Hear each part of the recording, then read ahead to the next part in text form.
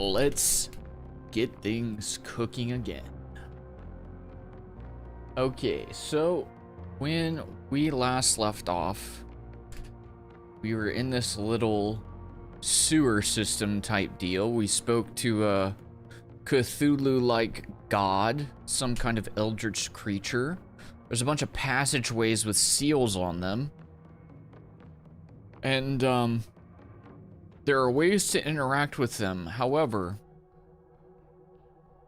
I believe it might be a good idea for me to go to the market at the top of the city, if I can, and buy an item that will allow me to speak to one of these creatures. If I can, if that merchant is still there. If they're not still there, then I don't know. We'll either have to be careful or maybe I save scum or something like that. I'm not really sure what the play is. But let's head up to the top.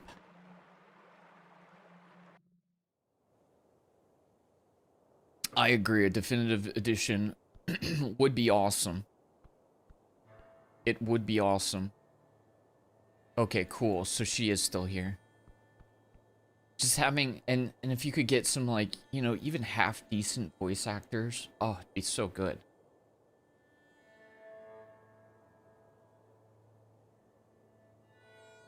So good. Okay. It's me.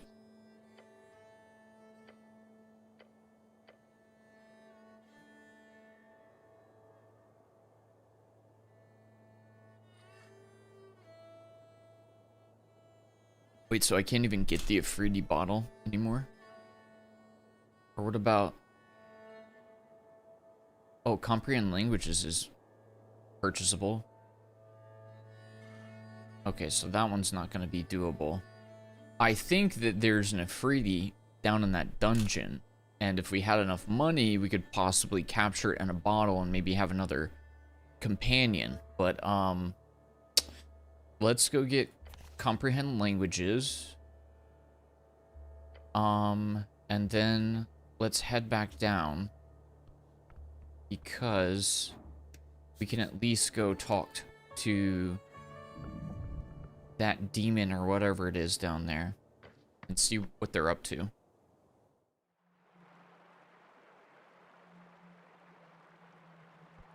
Get the guy who does all the voice acting from Disco. It's not a single guy who does all the voice acting, is it? Listen, man, I'll even do a few of the parts, just not a lot.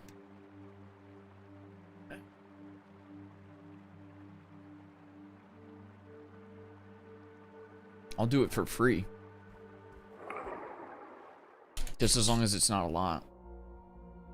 Gianni Mata Gregano.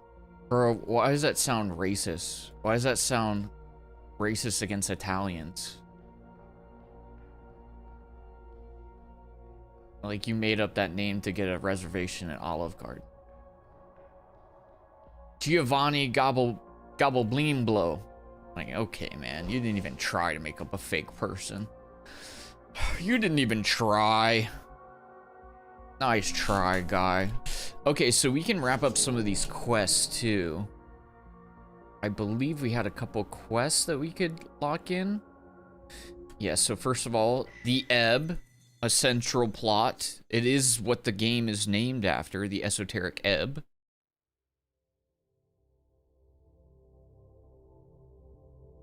Gianni is Gabriel in Ultra Kill. Gotcha, I've never played Ultra Kill.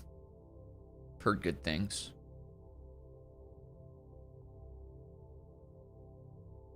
The narrator has the best voice. You gotta have a narrator. You gotta have a narrator. Delve deep, sought far, seen within and watched without. The pillar of Jor, an ancient bulwark. Its gate rising beyond. Yeah, I got pretty deep to figure this thing out. Yet it continues far, far below. Each step of the way making it clearer to you how little they matter, these vestiges of the maker of your world. They are but esoteric rock which sits until something changes. This isn't making anything clearer. That's okay. Remember the words, the ones written upon the soft tissue at the back of your head. Feel the esoteric, sway it. To tame it in hubris and pride will always result in tragedy. A fool's talk. You are a genius at work. This investigation has led one step closer to that illustrious title you seek, String Master. Also, in Disco, I haven't played it, but I think I've seen some video of it. Don't they have like different voice actors for like the different like personality types or whatever? Like the different sub characters or whatever?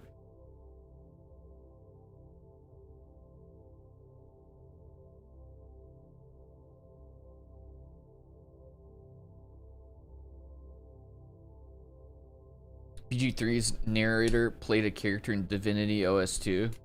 Heck yeah. The skills are all voiced by the narrator. Oh, okay. Does he do like different voices for them? Or is it just one single voice? What's up, Kyo? Like, I just do a single voice for all the freaking traits.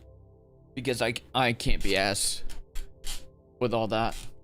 Oh, it's all just one voice. Oh, it's kind of a shame. Because I feel like you could do like... I mean, it would be annoying. If that was my job, I wouldn't want to do different voices. But I feel like it could be cool. Like, strength would have a different voice than intelligence in this case. But I ain't doing all that.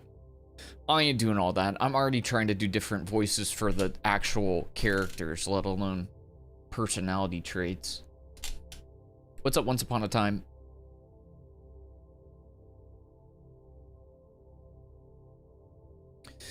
No, no. This magic must be wielded in attunement with the divine, nothing else. Listen to the voice of God, it shan't lead you astray. That's not the voice you heard, buddy. That was, if anything, a potential patron. Which is, of course, way more exciting. Okay, so I'm sensing some different paths here. Yes, 3 of them. You do not know where they shall lead, but you may consider each. What about the voice of God? Urth watches upon you. His spirit channels your powers each day, and that will never change. Trust in the divine. Whenever you roll a d20... Okay, so I have to hit a 20. I have to land a 1 in 20 chance. Another hidden d20 is rolled. If that die is the same as your die, you critically succeed. Wait, no. D20 just means like a normal roll, right? Not you have to roll a 20. It's just whenever you roll a dice, right? Okay. Yeah, that's what I thought. Okay, so whenever you roll a dice, another hidden dice is rolled. If that die is the same as your die, you critically succeed. If both are natural 20s, you regain all your hit points, all your spent spell slots, all your levels of exhaustion, and you become genuinely happy. Okay, well that's like... that is rare. I don't really know what critical success means in this context. Yeah, that's interesting, but like actually getting the full weight of the benefits is crazy. That would be super hard to do. That's almost never going to happen. But critical success would be good too, but that's also going to be rare. Because I don't even know what those odds are. It's 1 out of 20 into 1 out of 20, which is what? I don't even know. You success critically. It would be sick to do that. Matthew Lillard rolled a nat 100 on a D&D show once. Matthew Lillard was on a D&D show? That's awesome. Okay, tell me more about the String Master. Focus on your mastery of the esoteric. This knowledge, as cryptic as it is, will help you on your way. For each level of spell slot you have, you gain 1 additional maximum spell slot. So it's just additional spell slot per thing. But I mean, it's like the last day. That like barely matters anymore. I mean, it's not terrible, but it's not that great either. Communing patron. You got a friend beyond. They'll take care of you in a win-win situation. If you take damage that would cause you to go to 0, a mysterious force protects you. If this happens, you take no damage and you lose 1 first-level spell slot. If you do not have any first-level spell slots, this does not happen. I literally don't need to do that because I have the Constitution death saving throws. So that's unnecessary. So, and yes, this is different from the godly voice thing. I'm taking Voice of God. I don't even think I'm going to use the passive because it's so luck-based and everything else is way more practical, but it's cool that I have it. Trust in the divine. Well, yes, you know it. Come on. Voice of God. Well done. Urth, be blessed. Cool. Got a little XP bonus. I don't know if we're going to hit level 6 before the game ends, to be honest. Unless one of these other quests pays out big. I don't really see it happening. We literally maxed out Cleric. We are the most clericist cleric of all clerics. I'm not even beginning to say that I'm any other class. This one happened by accident. Because I ate a stick of beef and it tasted good. So my stomach was like, you're a barbarian, did you know that? And I'm like, no, I'm not. Would it be 1 in 40 chance? I don't think so. Let me look up the odds. What is 1 in 20 by 1 in 20 odds?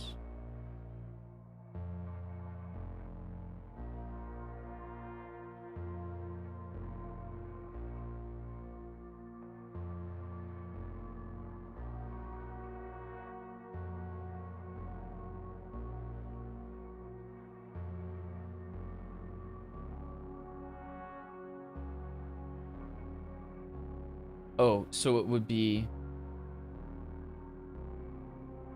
My brain is stalling. Dude, this is why I did not take a career in math.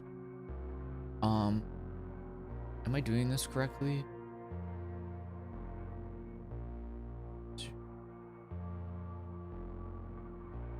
Okay, yeah, so it is. Okay, so 1 in 20 is a 5% chance, so that's 0.05 or 0.05. If you multiply 0.5 by 0.5, that results in 0.025.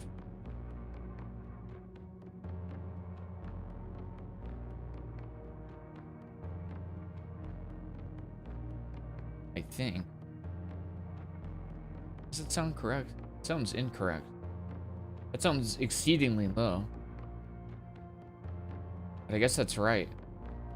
Less than a full % chance. Anyways, it's not good odds that that would land, is what we're saying. It's very, very not good odds that that would ever happen, is what we're saying, basically. What's up, Redbeard?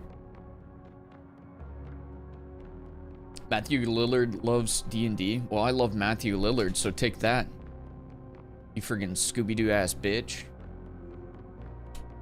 Okay, Star Witness. Let's see what this gives us.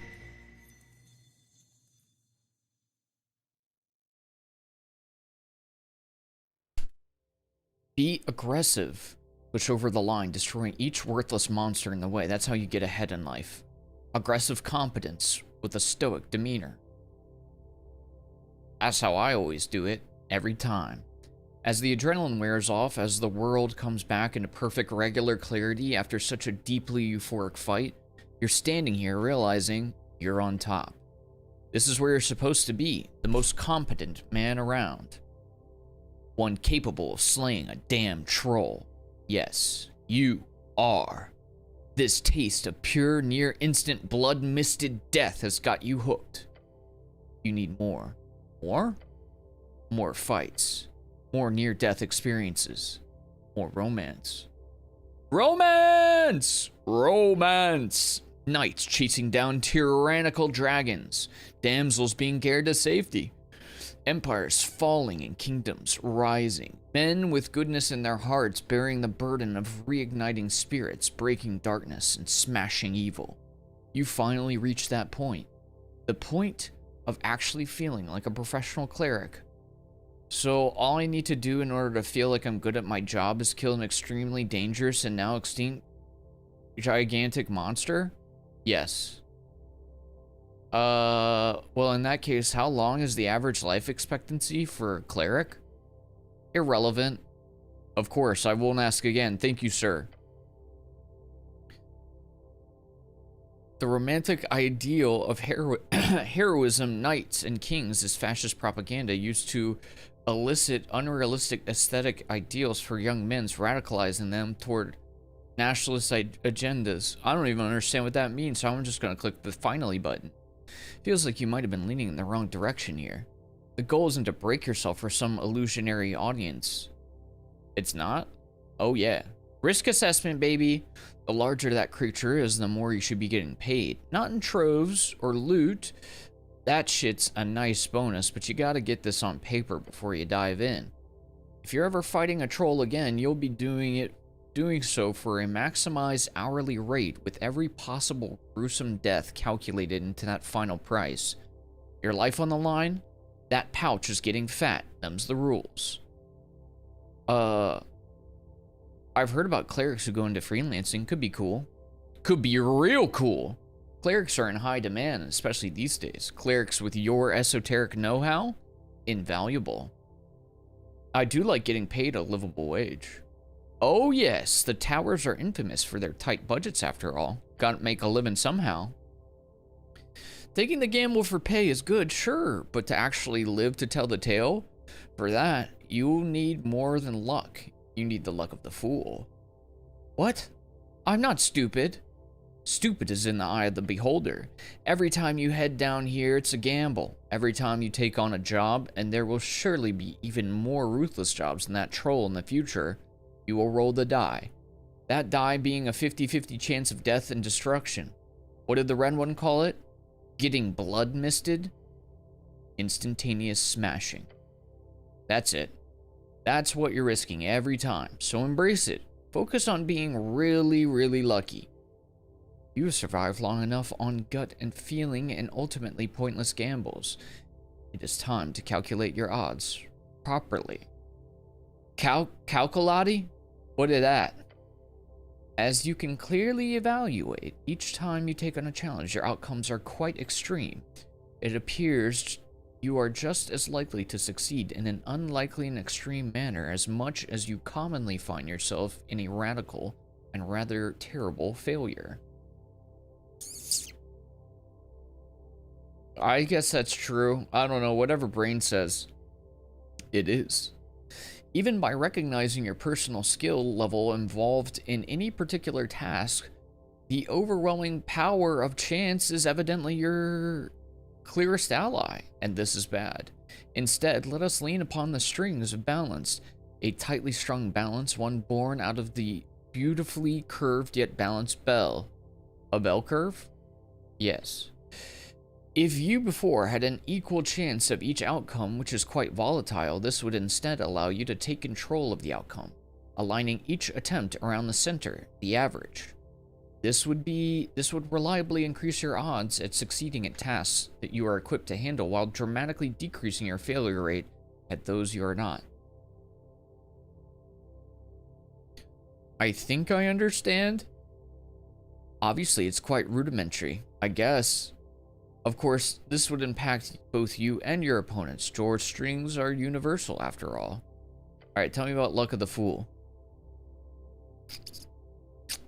You're gonna gamble, you might as well save yourself from the biggest fails. Whenever you roll a natural 1, which I've done several times and it's painful, you get another result and take 1d4 damage. This effect can repeat to infinity. This damage cannot take you below 1 HP. I mean, that's not terrible. It's like a little bit of a bailout.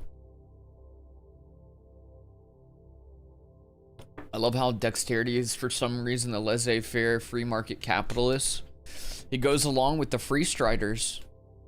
Goes along with the free striders. Yeah, it's not bad because I've had a few situations that I completely pooped because I rolled natty ones and it was pretty painful.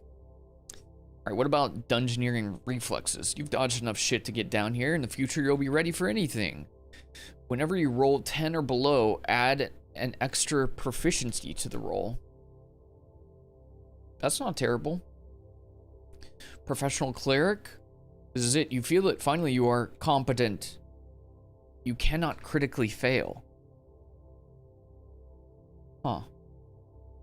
That's not bad either. Curved yet balanced bell. Naturally, you should only take on challenges you're capable of succeeding at. This will lower any risks involved. Whenever any d20 is rolled, the strings of drawer cause the outcome to lean toward 10. The chance of critical rolls are diminished. I don't think I love that because it helps my enemies too. Although it can also make their rolls lower. I don't know. I would either go dungeoneering reflexes or professional cleric, I think. I mean, Luck of the Fool's not bad either.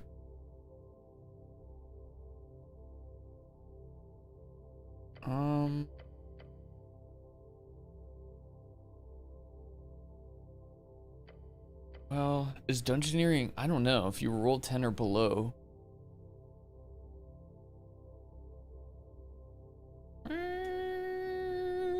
I'm gonna go professional cleric because I'm the cleric. I'm gonna make the RP choice. I don't really know which one is the best ultimately. I want to say it's probably one of the top two, but I don't even know if I'm gonna use this passive, so we'll go professional cleric. I'm the troll killer now. It's not bad. It's definitely not bad.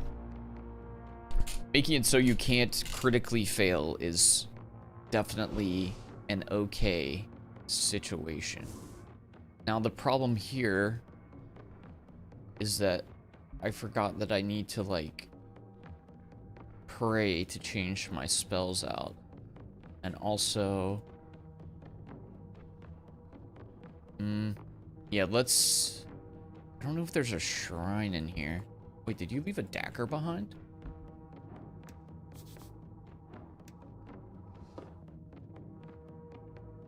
Advantage against lawful creatures. That's a big dex bonus. If I was a rogue. If I was a freaking rogue, I would take advantage of that. But we need to hit up a shrine somewhere. And make it so that we can talk to creatures.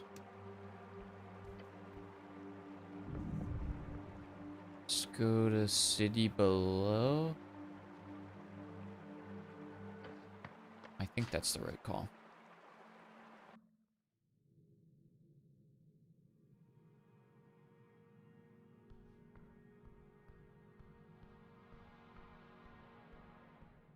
No, it's not, is it? Is it? No, it's the right call. Okay, so we need to go up here, go to the shrine, equip comprehend language so that we can talk to the demon or devil, whatever's behind that door, and then I'll kind of figure out what else I want to do while I'm down there.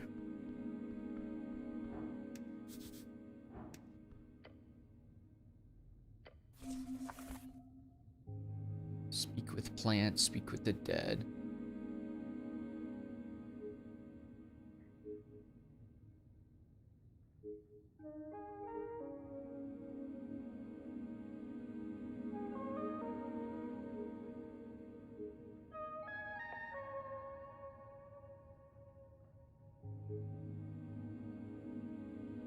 I don't think I care about inflict damage. I kind of want both of these.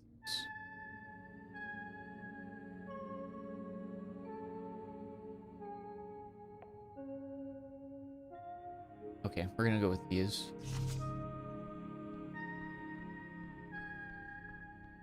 Now we can go back down and recover a level 1 spell slot, and then we can have a little convo with the creepy thing behind the door. I'm running a strength charisma character. Wait, are you playing Ebb?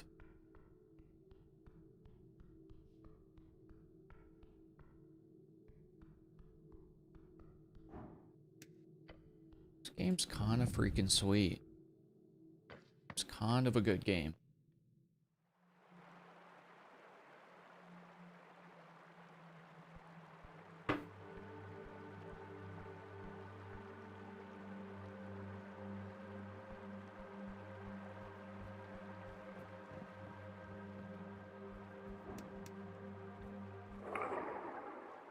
Wait, do either of you have, I'm sure I've already asked you this, but either of you have, Warhammer Darktide?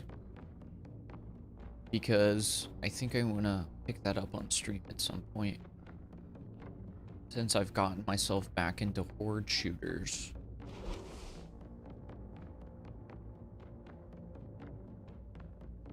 Bought it last week. Only really started it, but that's how I want to play. Going for the corrupted spellbook. Heck yeah. So you're gonna be like a dark paladin type deal. Interesting. I like it. This kind of like character is not one that I would typically play. Like cleric, like strength build. It's definitely different. Hey, what's up, Crescent?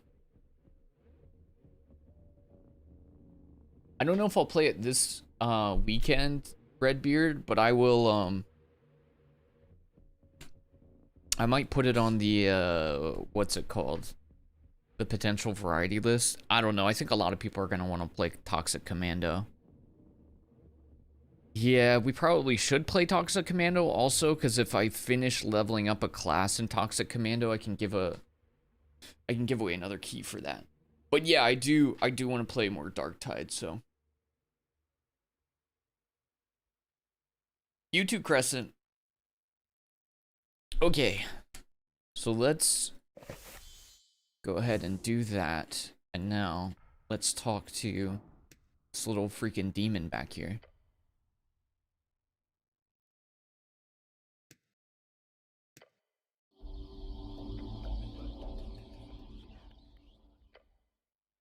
Waiting so long. Can you understand me now? Perfect clarity. Yes. A heavy exhale. Relief. Good, good. Now listen. The voice carries authority. Centuries of command. I am a prisoner here, not by the Tulan Katal, but by the mad wizard who roams this cursed place. He, by some feat of my own idiocy, managed to trick me into this cursed cell. By now, my soul has all but burned into void inside. Please, rip the seal and kill me. I would owe you a great deal if you did. You sure are talking a lot. What a dick. I just learned how to understand him. Man, you yap a lot. What the hell? Shut up. Alright, Crescent, sounds good. If you need any ideas, by the way, I might be able to help you. Just depends on what genre you're looking for. But I know some decent co-op games. Who's the Mad Wizard? A man of the House Hagenshags who went mad years ago, taken by the Beyond, surely by now. I came to these ruins via the Undercoast Sea, all to avoid you humans above. Yet the trove he promised me was but a ruse. No offense, but I'm not one to ever put hope in a human again. None taken. Well, he's a devil, so I wouldn't trust a devil either. What makes you sure I'm a devil? Wait, you're not? No, I am. Okay. Anything is fine these days. Marvel Rivals is hell at the moment. Well, like we've been mentioning, over here, this chat's been playing John Carpenter's Toxic Commando and really enjoying it. You fully co-op those levels. We were just talking about Warhammer Darktide. That's a fun one too, if you like horde shooters. Raven's Watch is a good one. If you like roguelikes. What's some other stuff? My brain is blocked. There's some good friend slop out there too, like Peak. You guys could play Peak together. Or maybe Lethal Company. Or Are We There Yet?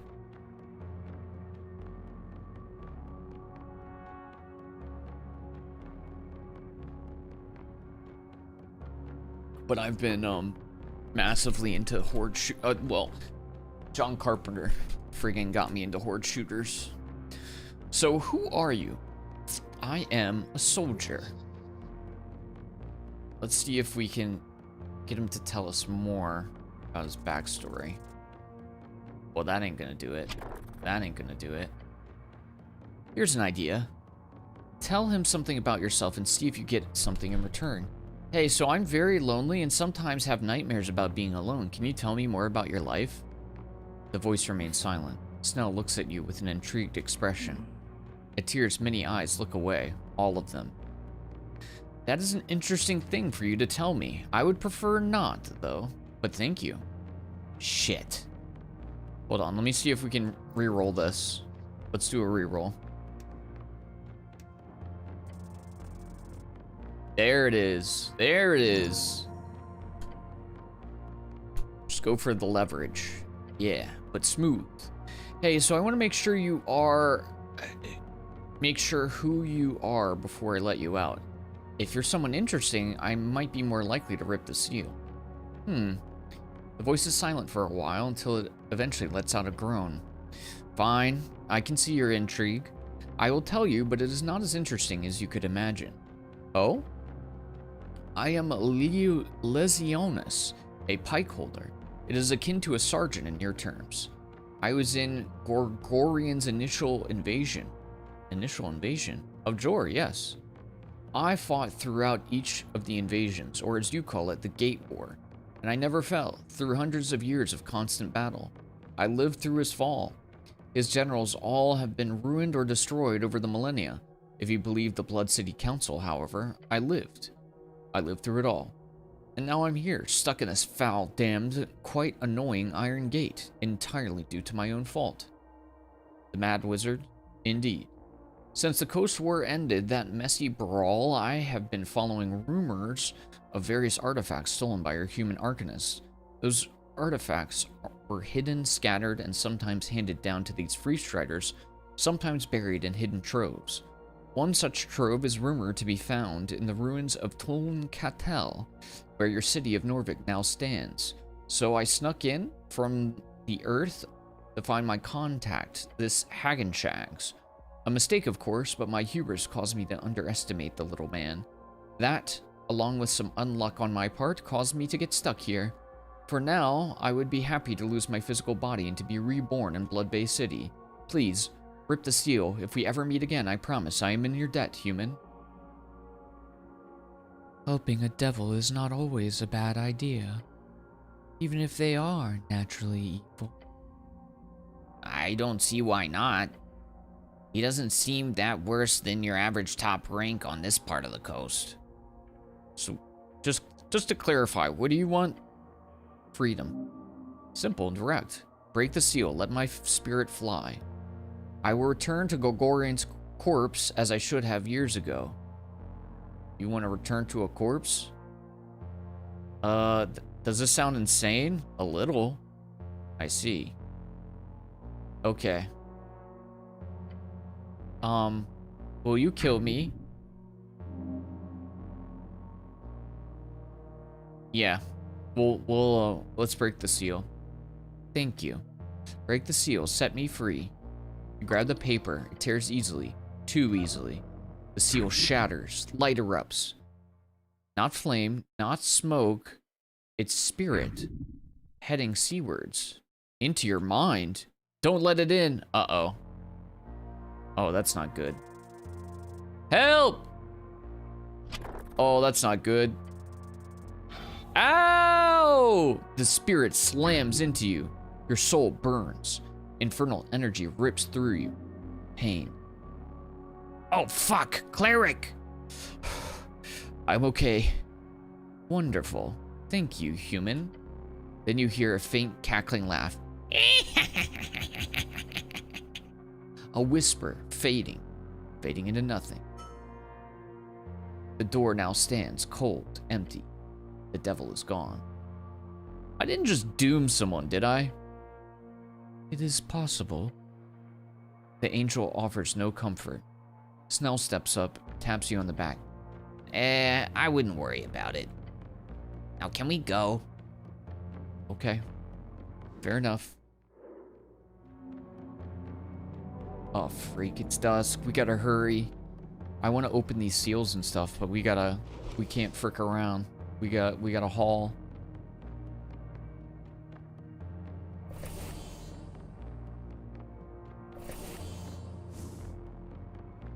Drink a couple poshy-woshies. Drink a couple poshy-woshies. Can I admit something? Also, earlier today I was thinking about playing a new game plus of Avowed. Like, I won't do it, guys. That would be crazy. I just beat that game. But what if? That would be crazy, guys. I wouldn't do that. Why would I do that? But what if? No worries, Crescent. Good luck finding the right game for you two, though. Or what if we start a guild? No, don't delete the save file. Jeez Louise. Or what if we start a World of Warcraft guild? Would that be crazy? Okay, I'm gonna rip off these seals too. Rip them off. As your fingers touch the paper, the symbol upon its surface lights up just for a split second. Then all at once, as your fingers drag through it, the paper crumbles into bright white ash. Nothing appears to happen with the door. Snell looks at the dissolving dust, then to you.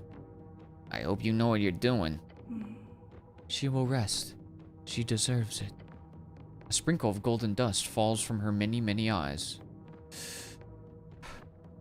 Let us save him. I don't know who am I saving? I don't think I have time to do whatever that is.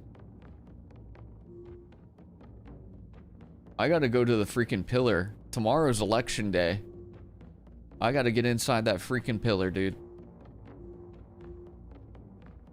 We gotta get inside that thing. Yes, brother, gotta get inside that thing. And yeah, a lot of these were just not... We won't have time to do these before the election. Which one was this?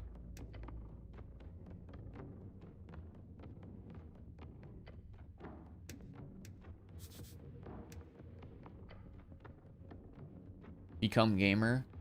I'm saying I don't play games off stream anymore, except for on my Steam Deck while I'm actively editing a video. Otherwise, I don't do it.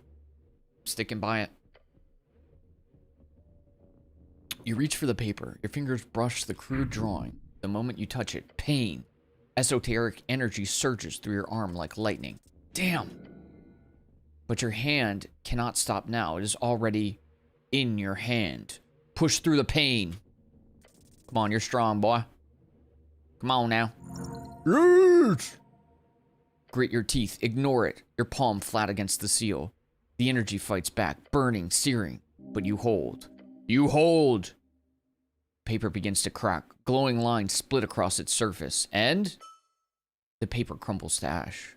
Nothing happens with the door. It remains shut. It appears whatever was inside has been lost along with the seal. Okay. What the heck am I even doing in here, man? I don't know what I'm achieving by this. I'm gonna be honest. I have no idea what's happening when I do this, but I'm gonna keep doing it, cause getting lost, true.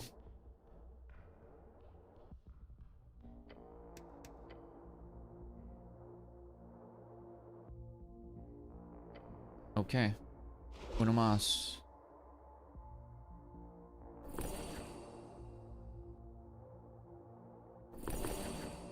I have so much food.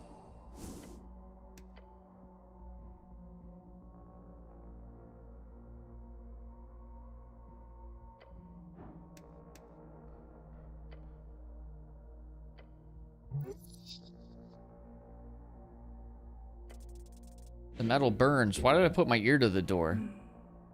Careful. I'm gonna let the Afridi out too. This might be a mistake. If I had a bottle, if I hadn't wasted some of my money earlier, I think I could have captured it in a bottle and got a new companion, but I'll let him out because I'm a freak. Grab the paper. Heat surges, burning. But you hold. Yes, yes, break it. The Afridi roars with triumph. Free me, mortal. We can bear that pain. We can bear that pain. You must pull. The seal resists for a moment. The paper feels hard as steel. Then you see little cracks. The paper explodes into ash and flame. Yes, I am. The voice cuts off. Not gradually, like instantly. Like a candle snuffed. It's gone. The door grows cold, silent. Is it dead? It was a spirit. Now that spirit is gone. The seal was the only thing keeping it intact. Oops. Okay. Well, what happens if I touch the door now? It's cold. Okay. I think I just murdered all the spirits in here. I do think I could have put the Afridi in a bottle, though. I'm a genie in a bottle, baby. Something, something, whatever that song says.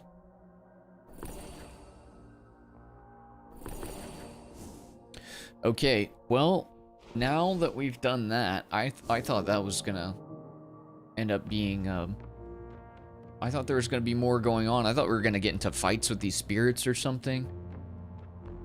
But truly, I don't know what I did there. But I think all these side quests, I'm not saying that I'm abandoning them,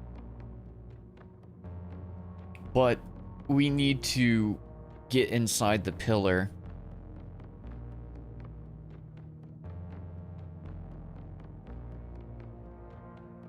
We need to get inside the pillar. I don't know how to do that. I mean, I could accept... Oh, freak. I forgot what the options were. Dang it, man. Also, I have no idea why these are marked with stuff.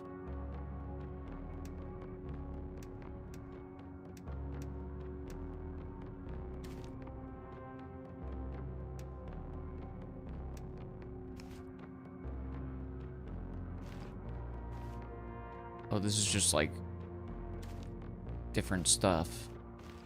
Right. It's different stuff. Right. Dang it, man. Okay, now I'm not sure how to approach this.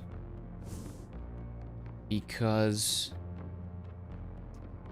the only way that I guaranteed to know that I could find a way inside the pillar is if I work with the creepy teethed weirdo butthole guy.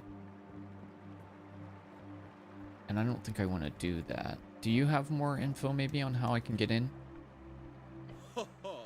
Ah, my good fellow, you return. He gets up from rooting around his half-torn bags. What can I do for you? Well, this... Why is it letting me do this again? Oh. No, okay. Alright, it's not a big deal. Okay, it's not a big deal. It's not a big deal. I just tried to convince him to give us money again and it didn't work. It's fine, it's fine, it's fine. It's fine, it's fine. It's fine, it's fine, it's fine. We tried that before. The option came up again, so I decided to do it again. No, he's not saying anything about what I need to know.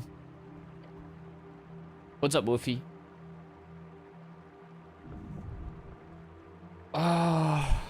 I guess let's go to Pillar Crossing.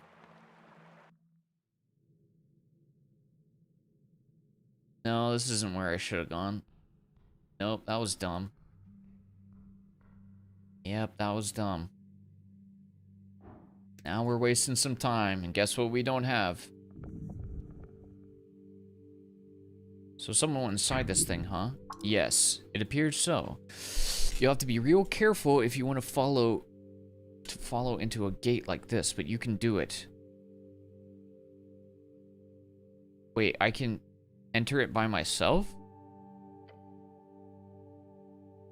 Well, let's go up and see. Esoteric Egg looks fun. It's super fun. It's a really good game. Very high quality game. A bit of a gem, this one is. A bit of a gem. Let's see. Pillar drawer towers for you. Okay, so maybe we don't need help getting in here. I've been replaying BG3. I love games like this. Yeah, if you... This isn't combat heavy, but if you like the story and... If you like the story beats of BG3, I think you'd be into this. It's... I guess... It's not as... Definitely the campaign is not, you know, anywhere near the scale of BG3. But if you played Disco Elysium, or if you're aware of it, I would say that this game probably falls in like a mixture of BG3 and Disco Elysium. Kind of like if they held hands and then made love and then created a baby, you know, as games will do. That's my feel for it. Although I haven't played Disco or BG3, so this one might be a little bit sillier. It's definitely got, you know, at times it takes itself seriously, but it's also very silly at the same time. I'll be right back 1 second though.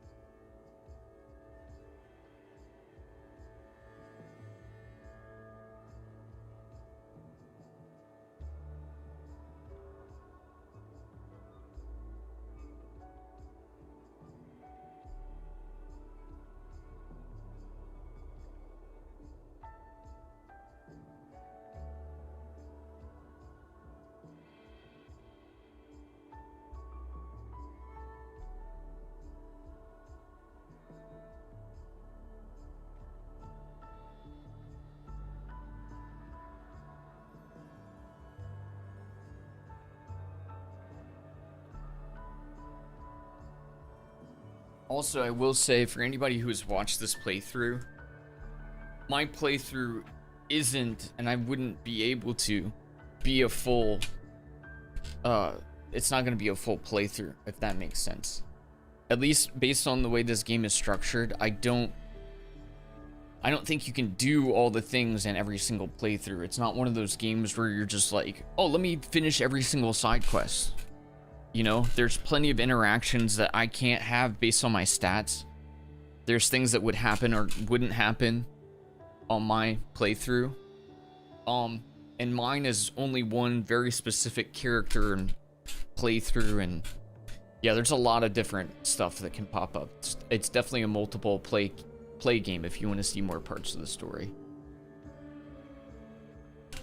I play for Gale of Waterdeep. I don't know if there's characters like that to thirst over in this game, but I'm sure you can find something. My character's a virgin, so he wouldn't know anything about that.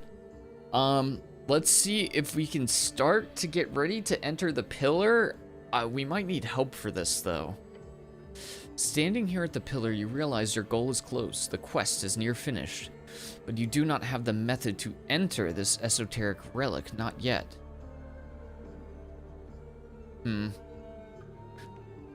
We might be able to get help from Viskin. I just don't want him to try to recruit us to his weird lich army. Is very correct. The wizard will know. Okay. Alright. Well, I'll talk to Viskin. We are on, okay terms, I guess. I would prefer not to have to engage with someone outwardly evil to do this, but it is what it is. He's like chill evil. Let's say he's like lawful evil. In fact, if I had a spell of detect alignment, that might be exactly what it says. Hey, buddy. I need help entering the Gate of Jor. I'm sure you do.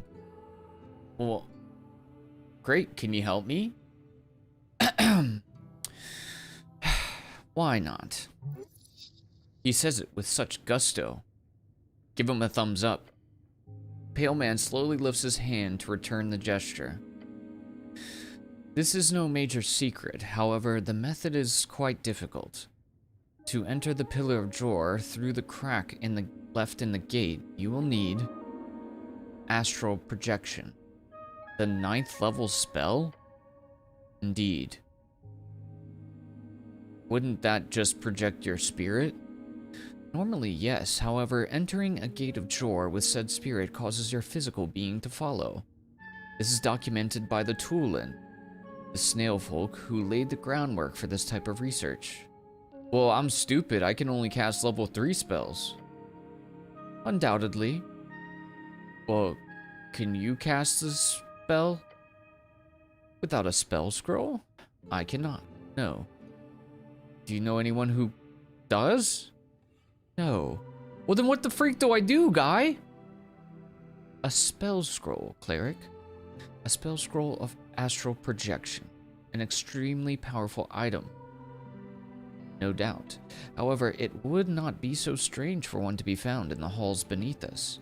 Of course, despite your natural acumen for string manipulation, you do not possess the ability to cast 9th level spell scrolls reliably. If you acquire one, bring the scroll to me, and I will cast it for you. Okay, I'll try to find it, I guess. I am afraid I cannot assist you in locating such an artifact. As such, I wish you good luck, cleric. Thanks. How does that help me at all? It's down below. It's probably down somewhere.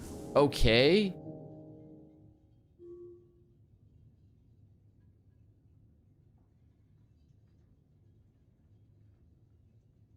It's probably down in the dungeons or something. I don't know. Good luck. Dude, I don't even have time for this, man. I have like 5 hours.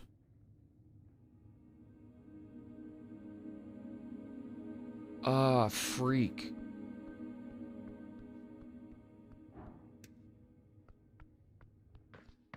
What do I do?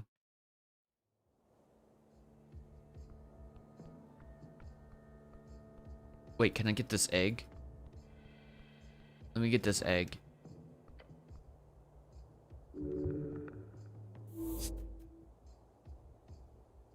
Okay, fine.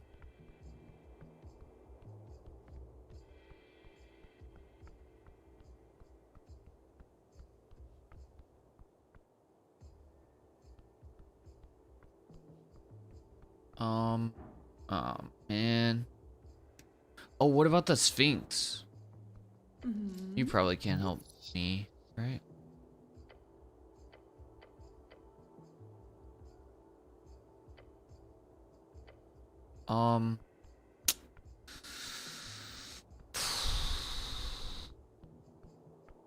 Yeah, I have no idea where I'm supposed to find this. I felt like I explored everything down there. Like, I didn't do the Paladin quest, but like, I don't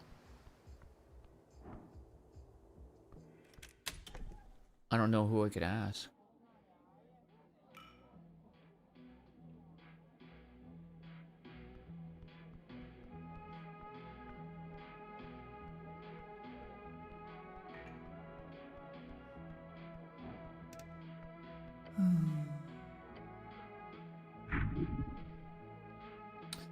Let's see if she can help. I need help entering the Pillar of Jor. Now that is not a request I expected today. Might I ask why? It's gotta do with the tea shop. I see. How mysterious. The Sphinx ponders your request while sipping on her wine. This is no small request, cleric. Tell you what, Complete the riddle first, the difficult one, and perhaps I will consider it. Dude, I don't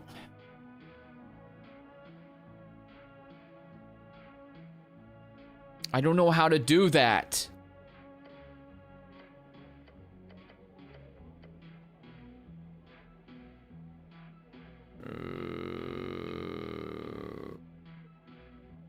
From within the arcane flare, twin tongues of flame that scorch the air, burrowed deep within the earth, a primal string to show your worth. Folk and gods and thronging herds, a man divine, alone. How's his words?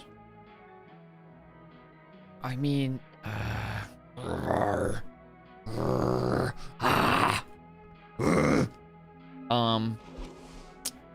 frick, dude. Big fricks, dude.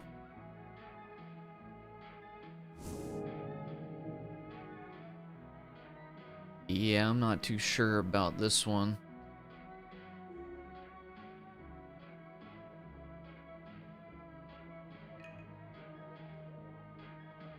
There's a missing paladin. There's, I don't know where this. The Book of the Mind. I don't freaking know, dude. I don't freaking know, dude. I'm freaking lost, dog.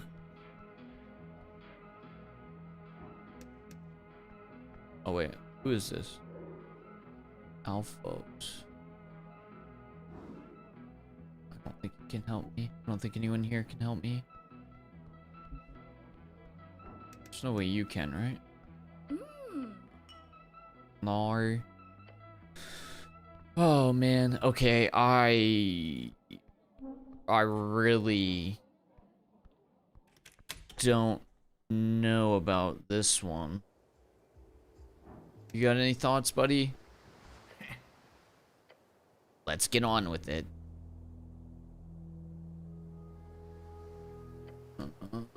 I don't think he has any answers.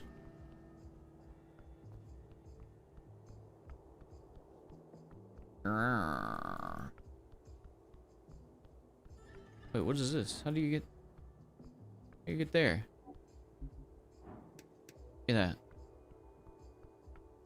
A little sneaky. It's just a bucket. Let your faith guide you. Can I wear a bucket for a hat? Is that what we're saying? What does this give me? +1 strength? +2 strength? Now I got a bucket on my head. I don't need to see nothing. I just got a bucket on my head. Faith shall guide me. I'm strong as frick, though, dude. Look how freaking strong I am, dude. Why can't I just bash into this rock, dude? I freaking swear, dude. I could just bash this rock to bits. And enter the spiritual plane through sheer willpower. Swear I could. Freaking swear I could.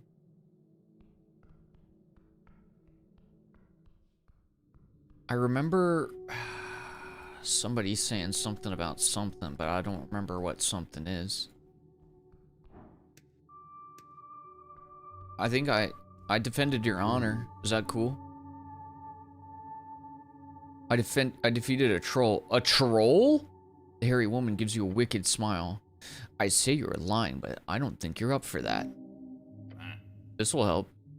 He did actually kill a troll. Technically speaking, it was just... Silence! She nods in your direction. Well done, human. I find your skills highly arousing. Thank you, I made him myself. The bugbear scoffs and clenches her morning star. Now what else do you with to speak of? I will not indulge your ego any more than this, I assure you. Glory be as glory found, the greatest man will not be bound. To foreign lands, to foreign shores, the loving heart will open doors.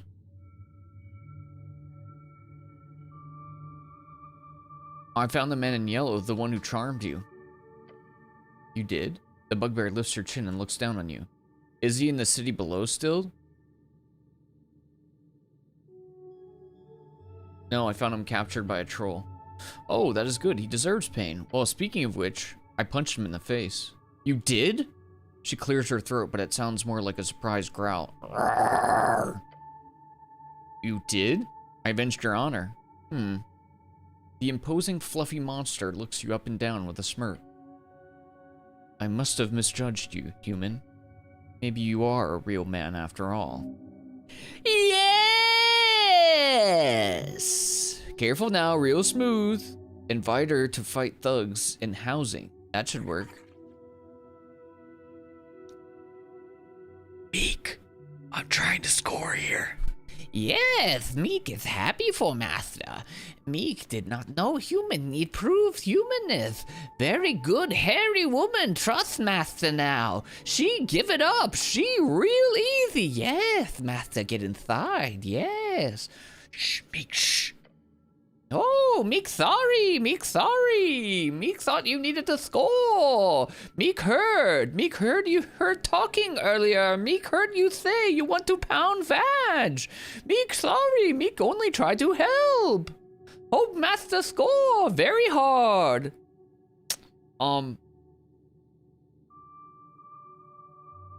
Perhaps you'd like to go out sometime to dinner? No. No! But she gives you a nod and a grin. A sparring match in the garden after the election. I'm on duty until then. Okay. No, I've earned something more. What does that mean? Alright, I'll take it. Okay. Dude, I never figured out what to do with this ant either. Yo. That man in the yellow, that's Meridoc, right? Yeah, that's the guy. I don't know. I don't even remember what to do with him.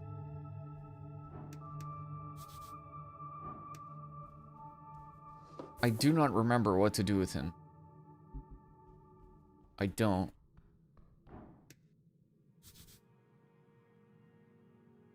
Okay, let's use another one of these. Because I might be able to comprehend languages on one of these. White me mural once more. A tingle, listen. Try to listen to the wall. You tense your body, gut squeezed, ears align. Speak with the wall. Ooh! You sense it, a crack in the wall. Once more, that voice carries through, faint and hoarse, deep within and without. Ah, time for this again. Great. Is it Clancy again? Yes. The voice in the wall is monotone and brittle, as if it could snap at any point. What are you? Nothing. Same, to be honest. Do you have something to tell me? Yes. Okay. There is one thing to say. Okay, what kind of a thing? A message. Just tell me, dude. The crack fades. You must go deeper. Deeper than the city below? Deep. On the overlook, where the bane of my people watches over the great flip. There, she has asked for you. Iomestra? The bane below. That's very vague. By the flip, on the overlook. Is it a wall? So I need to go talk to another wall. You're obviously already proficient at it, so you might as well. Okay. Okay. I'm not sure what kind of strange derailment this is, or how it's connected anyway to the tea shop, but fuck it, I'm actually intrigued now. Let's see if we can find this lady in the wall. This is it. You found yourself a hidden side quest. Time to find the next wall on the wall, taking this quest of mine. Talking quest. Quest taking talk quest. Yeah! yes! No, we don't kill the bugbear, but we will spar her. And maybe, if we do everything right, we'll do some frickin' sex about it. The more you do the meek voice, the more it sounds like Dracula, really. Yes! Yes, I am meek. But also, I am Dracula. I will suck your blood. Yes! It would be a delight to suck upon your blood. There's no freaking way I rolled this. I don't think it even matters to do this. I don't think it matters. But I have this feeling like there's a freaking... like the paladins over here.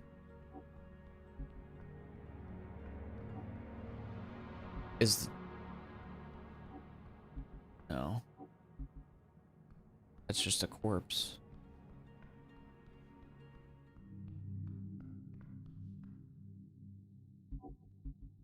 Can't walk through there, right?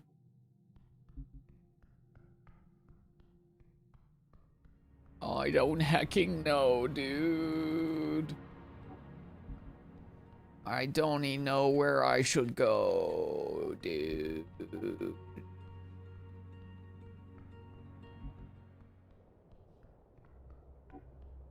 I mean, dude.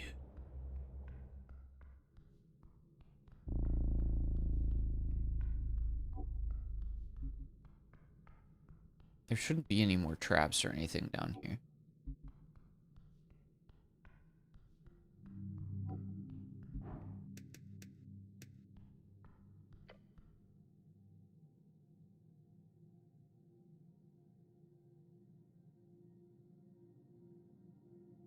Comprehend language? Spell brightens your ability to read these chaotic books.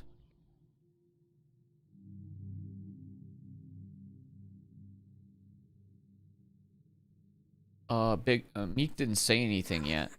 Old Master has ward on all. Spellcast, delayed spell, hurt big if not careful. Okay, so then I can't... Man, just cast that for nothing.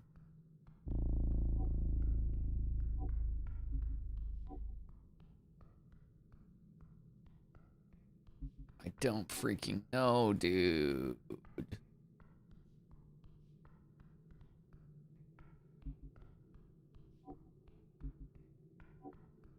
Surely in one of these cracks or crevices there is a dead paladin. Surely.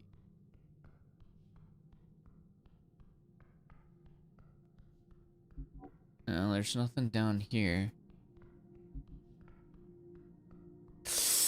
Man. I don't know. I really don't know where to go to pursue this freaking quest. This little questy bit. I guess I'll go talk to the hag. So can you give me your mom's number so I can talk to the hag? Your mom's a hag. Old hag. Anyways. Hello, can we have a chat? Back for more questions? I need to know... you're not gonna know anything about the spell. You look exactly like I'd imagine a hag to look like. She clicks her tongue. You know, most people imagine hags to be old bog ladies. Yeah, exactly. It's a compliment. I like old bog ladies. She gives you an upside down frown. Sure, I can see that. Young and hot, right?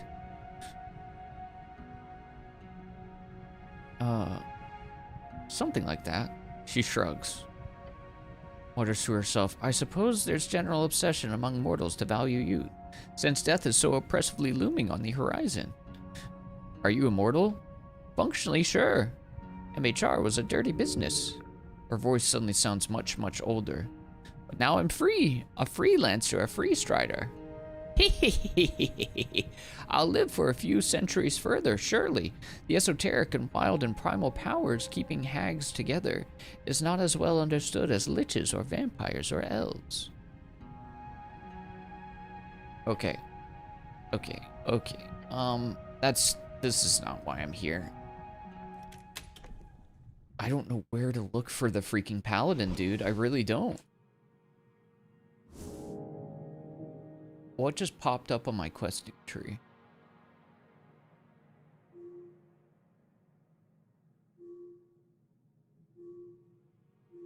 I guess I could technically go to a shrine and think about stuff.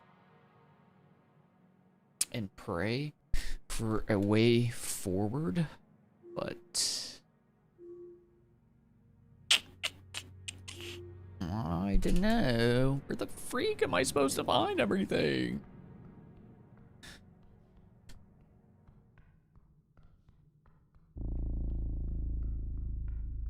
Based on what the Sphinx told me,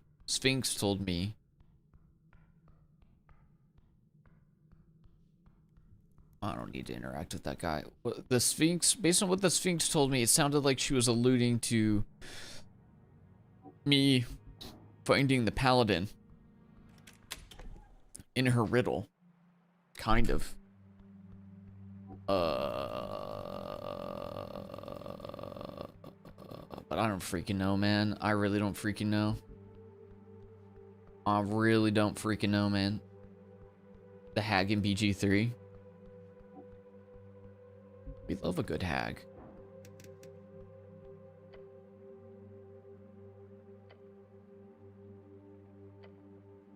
This time you know the safe pass. The dungeon is only as dangerous as the lost navigator. Like, you won't have any trouble doing this repeatedly. You are emerging at the bottom of the ruins. Cool. What is that? Something's frozen here. What is it? A blizzard rages around you. Well, this is like some kind of esoteric event. Obviously. Shield your eyes. The goblin companion holds up an arm to protect his vision. Don't stay in this thing too long, cleric. Cold bites at the cracks in your armor. Little nibbles. Snell is correct. This temperature is unfortunate for mortal flesh. The angel floats gently amidst the raging snow. She appears unaffected by the cold. Snell rubs his exposed arms. God damn it! This esoteric bullshit! Glance at a tear. She sends another telepathic message to you. No, cleric, I am not immune to the cold. But my bodily functions are not affected in the same way as yours. Look around. You squint, barely noticing the thing in front of you amidst the frozen moss and ruins. The shape is vaguely humanoid, a small creature, a mushroom thing, a mushroom man. What is it, Schnell? No clue, some fungoid? A fungofolk, yes. It appears to have gotten stuck in the esoteric pocket. It does indeed spell it out for you. Either way, if you stick around for any longer, I will go stand outside the freezing esoteric sphere, okay? Little goblin, afraid of getting cold. As should you. Poke it. It doesn't move. It is solidly frozen. Try to move it. You grab onto the icy surface of the thing, but you cannot. Not heavy, but stern. Man, it's cold here. Frozen skin, slowed blood flow. The goblin is staring. Let's investigate the effect despite the cold. You kneel down in the snow, taking a closer look at the central figure. Yeah, okay, sorry. The goblin says as he turns to leave. I'll support you in spirit from over here. Snell is correct in this assessment, cleric. But I see this esoteric pocket has caught your attention. If you need it, I will assist. You see her armor rattling slightly in the blizzard. God, it's cold. You will be drained eventually. Do not linger. You don't have to stay, Atir. Yet I remain. Her many eyes glance around the scene. You see the central position of this fungal creature. Don't listen to her. She's trying to make you look stupid. I'm gonna fail this roll, but let's try. Rip. Spend a few minutes looking over the area. The snow appears natural, albeit produced by the esoteric forces. It is a regular biome pocket in all ways but one. The position. It is almost as if it is radiating from a central point. Normally, esoteric pockets, they... It's getting very cold here. Can we skip the exposition? Very cold. Your body shivers uncontrollably. Perhaps you can look at this later, cleric. There are more pressing matters as well. She's calling you weak. Keep working. Okay, we gotta pause on that. I thought maybe that could be helpful for us, but like, you know, not right now. Not now. Not the play. Consume. And a healing pot. Good stuff.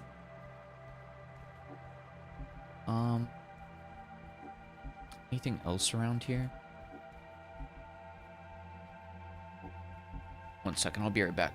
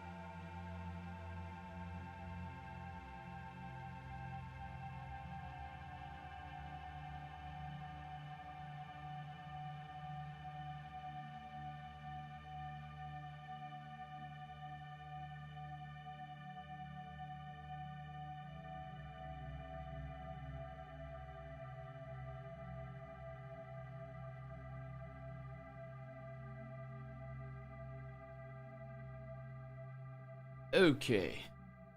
Hey, what's up, Scooter?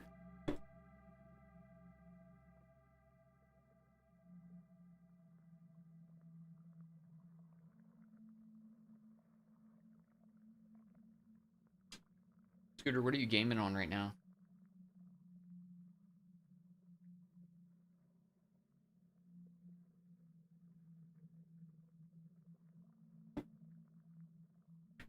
Are you getting excited for the RE4 playthrough? It's definitely not a bait. I would never. I would never.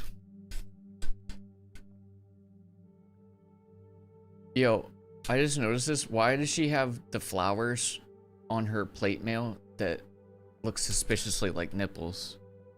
That's a choice. That's a choice. It's a little guy. It's one of the little guys. He's just a little guy. Wait, so I can get down there? How the freak do I get down there? Great dragon roasting some snails.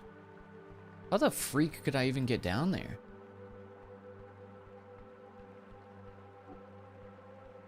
There's stuff over there.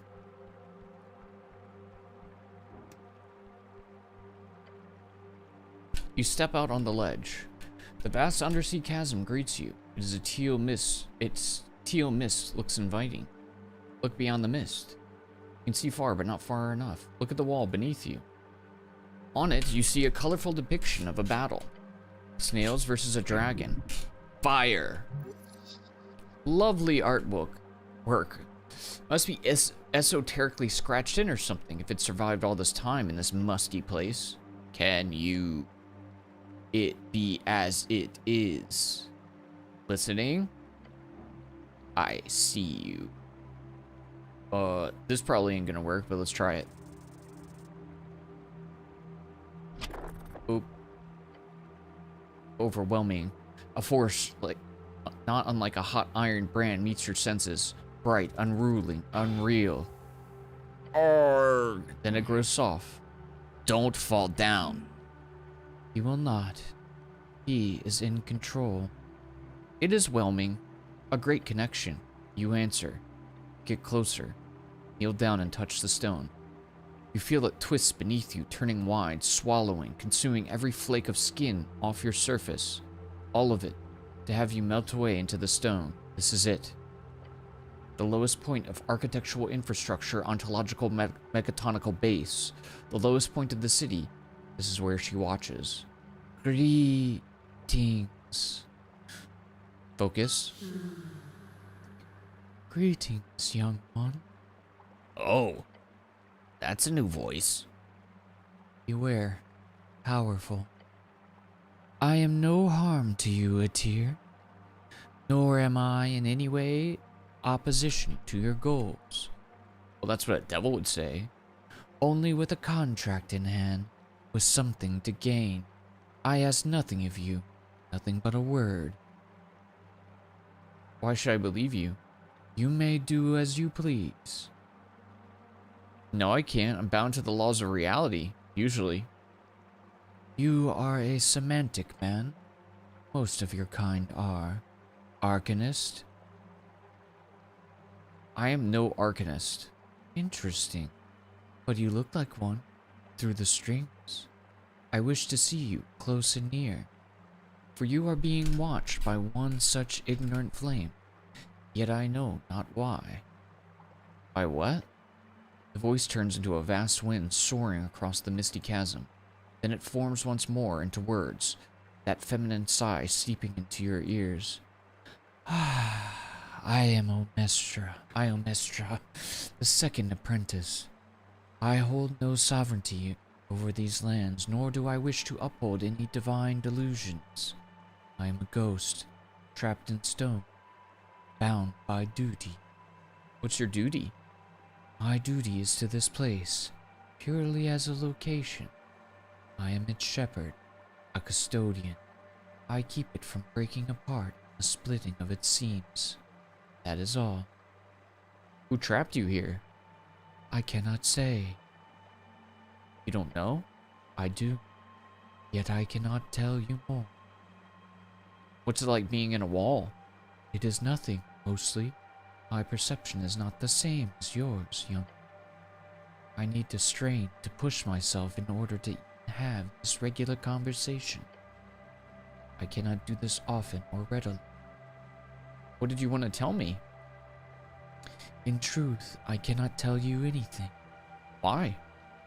For the same reason this realm exists. For that I am sorry.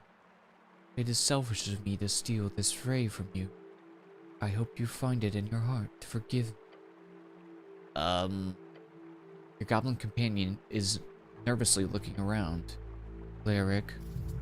Oh, this woman, this accursed ghost, she has already placed something on you.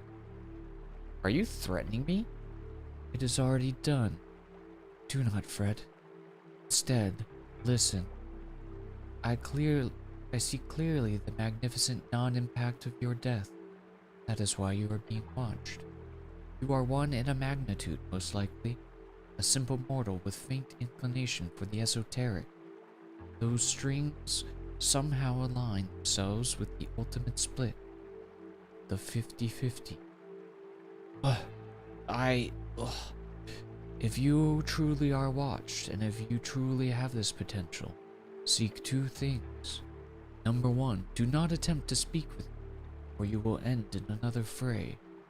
Number two, attempt instead to speak the keyword for the hidden cachet within this mural of Urth. This will remove the power stone, disallowing this conversation from ever taking place. Feel blood rushing from your eyes and mouth. Remember this keyword, young one. Remember. The keyword is Lugal Bien. Watch a tear rush to your side. Then you see Snell yelling at the top of his lungs something about healing magic, then fall over the edge. Cleric! You feel nothing in the end.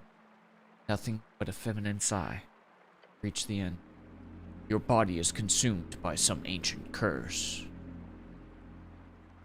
You die before you even hit the gravity flip. Lugal me in. Interesting.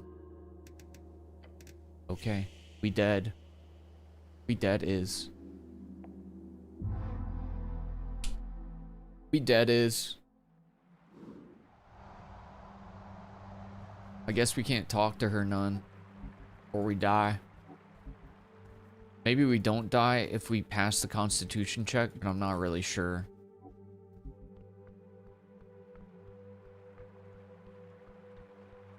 Cooking some chicken meatballs in the air fryer? Nice. How'd they come out? Or are they still cooking?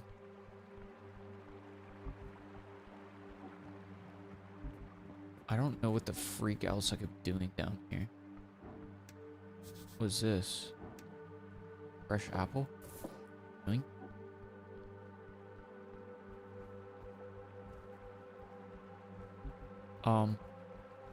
Can I maybe... Okay, first of all, let's do a little bit of healing again. There we go. Let's save. I don't know if I really want to attempt to talk to the statue again, because I feel like we have to pass the constitution check to even have a chance. And it might not be worth. Can we talk to the plants?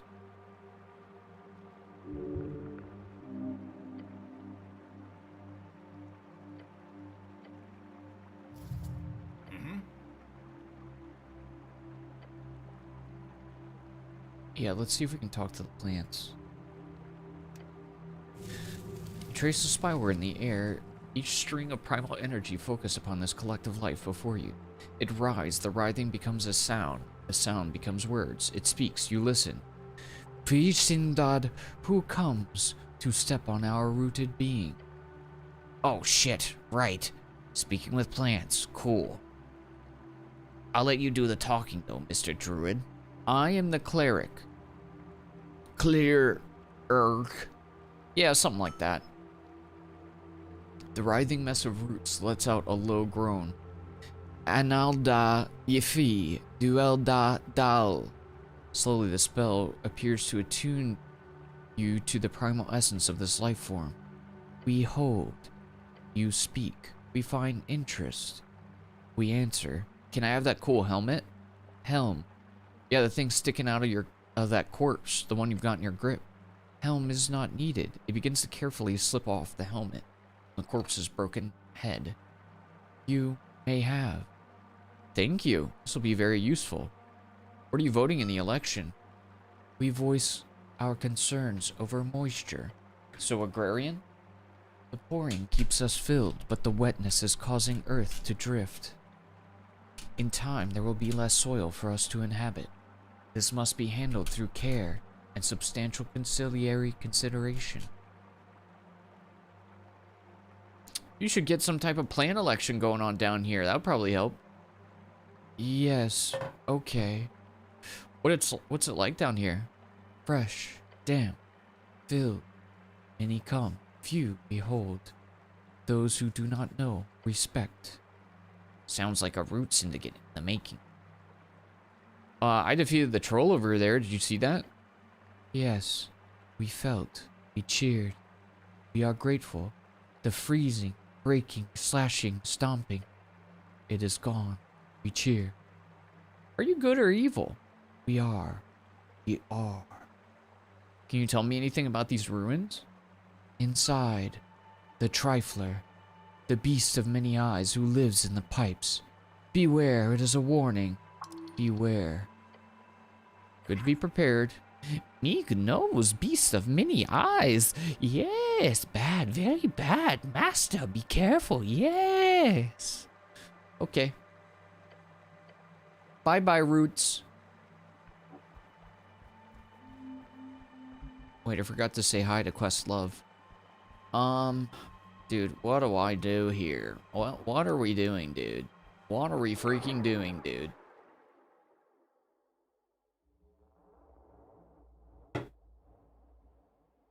I really and truly have no clue how to deal with this. Wait, can I interact with this? I didn't know I could interact with that. Crystals are glowing. Interesting. It's time for an old poop 77, I believe. You approach the magic circle. Each of the 4 stones around it are glowing. This is the place. The goblin looks around. Looks clear, I think. Where's this spell I don't remember what this is coming from. Isk Urum. It is broken. The seal is unleashed. Watch the light rapidly expand. Oh? The snail guy! It's a snail guy! It's a snail! Snell takes a few more steps back. Hello up there! You then watch the snail folk of a bygone era slam into the ground. Stare. You watch the creature shake and snivel. Its flabby skin moving about freely, its glistening surface reflecting the light. Look at the shell. It's covered in many trinkets, books, vials, and all manner of esotericals. There's no doubt. This is a wizard of the highest degree. What about the staff? It gives off a faint glow in the dark of the temple. A gate-era artifact. Let's approach.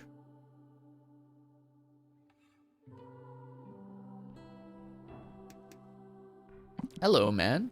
The snail lifts his head. Floop. Excuse me? So this is what the Tulan cattle look like. Yalu. The snail holds up his open hand, 4 fingers stretched out. He twists them with a snap. There we go. That should be better. I always keep a tongue prepared for this specific situation. Do you have a different... I don't know what his voice would be.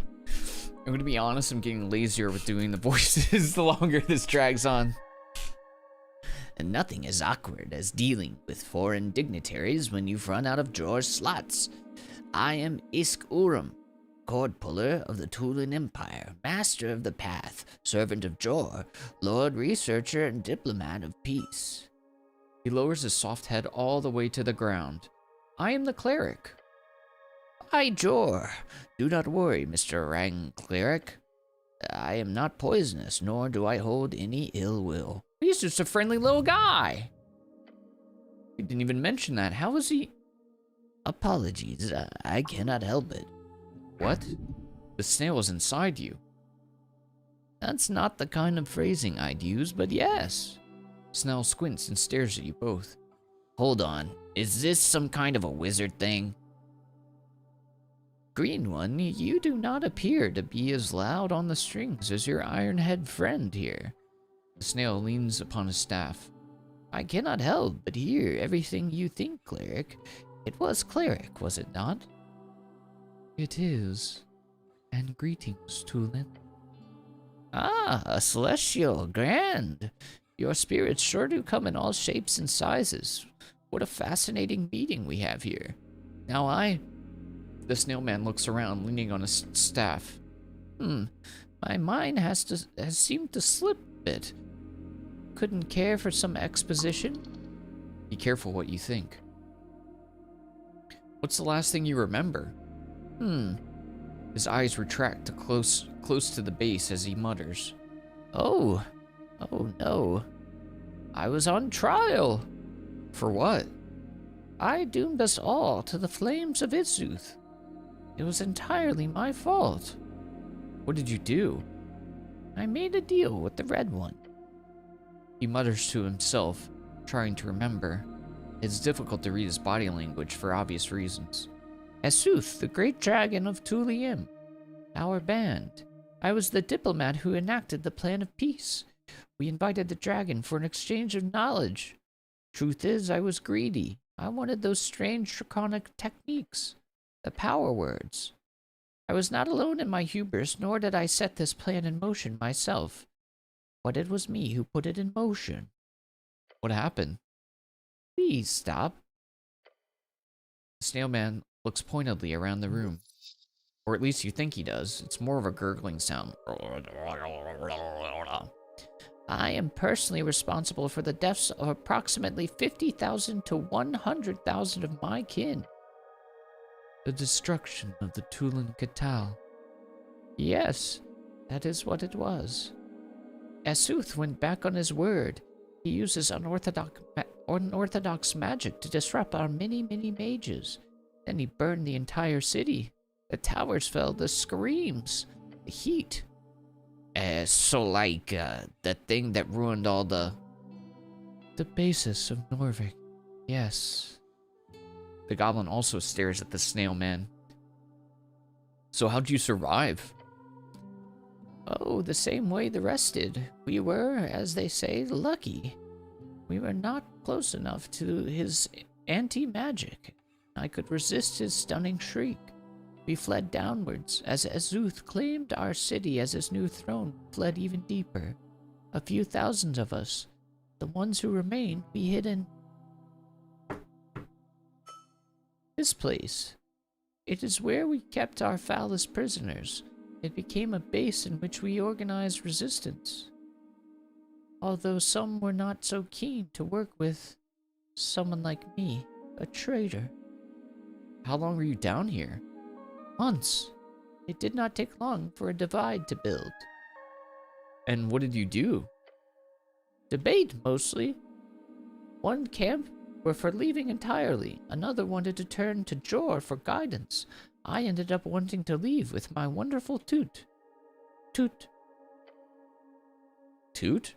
He shakes his head. Sorry, no, the voice who won in the end. They sought a more permanent solution to the dragonfire. Through primal pagan magic. I did not believe in that for a second. They imprisoned you for inviting a dragon? That, among other things. I was never the most liked snail on the coast, but they wanted an offering. Someone to join to pin the blame. Grows silent, his eyes shiver. This poor snail. He knows what he must face now. Failure. I believe you've been in prison here for a very long time. How long? His eyes retract as if he does not want an answer to the question. Well, when were you imprisoned? I'm assuming an era of dragons occurred after our reign. However, we ruled in the aftermath of the shutting of the gates. It had been 211 years since then, the year when our city burned. That is very old. After that old war with Jor, when the gates had shut, that would be almost 2,000 years ago. Grips his staff. You can hear it creak.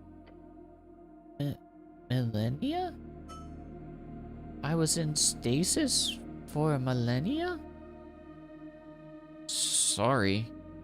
Yes. Yes, it is. Good gods. His eyes shoot out, aiming around the room. I am alone. There is no one, is there? He shakes his staff, and his stalk eyes wiggle around the air. A faint glow appears as he mutters a few words to himself. I see snails, yes, but... Are you scrying? No, no, no. Is this what you made of yourselves? He stops casting the spell, his head falling toward the ground. Gurima, you fool! You led them into this primal state? Degenerative, frozen, monstrous beasts. Hail snails. Oh yeah, we got those all over Ascani. He lets out a mad laugh. They wanted to use the primal cold to break the dragon's fire. That bastard. He led them into pure de-evolution. It is a nightmare. Oh, by Jor's grace. Tell me, how did you break the stasis I was in? Your angel companion steps in. Her last thought was of you, Isk Urum. Think it, you cleric. Imagine it in your head, now, please. Think about your talk at the iron door. Tut Irma, she was in an iron door? They threw her in an iron door for millennia? His eyes droop down toward the ground. I cannot believe it. My actions caused... I ruined my people. I brought flames. I divided them. Yet, in the end, I did not even pay for my crimes with my life. Instead, I pay by standing here, alone among the ashes. I, Ascani. And Tut, she endured the most torturous existence known to sentience, her soul slowly withering inside of that hellish prison. Yet after all that, in the end, she... He lets out a grunt, then a painful howl.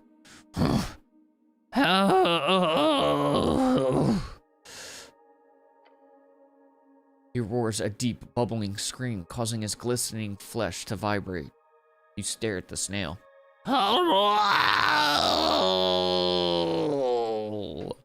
When he stops, he takes his staff and slams it into the ground. I reject this string. Jor's words do not speak of a humble nature.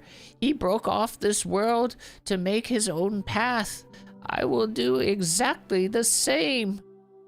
What are you talking about? He lets out a gust of wind.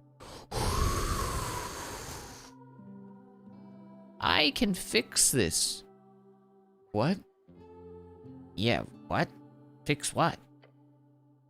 My dear Tut was destroyed by an iron prison that leaves her souls in pieces. Not quite dead, not quite in existence. But I am cord puller Isk Urom. I wield strings like Jor himself. From this day on, I will no longer seek power nor achieve greatness, nor will I build empires. I will only perform one miracle. I will resurrect her. Then I will pay her back 1,000-fold for her unyielding love and devotion. Yes. The Celestial clenches her fists. Pay your debt, Tulin, to her. With everything I have. What kind of a resurrection? True resurrection. Not easy, especially when the strings are this weak. An ebb, surely? Well, can you tell me more about... Yes, anything you need. I'm in your debt as well, of course. He mutters to himself and leans on his staff. I now have a time limit, cleric. In 200 years, the fragments of my wife's soul will leave this plane forever. Thus, I can no longer resurrect her. And it will take time, but it can be done. Anything can be done. Fuck yeah! You need anything, just let me know. Thank you, my green friend. That is very romantic, Iskuru. I wish you luck on your venture. Thank you, Celestial. It's funny, last time I saw one of your kind, it was on a battlefield. I prefer this. As do I. Okay, I think the snail can help us get into the pillar, I'm hoping, because otherwise I have no freaking clue how I'm getting in there, dude.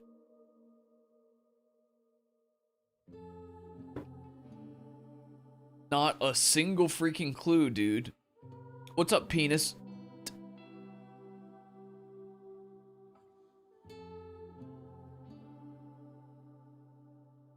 Brocelli can do a voiceover for the whole game. Who Brocelli is? Who Javik is? I don't know these creatures. I don't know these creatures. Do you know how to enter the pillar? Oh, you wish to enter a closed gate? That is bold. I need to follow a rogue spellcaster inside. A suspected rogue spellcaster. The snail stares at you. I heard nothing. But if you need to enter a closed gate, that is no small feat, of course.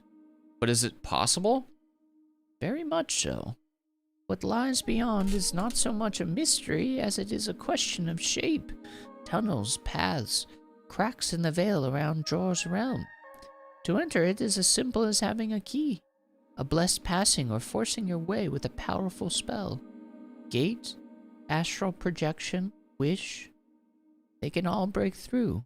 Of course, with the current state of things, here in your time, it is clear all such methods would be difficult. Very difficult. You require assistance from creatures who have studied or understand its current shape. So not you? He lowers his head. Toot was a genius on planar travel. She could have helped you. Sorry. He glares at you with one eye as the other one falls upon his staff. You have made a great friend in me, cleric. That will be rewarded. The staff? You hold it out, feeling the power surge through the rough wood. I call it Merivesh. You may call it Staff of Tulin Katal as remembrance of my fallen people. It will be returned to me once you are finished with all of this. The crystal at the top lights up as he speaks. It is now attuned to you. If you wield it while dealing with this gate, it will grant you assistance, information, attunement, so on. My dear wife's research can be found within its core. It will help you, I'm sure. Thank you, and Toot. As for who you should speak with, I have no idea. But unless you want to write a contract with some powerful devil or serve a far realm monster, you might not have too many good options. The only creature I knew beyond my people who understood the mechanics of the gate was the Gate Guardian herself. But she was ancient by the time I reached adulthood, so I would not count on her being around still. The Gate Guardian, like Sphinx? Excuse me? Olzis, the Sphinx. She's still around? Yeah, you know her? The snail leans back, still reeling over this information. I'll have to visit. So she's still in the lair? It's a tavern now. It's called the Drunk Sphinx. This is a strange era you've built for yourselves. I can't say I dislike it.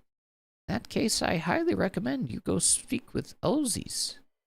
Unless you've made a fool of yourself before her, she might be inclined to help you getting into the gate crack. Flashback to when you spoke with Olzi's last. Oh, sure. I'm sure with Maravesh it'll be fine. And if not, then maybe there is some other dark and oppressive magical creature you can persuade. I know a pale guy who knows a lot about this stuff. Interesting. I should go speak with him too at some point. Do you have any questions about all the stuff you missed? A couple thousand of them, yes. I will also, of course, dive into whatever libraries you have available with information soon enough. You do still have libraries, I hope. We have the Darrowian Library just south of here. I can get you access if I put in an application. Oh, grand. Please do.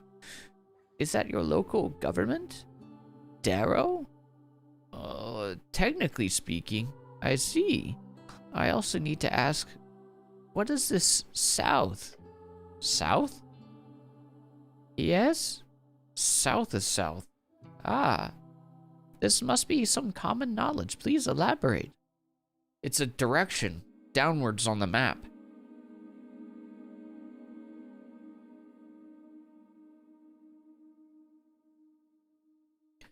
The scholarly version is seaward and inland. Which one's forward in your case? With is when you move along the coast with the movement of the sun. Against is against the sun's movement. Oh, well, we use west for with and east for against.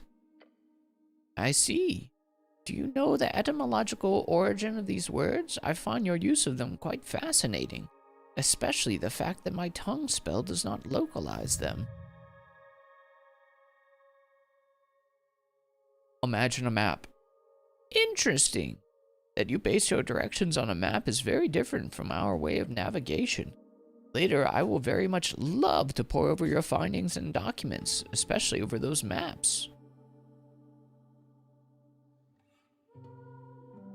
This game is like Disco Elysium without the existential nihilistic dread. Yeah, it's less nihilistic and existential for sure. And more goofy pilled. And D&D pilled, obviously. So what did you want to ask? He lets out a bubbling noise. Timeline. I can see images of your current world in my mind, in your city called Norvik. You live upon the ruins of my people's creations. Very interesting. But I am interested in how you got here. You appear to be human, yes? I remember the dragons of the east bringing your people to the coast as servants. Slaves, rather. When did you break your chains? It was during the Fate era. Humans broke free alongside many others as the big ones fell. I see. I am both relieved and extremely happy to hear of their demise. You're welcome. But I must ask, whatever happened to Urth? His downfall must have been at the hands of some great warrior. Oh, I know that one. It's a children's story. Oh? The Little and the Large. A gnome befriended the Mist Titan of Ascani. Together they defeated the Red Dragon. You're kidding. By Jor, that is very good. Very, very good. And I run again for such a horrid beast. Defeated by friendship? May his bones be cursed forever. The humans of Old Dimenor broke free and built kingdoms. Hold on, let's see. The snail retracts his eyes and goes quiet for a while as he listens to your thoughts. Do go on. The Fade era after the Gate era lasted about 1,000 years. Ah, you are at the start of a new era then. What will you call it? The post-war era. Oh, the arcane era brought with it a most foul war then. I could only imagine. Myself, I too was born in a time after war, the Gate War. But my father saw the end of it in his youth. I will make sure to read about it more. But what caused this great war? Humans, we became great wizards, arcanists, and destroyed each other, as well as almost the entire coast. Yes, I can see that. I can similarly not in any way tell you the real reason behind the Gate War. But since it's closer in timeline, if I may ask, how did your Coast War end? The Arcanists destroyed each other and ruined large portions of their band in the process.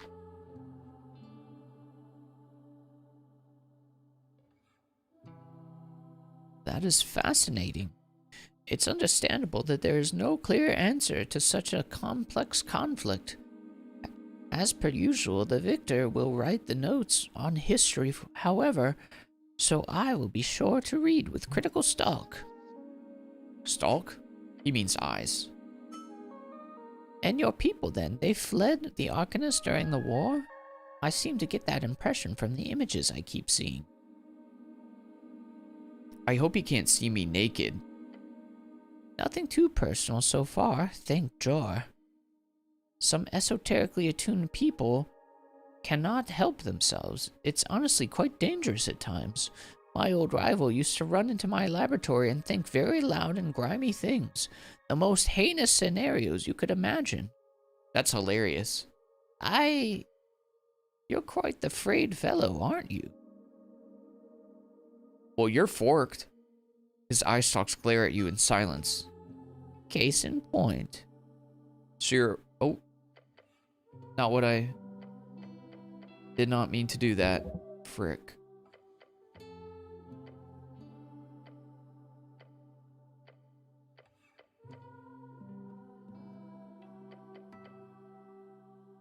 Help. I misclicked. Help. Get me out of this line of talking.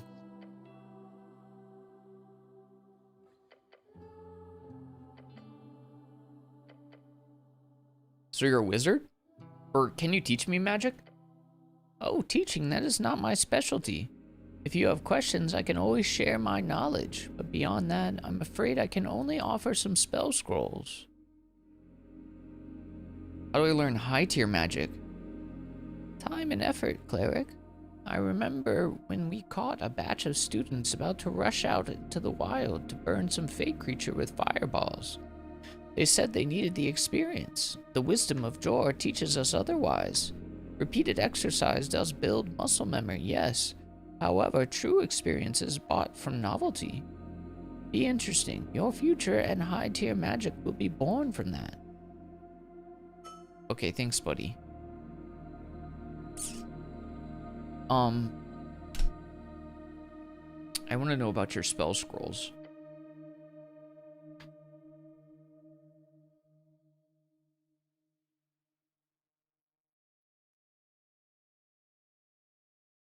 Do you have any spell scrolls I can have?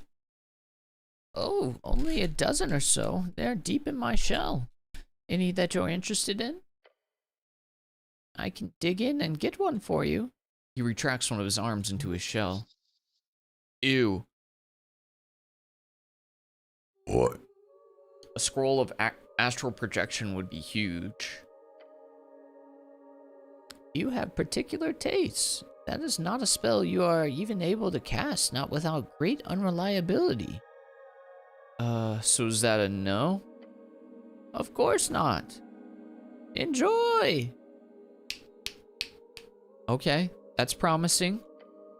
He hands you the tingling paper with a casual nod and the intense power rushing through your arm as you grab it. It will tear a hole in you. Grasp it with your life. Considering the state of the world, it would not have the intended effect even if you did know how to cast it. So it's useless to me anyhow. But I suggest studying it.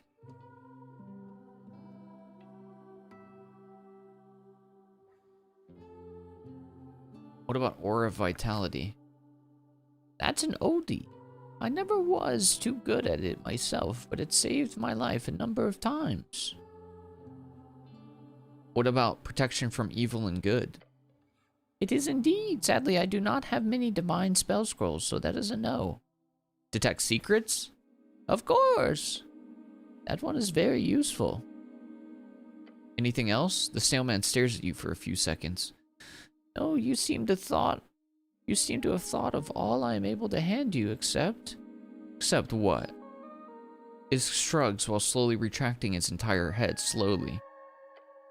Soon the snail is no more, and you are standing in front of a shell. That's convenient. Then, as slowly as he retracted, he begins to leave the shell. I went over the esoteric attunements from your mind, cleric. It appears the only spell scroll you do not actively think about here, that you also do not have already memorized, would be this. The Scroll of Wish? I'm sorry, what? Isk Urum. That is a very dangerous item. That's not like the wish, is it? That is wish. However, you cannot memorize it at your current level of attunement. Attempting to cast it directly would also take, even at your level of talent, weeks, maybe months. And even if I did cast it, Wish is one of the few non-epic tier spells that can wildly shape reality. It is arguably the most powerful and versatile of all 9th level spells. It is so powerful, in fact, that it can easily cripple anyone who does manage to cast it. The only truly safe usage of Wish is to use its power to ask for the casting of another spell, 8th level or lower. Could also ask for a weaker effect, which would have been proven to be safe at times, but if you word your wish poorly, and the effect is broader than you intended, then you are, as they say, screwed. Monkey's Paw. I love his character design too.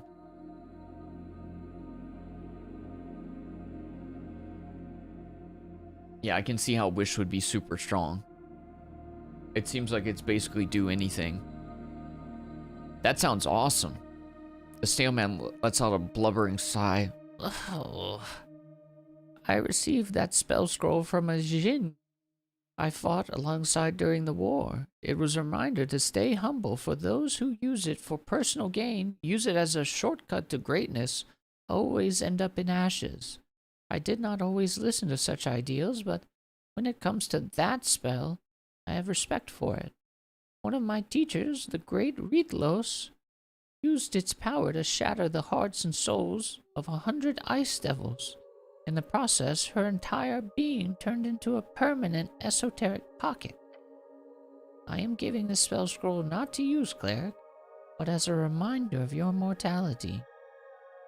Nod. He makes a peculiar mouth movement. I like your fire. It burns bright. Anything else? I'm good. The Snailman nods. What spell levels can you cast? 9th by regular limits. I had the ability to wield a 10th level spell at one point, although it was of course a weak 10th level spell. I called it Iskarum's Epic Traversal. It basically targeted a road, up to 100 miles of it, repairing any cracks, making the journey smooth and wonderful, and generally increasing your movement speed by up to double. Sounds useful. Not that epic, though. Useful, yes, as you could imagine, kept to more grounded magics for anything above 9th. The actual world-changing spells would simply get you popped out of existence. In what way? Yes, I named it Esoteric Events. They apparently began during the Gate War, but grew worse during my lifetime. Irresponsible usage of magic could easily cause them to appear. Some have called it wild magic, and some called it Jor's curse. Oh, those happen all the time. Oh, do you know? I suppose the tongue spell translated it properly then. Can you teach me your 10th level spell? No. I'm afraid those epic tier spells are not the stuff you can share. At least I don't know how. What 9th level can you cast? Nothing currently. When I cast into status, Urema made sure to place an ebbing seal on me. That is a curse, essentially. Makes me unable to cast anything above, in this case, 3rd level spells. So currently I am not powerful at all. But do not fret, it will fade in time. Hopefully as ley lines grow stronger all around. This ebb. Okay, I can't ask too many questions because I think I need to get freaking going and get inside the pillar before I waste too much time.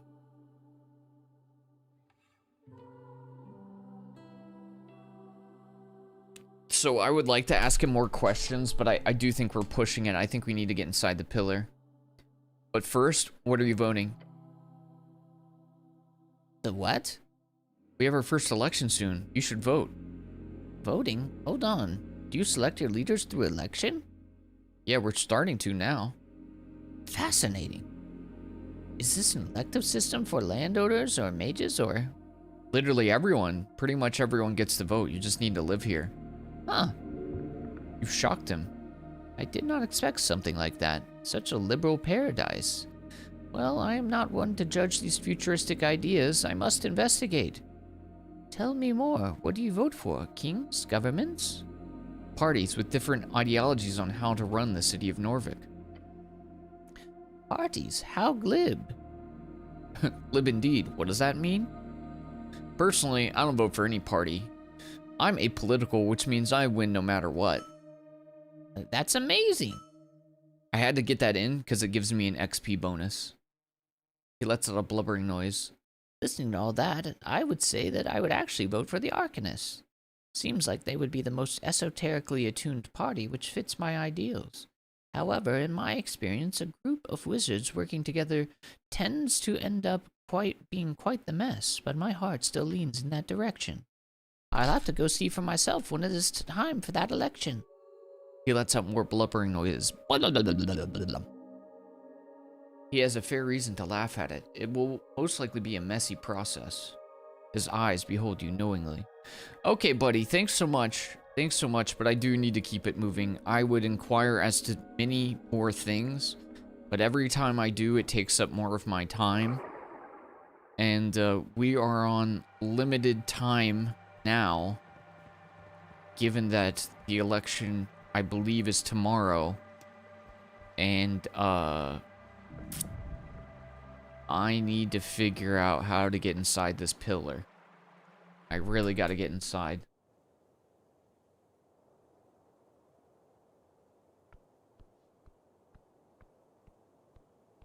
Can I figure out how to do this by myself?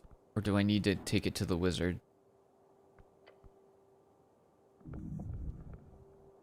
In the process, standing under the pillar, you realize the goal is close, the quest and you're finished.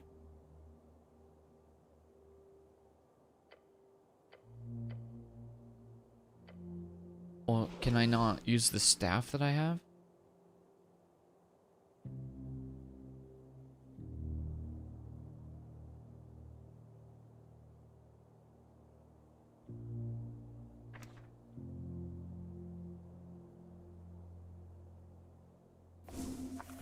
What else did I get? What does this do? Aura of Vitality. Healing energy radiates from you in an aura. Till the spell ends, the aura moves with you, centered on you.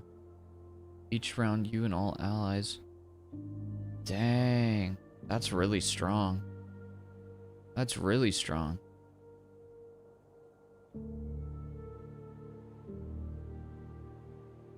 But I'm not gonna get to, sleep for this last bit.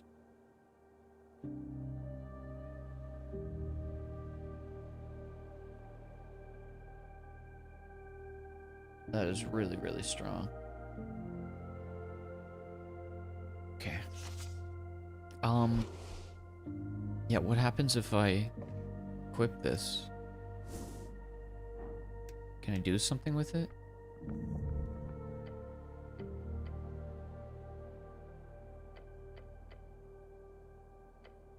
Oh. I thought that might be the work for me. That's okay though. We can still ask Biskin because we actually have the scroll, which is huge. Yeah, guys, you're allowed to vote. You're allowed to participate in democracy. Just because the cleric is apolitical doesn't mean you have to be.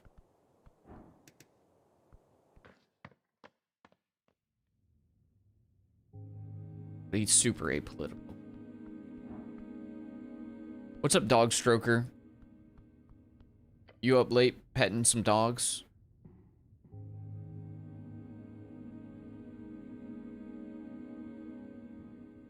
Okay. We pooped. I'll be right back.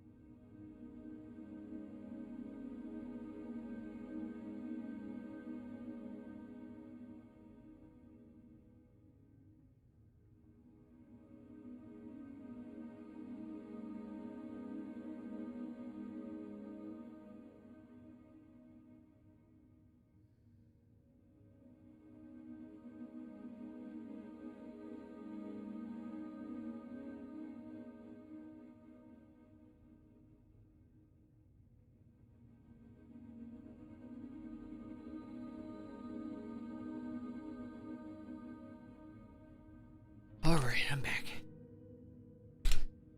The dog is petting me. Oh man, you got a freaking genius canine on your hands. I ain't petting you, boy. You're petting me. Do you also bark? Does he take you on walks? Alright.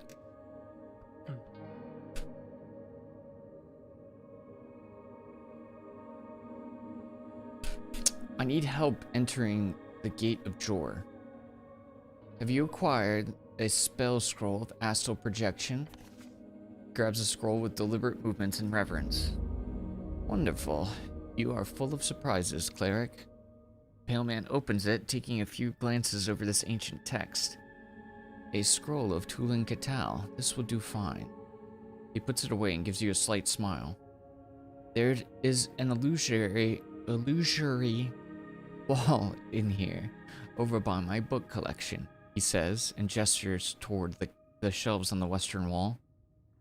Of course, you already know that, but I hope its contents have proved and will continue to prove useful.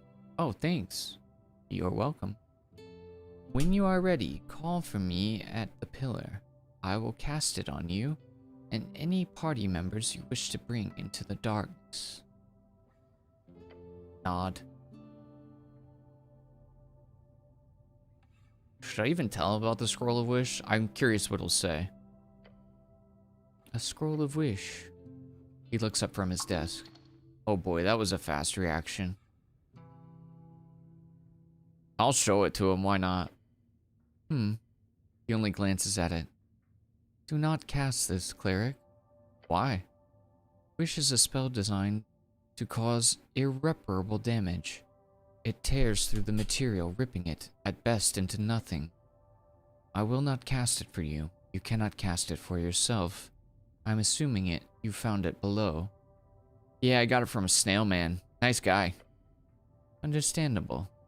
His expressionless face slowly turns away from you. I will encounter the snail soon, but no, your scroll cannot be used to enter the pillar. It would only send you further beyond.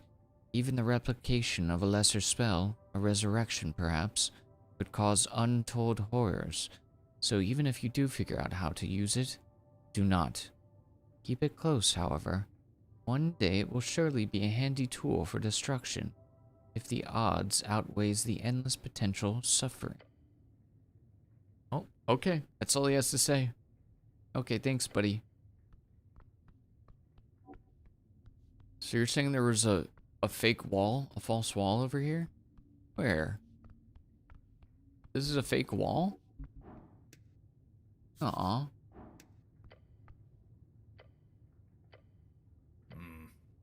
Damn, Viscon's got a whole library here.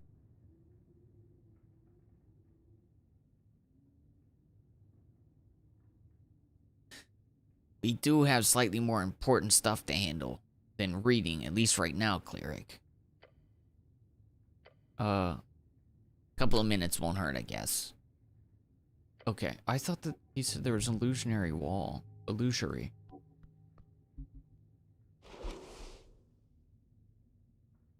And yet, I see nothing.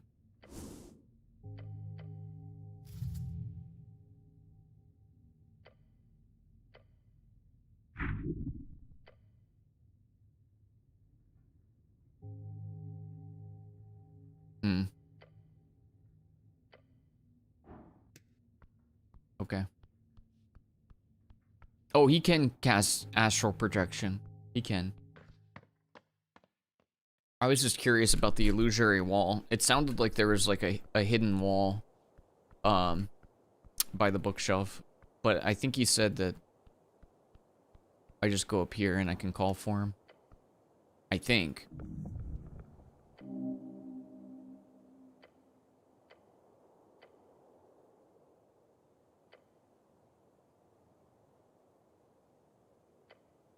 Are you ready? I'm freaking ready. You'll be given a free long rest once you choose a method of entering the pillar. You will need it for the journey to come. With those thoughts out of the way, how exactly do you wish to enter the pillar? If you call on Biskin, he won't cast the spell right away. He will need time to prepare. As you deliberate, a tear descends from above. She is ready to go with you. Are you just chilling, a tear? I saw you approach. Cleric, I am ready to depart at your call. This woman, she could carry you into the sun. I'm happy to have you, Miss Angel. She does not like being called that. Do not call me that. You shouldn't call her that. This journey will be a tough one, yet I am confident we shall succeed. Her many eyes focus on the pillar. Another world to brave. Let it be so.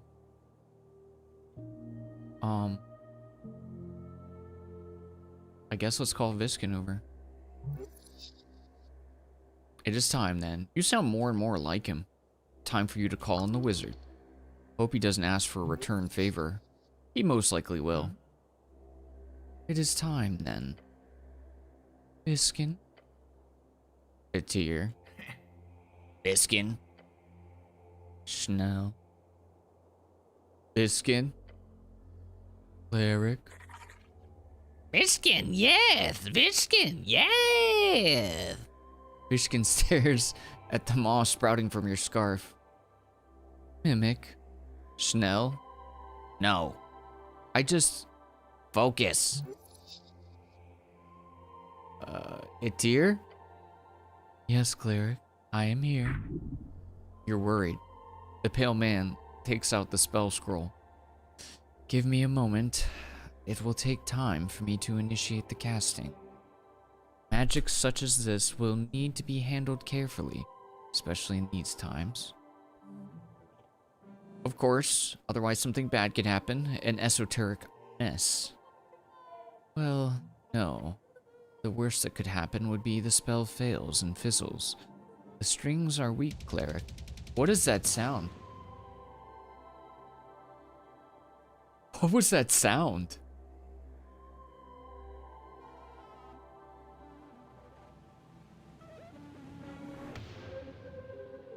Was that from the game? Was that the game's music?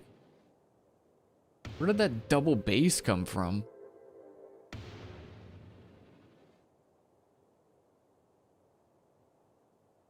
No, that wasn't birds. It's from the game. What was that? That's crazy. The strings are weak, cleric. Too weak for such a spell normally. But I shall make it work. Give me some time. You have time. Use it to rest. You're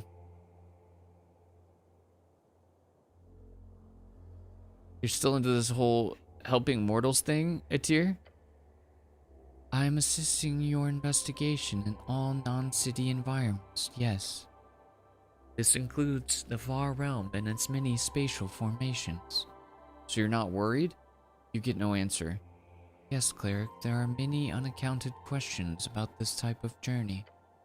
However, it shall be done. There's no doubt in my mind. You ever been there before? No, cleric. I was born upon this plane. A generation before me did not. It shall be interesting to view a realm beyond, if also intimidating. Right. Thanks for coming along. What about you, Meek? You ready? What? Sorry, where? Dude, why is this song randomly playing double bass?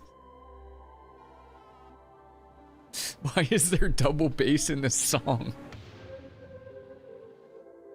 Everything else has been very, like, you know, calm and ethereal, and now randomly this song just has double bass baked into it.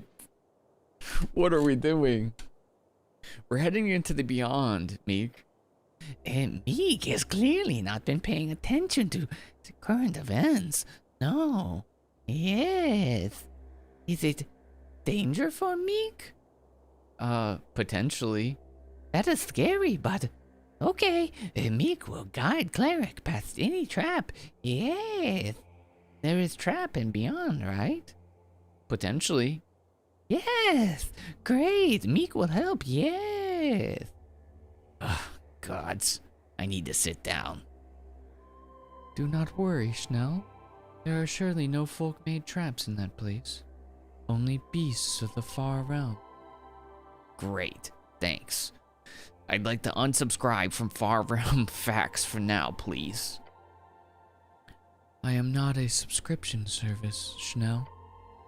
The goblin hunches down and closes his eyes, taking deep breaths. Seems really dangerous, even for me. You must go, there's no doubt. A man does his duty, no matter the cost. The world beyond beckons. Hold the line, dance the string. Let's hope this weird burning fellow you're hunting is a reasonable one, eh? Maybe you'll have a nice talk. Wouldn't that be nice? Hmm? Oh, the pillar. Dude, stop it with the freaking double bass, dude. My god, man. Let's take a sleep. You close your eyes, you feel the pillar rising up above the clouds, beneath the earth, piercing the veil beyond. You are ready. Snell takes a deep breath. A tear's halo is spinning faster. The pale man lifts up the scroll of astral projection. A faint blue line is drawn between it and the closest surface of the pillar. It is ready, cleric. Am I ready? No. But alas, you shall do it nonetheless. Let's go. Let us. He begins to mumble the words. Illusum vitae profer iter, nostrum ad illutaria et vasta. Biskin closes the scroll. Good luck. Is that it? Did you cast it? He says nothing, as if he's not really even looking at you. Touch the pillar. Hmm?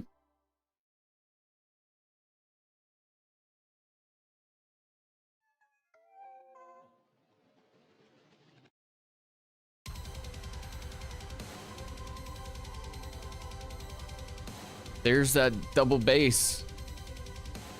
Okay, it fits much better in this. You soar, the air careening, deafening and silent, profound in debauch. It does not stop. Do anything. And you join in further. Attempt to move. In the direction of out. Try to scream. But a force too loud. Treble, drilling, catching, burning. All senses alert, no chime to guide. Try to think about your party. A scarf grips you. An angel is close. A goblin clings to life. You are on a path, carefully closing, quickly cutting, violently pressing. Keep your aim. There's a calming pressure rising. Huh? Your earthly organs compromising. Ugh. Each orb and lobe so gently breathing. You are dead. An interconnected disbelieving. Blindness eternal. Just like a bell began to ring. Oh no. This path of yours is just a string. Until one. Until one. Until one. Ah! Enter the beyond. It does sound kind of like a song from Doom. The double bass out of nowhere.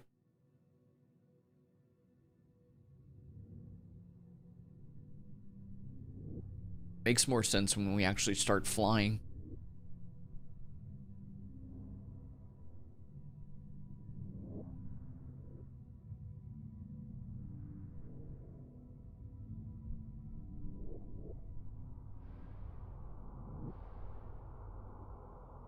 It's me, Buckethead.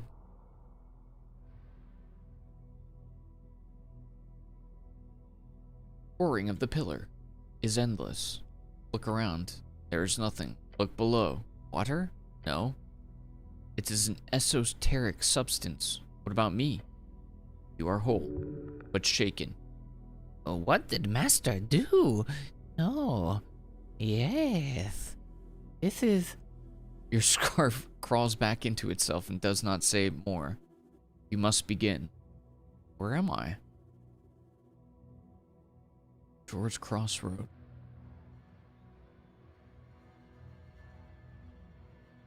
Oh, you know what to do now. Just keep going till snow. Till you find something.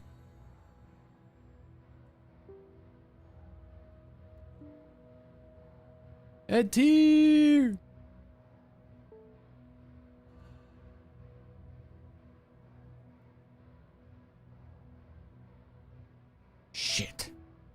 Shit. This was a terrible idea.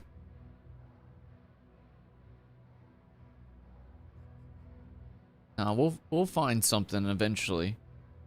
Apparently it's 8:25. Just you and the void. There's no getting around it this time. This sucks. Oh, it's 4361. Cool. I didn't know that could happen. Fear, deep, unnerving. Your stomach churns with primal dread. Ooh. What's that? We found a path. The senses pick up nothing. It's confusing. Your mind can't quite grasp it. Oh, there's stuff over here. This is all an illusion, surely. The places between worlds could not simply be nothing. That would be ridiculous. Steel yourself. This is your trial. Heroes don't falter. Push forward. Ooh, hey! Okay. No. Not again. Huh? Oh, we just missed an int check. You are no genius. Well, I know that.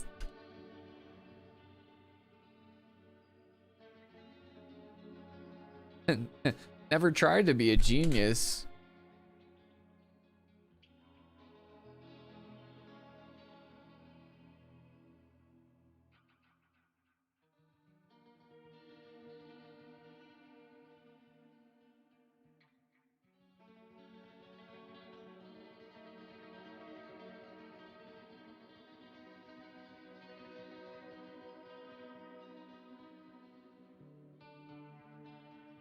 Blinded by the strange lights above, your eyes adjust.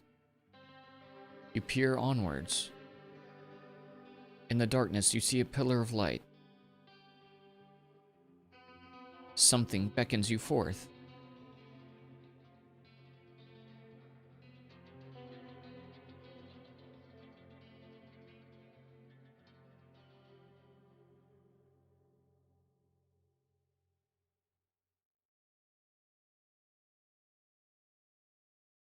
Oh. Strength. We passed the strength check. Hey, what's up, man? The cobbler. A cobbler, there is sadness in his voice, the type born from years of watching your children go astray. You do not believe what he is showing you, yet you do not wish to even entertain the thought of dismissing the image of his kind smile. You will serve him until the day you die. Oh. Hello. The old man works at the counter, tiny hammer in one hand and boot in the other. Am I dreaming? Considers your question with a quick glance. It'd be a strange dream in that case. He keeps working, still focused on settling a strap from the boot. Are you a shoe repairer? The old man lets out a short laugh. Let me ask you something. Do you believe yourself to be naturally funny? Or is there effort involved? I'm actually trying really hard. Really, really hard. He nods and chuckles to himself. I'm a shoe repairer, yes, a cobbler. Well, what are you doing here? Work, mainly. It's dancing around the subject. Is it fun? Honestly, yes. I enjoy it quite a bit. As long as there are feet on the ground, there are shoes for tending. That's what my father always said. Maybe you can get actual info if you play along. Make some small talk. Did he also work with boots? He did. Most boys took after their fathers in this village. In one way or another. He grabs a tang to rip some leather off the sole. I think the best thing I can tell you is another saying of my dear old father. We're nothing but the worst parts of our parents with a splash of random ego. With a smirk, the old man leans in and says, he read too many books. So what are you working on? A Legionnaire's boot, not the enchanted kind. That wouldn't fall apart this easily. It needs a sole replacement, new studs and hobnails. You know much about boots? I wear them. He looks down at your feet. Earthguard standards. Of course, what else? He points his hammer at you and says, you know those... They wanted to send you out nailbacks originally. Nailbacks. Could you imagine? Blisters, blisters, blisters. A boot enjoyer, this one. Such a shoe enthusiast. The old man shakes his head and clicks his tongue. I think till for soft striders. Interesting, the old man speaks of an old god. When our people's homeland in Old Dimenor was destroyed by the Arcanists, we left the old gods behind. Only a Viking would invoke them. Where do you come from?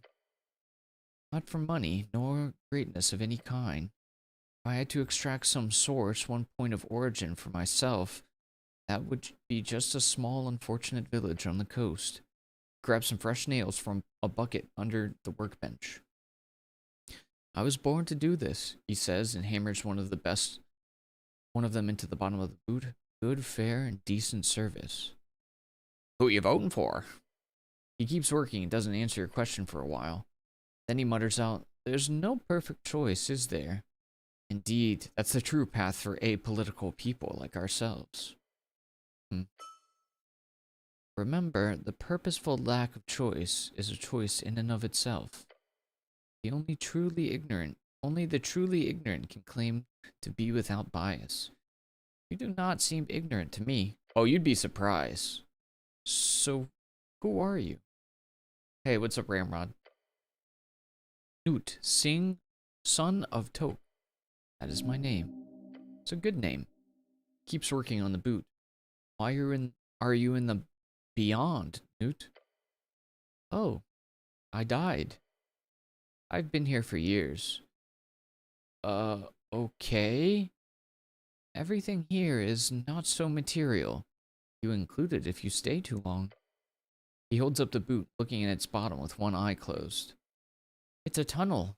A right-going way heading straight outside.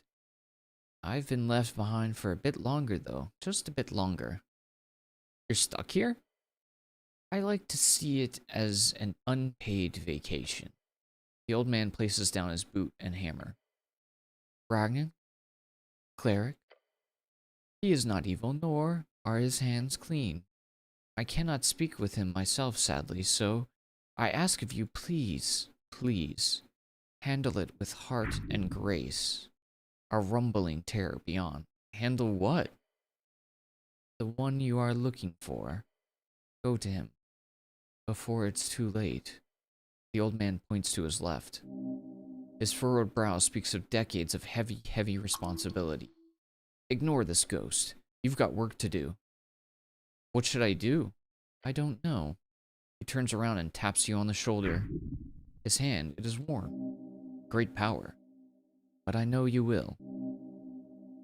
Thank you.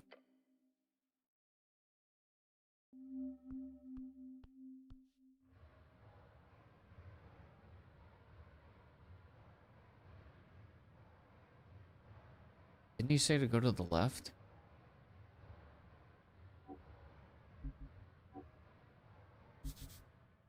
You see him in the dark, the last sun.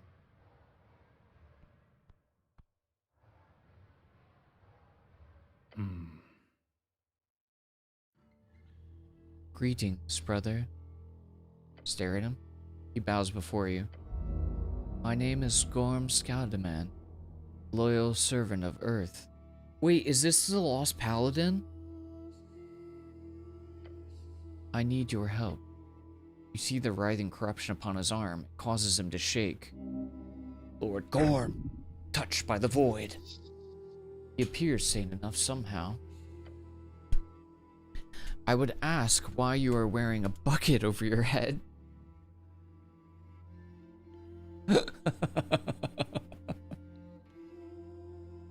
I'm glad somebody finally acknowledged it.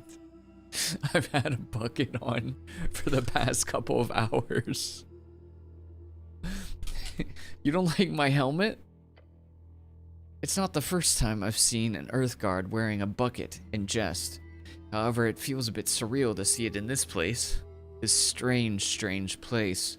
The paladin performs a perfectly executed fist-on-chest salute. As he does, you notice the longsword sheathed at his hip. The Flame Tongue. It's one of the great swords of Norvik, passed from paladin to paladin. The state has fallen, brother. And he lets out a crackling cough. In my grief and anger, I have made some egregious choices. Can you start from the beginning? Oh, let's just let him speak. The broken man lifts his helm, revealing a rugged face covered in layers of sweat and ash. A memory of a man. Gods. It should have never come to this. Rage in his eyes, meeting your gaze. How many years have you served? 5 at the towers.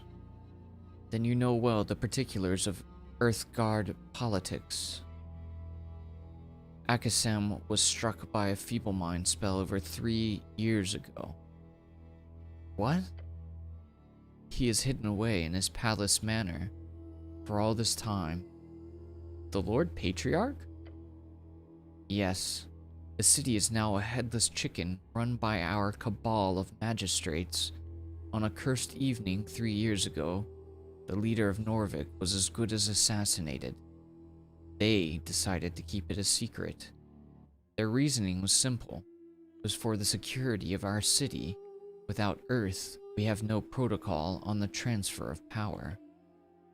None revealed to the public, at least. You're voicing the audiobook? Oh, I'm too tired. I'll do a voice acting for something, though. For free?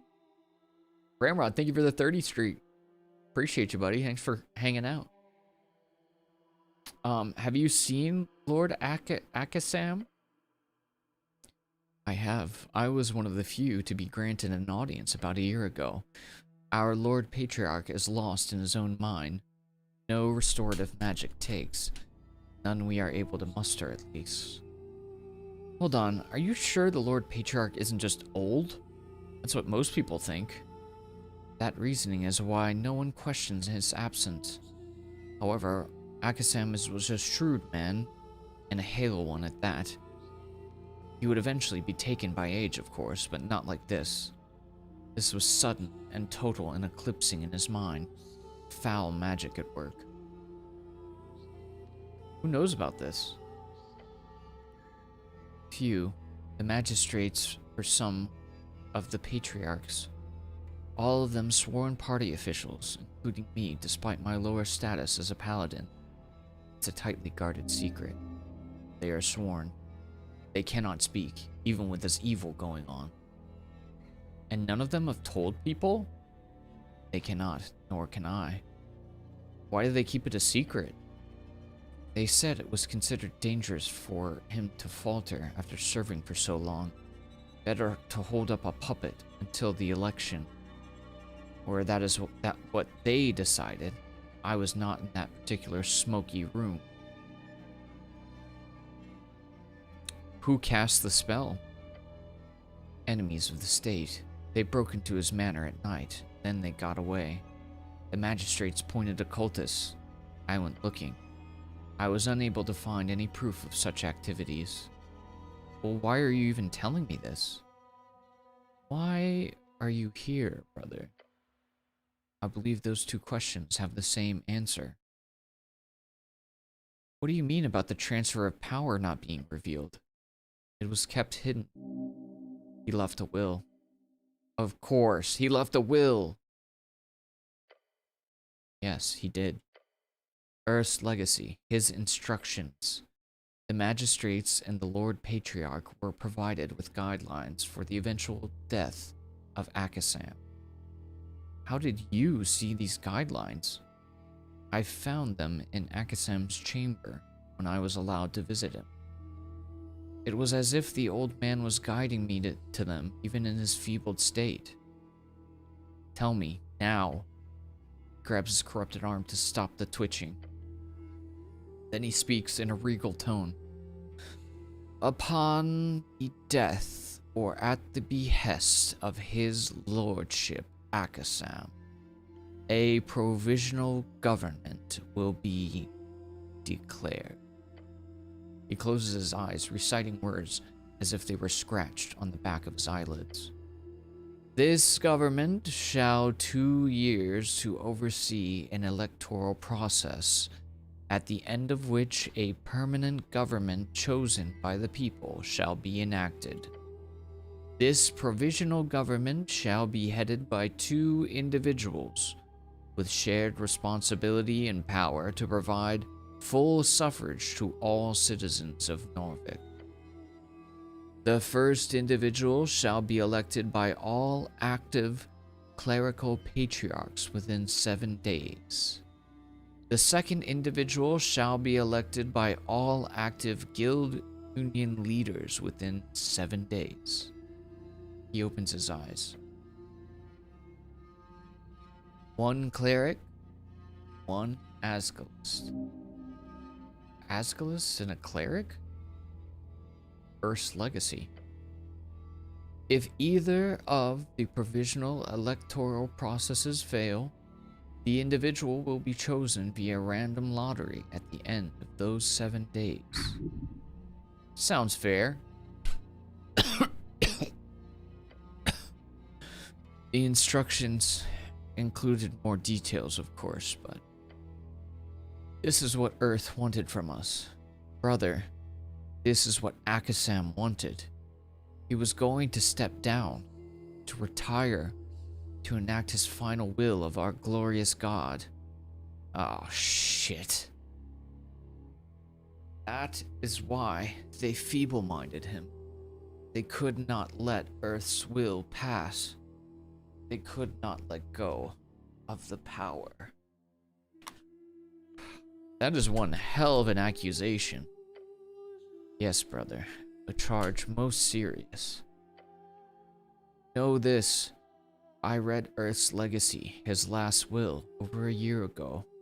Akasam was targeted 3 years ago, right as the election began taking shape. Think about it. If a cleric and an Asgalist were to be put in charge of the entire electoral process, who would lose? Who would possibly want to avoid such a scenario? The Free Striders? The Free Striders. And the power behind their Reedsian coffers. It gives you a very tired look. I have worked tirelessly to find the truth in this. I used my privileged access to archives, party meetings, documents spanning all districts, the ability to investigate all magistrates without alerting anyone to my intent. It turns out the answer was not so hidden. What did you find? All magistrates have deals with the Askani Reeds Trading Company. In total, approximately 85.5 million crowns in the form of public work investments, guild expansions, targeted tariffs, consultancy fees, the illegal sales of Norvikian property, exclusive land licensing bids, key positions within the district bureaucracies, and even just gifts. The butchering of our beloved city. Do you have the receipts? Some. Barely anything. Anything damning is kept under wraps. Everything else looks innocent on the surface.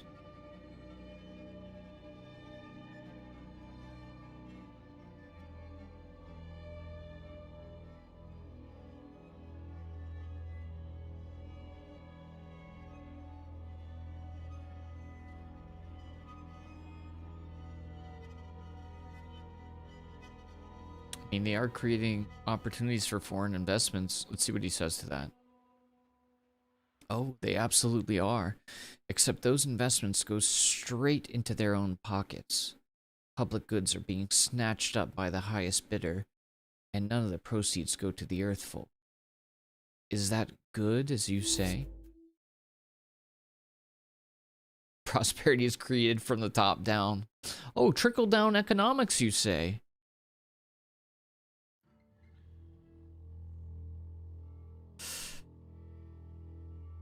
No, that doesn't sound good. No, it does not. Brother. Eyes flick to his arm, his face contorting into a painful wince. I know well why you are here. I am responsible for the explosion. The elf, she... Gorm lifts his head. Stern, truthful. He places his hand upon the pommel of his sword. You killed her. Arguably, yes. Arguably? I should explain. The party of Norvik has been entirely corrupted by crowns and foreign interests. Our city, sliced up, auctioned off. And why didn't you speak up? Break your oath. People would believe you. They trust you. Brother, my oath is not one to be broken. I swore my life to the party. A life oath? If I spoke to the press, if I spread rumors, if I so much as mentioned their foul play to a beggar on the side of the road, my body would reject the words, as my soul would reject its vessel, my life forfeit to the whims of this fallen city. His head falls, his shoulders heavy. The burden, the weight of this curse, no matter what, a real man would have... Nevertheless, a real man would have been able to break it. Lifting his head, jaw clenched, one hand gripping over the other. I should have been able to. The fact he is telling you this tells you his soul is already lost to this dominion, to the beyond. But here you're free to speak. Yes, the oath is not broken. I can still feel it, but here, Urth does not watch me. Here, he does not see what a monster I've become. I wish he never does. He sees it, brother. He sees it and he weeps. What did you do? He lifts his mutated arm, the flayed skin pulsating around vein-like tendrils. I sought out the aberration. We all knew he was there. Everglad was never considered a threat down in the flooded temple, nor were his warlocks. I did not imagine he would so easily give me everything I needed. Terrible, terrible power. My god, look how fricked up his arm really is. Yikes. Alright, Solarius, take it easy. He clenches his mutated fist. A god never dies, brother. They simply fade from our world. That much was clear when I watched him go. That means with enough power, with the correct esoteric ritual, I can return to material reality. He takes a decisive step forward. I can bring back our god. A divine resurrection. A divine resurrection. You want to resurrect Urth? His face grows dark. I can bring him back. 1,400 pounds of silver, branches from 5 trees grown on the soil of his birth, diamonds carrying a worth of 1,000 crowns, 100,000 crowns, as per last material break, and the paladin bites down on his words. It's all ready. I have it all. What was that 4th thing? What makes you so certain it would even work?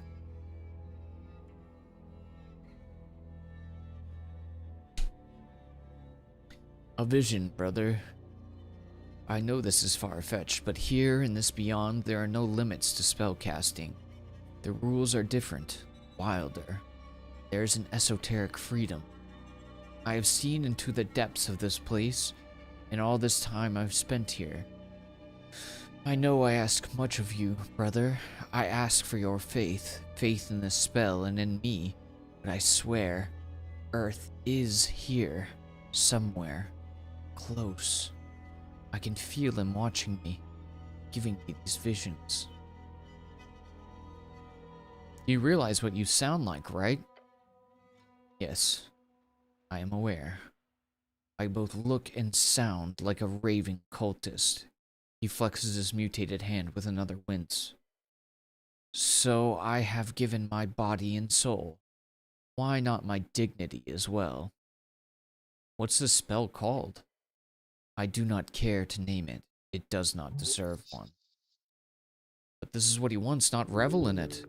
Something's off. Why is he not telling you? What level is this spell? I do not know. 10th? 11th? There's no way you can cast that. Well, maybe he's a super mage.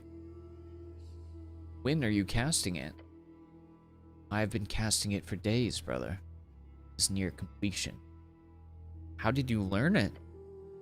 Everglad's esoteric connection with the beyond allowed me to make contact with a number of otherworldly beings. They helped me mold a custom epic tier spell for the sole purpose of resurrecting one specific god.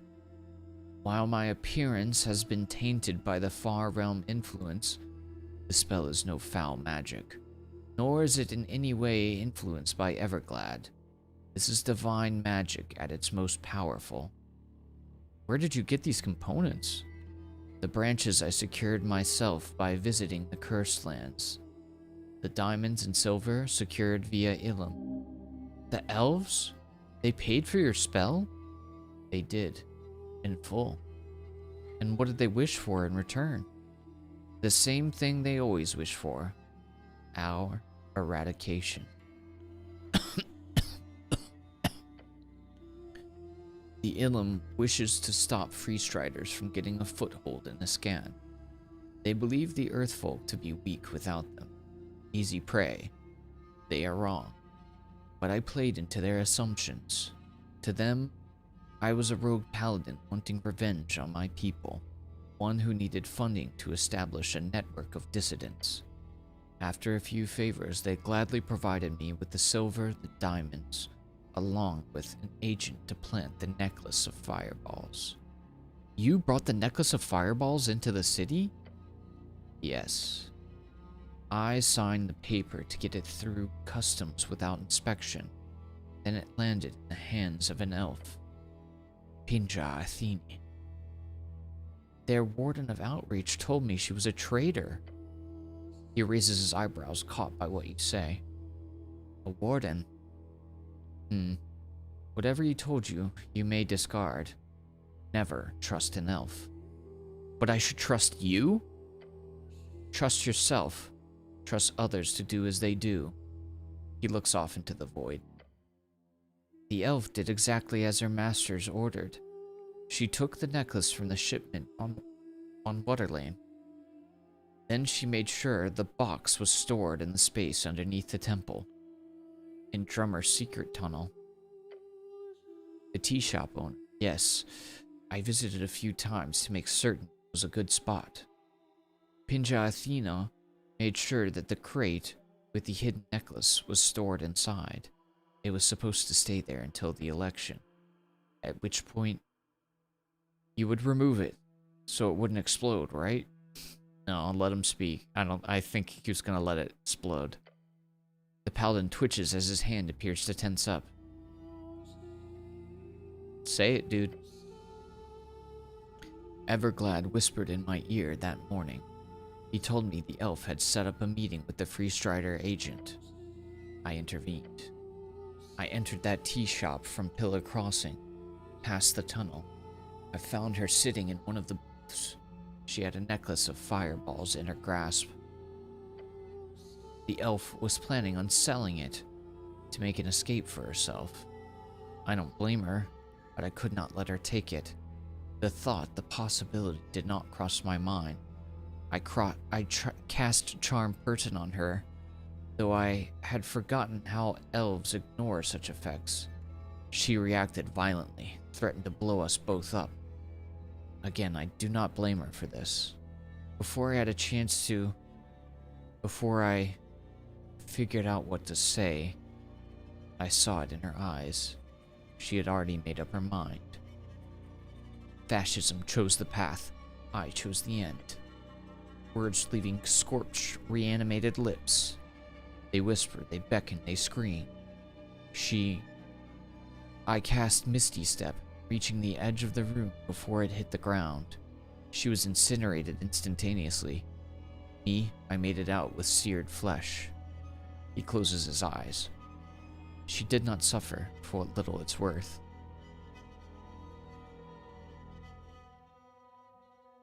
But why did you need the necklace so much? What were you planning?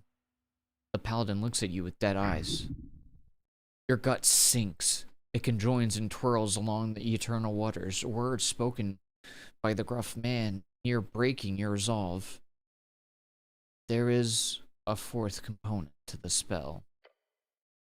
One final sacrifice. And what is that component, Lord Gorm? He does not meet your gaze as he says, the true souls of 27 of his believers. What? One soul for each year since his fading, forcibly taken into the beyond. Souls? What is he speaking about? No. No. They will be channeled here to this exact corridor upon death, at which point the spell will be cast and Urth will return to the rest of his people. He closes his eyes and mutters a few words to himself. Thus, I am forsaken. This is what he's carrying. This is his burden. Are you insane? Not yet. His two words are joined by a grim scowl on his face. 27 innocent people? 26. I will be the final sacrifice. And you think that makes it okay? No. None of this is okay. I need your help, brother. Without the necklace of fireballs, it will be a grim task to collect these souls. He holds out a clenched fist, mutated flesh, and a grotesque ball. Will you assist me in resurrecting our god? This is not something you have ever considered. The deaths of innocents in exchange for the return of our savior. Darkness in his eyes, death pulled at his feet. The paladin is doomed. Take a deep breath. Take your time. You have prayed to Urth all your life. Your esoteric might, the one thing in your life that you've been good at, is all due to his channeled power. When you feel that might, when Urth speaks to you through his magic, what does he say? Sacrifice.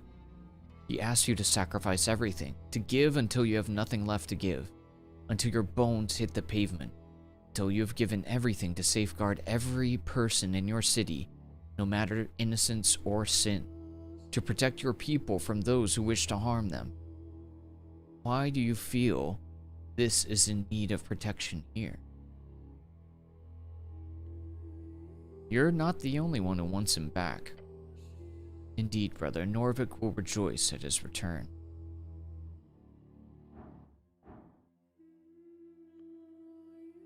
But what right do you have to make a sacrifice on their behalf? No right, no law, no institution or sanctified right.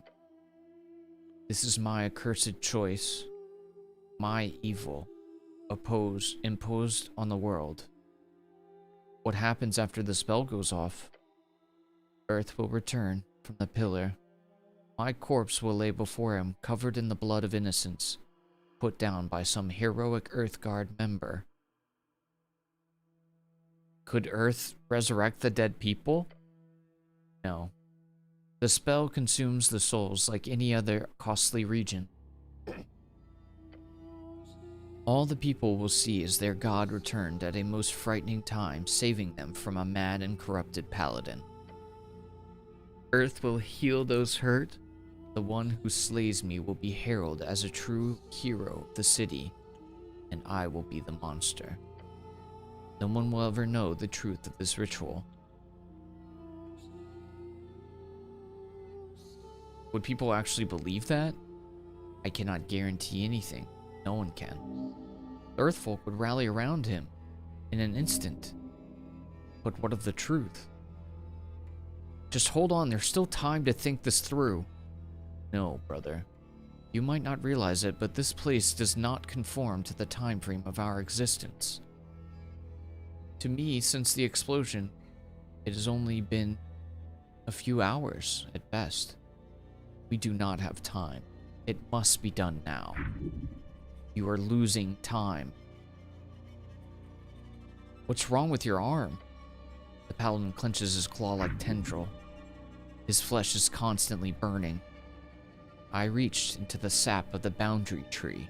It gave me a permanent hold onto the strings beyond, an awesome power to wield, but a terrible price to pay. Everglad merely opened a path for it, but this was the only way for me to truly gain power fit for to rival Jor.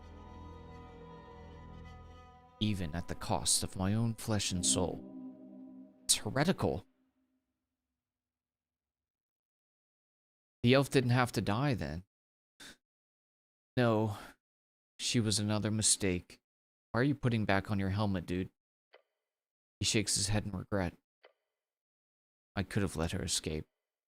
I could have succeeded in taking the necklace from her. I could also simply have avoided the elves and gotten my components elsewhere. If I had learned more, if I had lived better, if I had been more virtuous. Alas. Made a lot of mistakes, Lord Gorham. That I do, brother.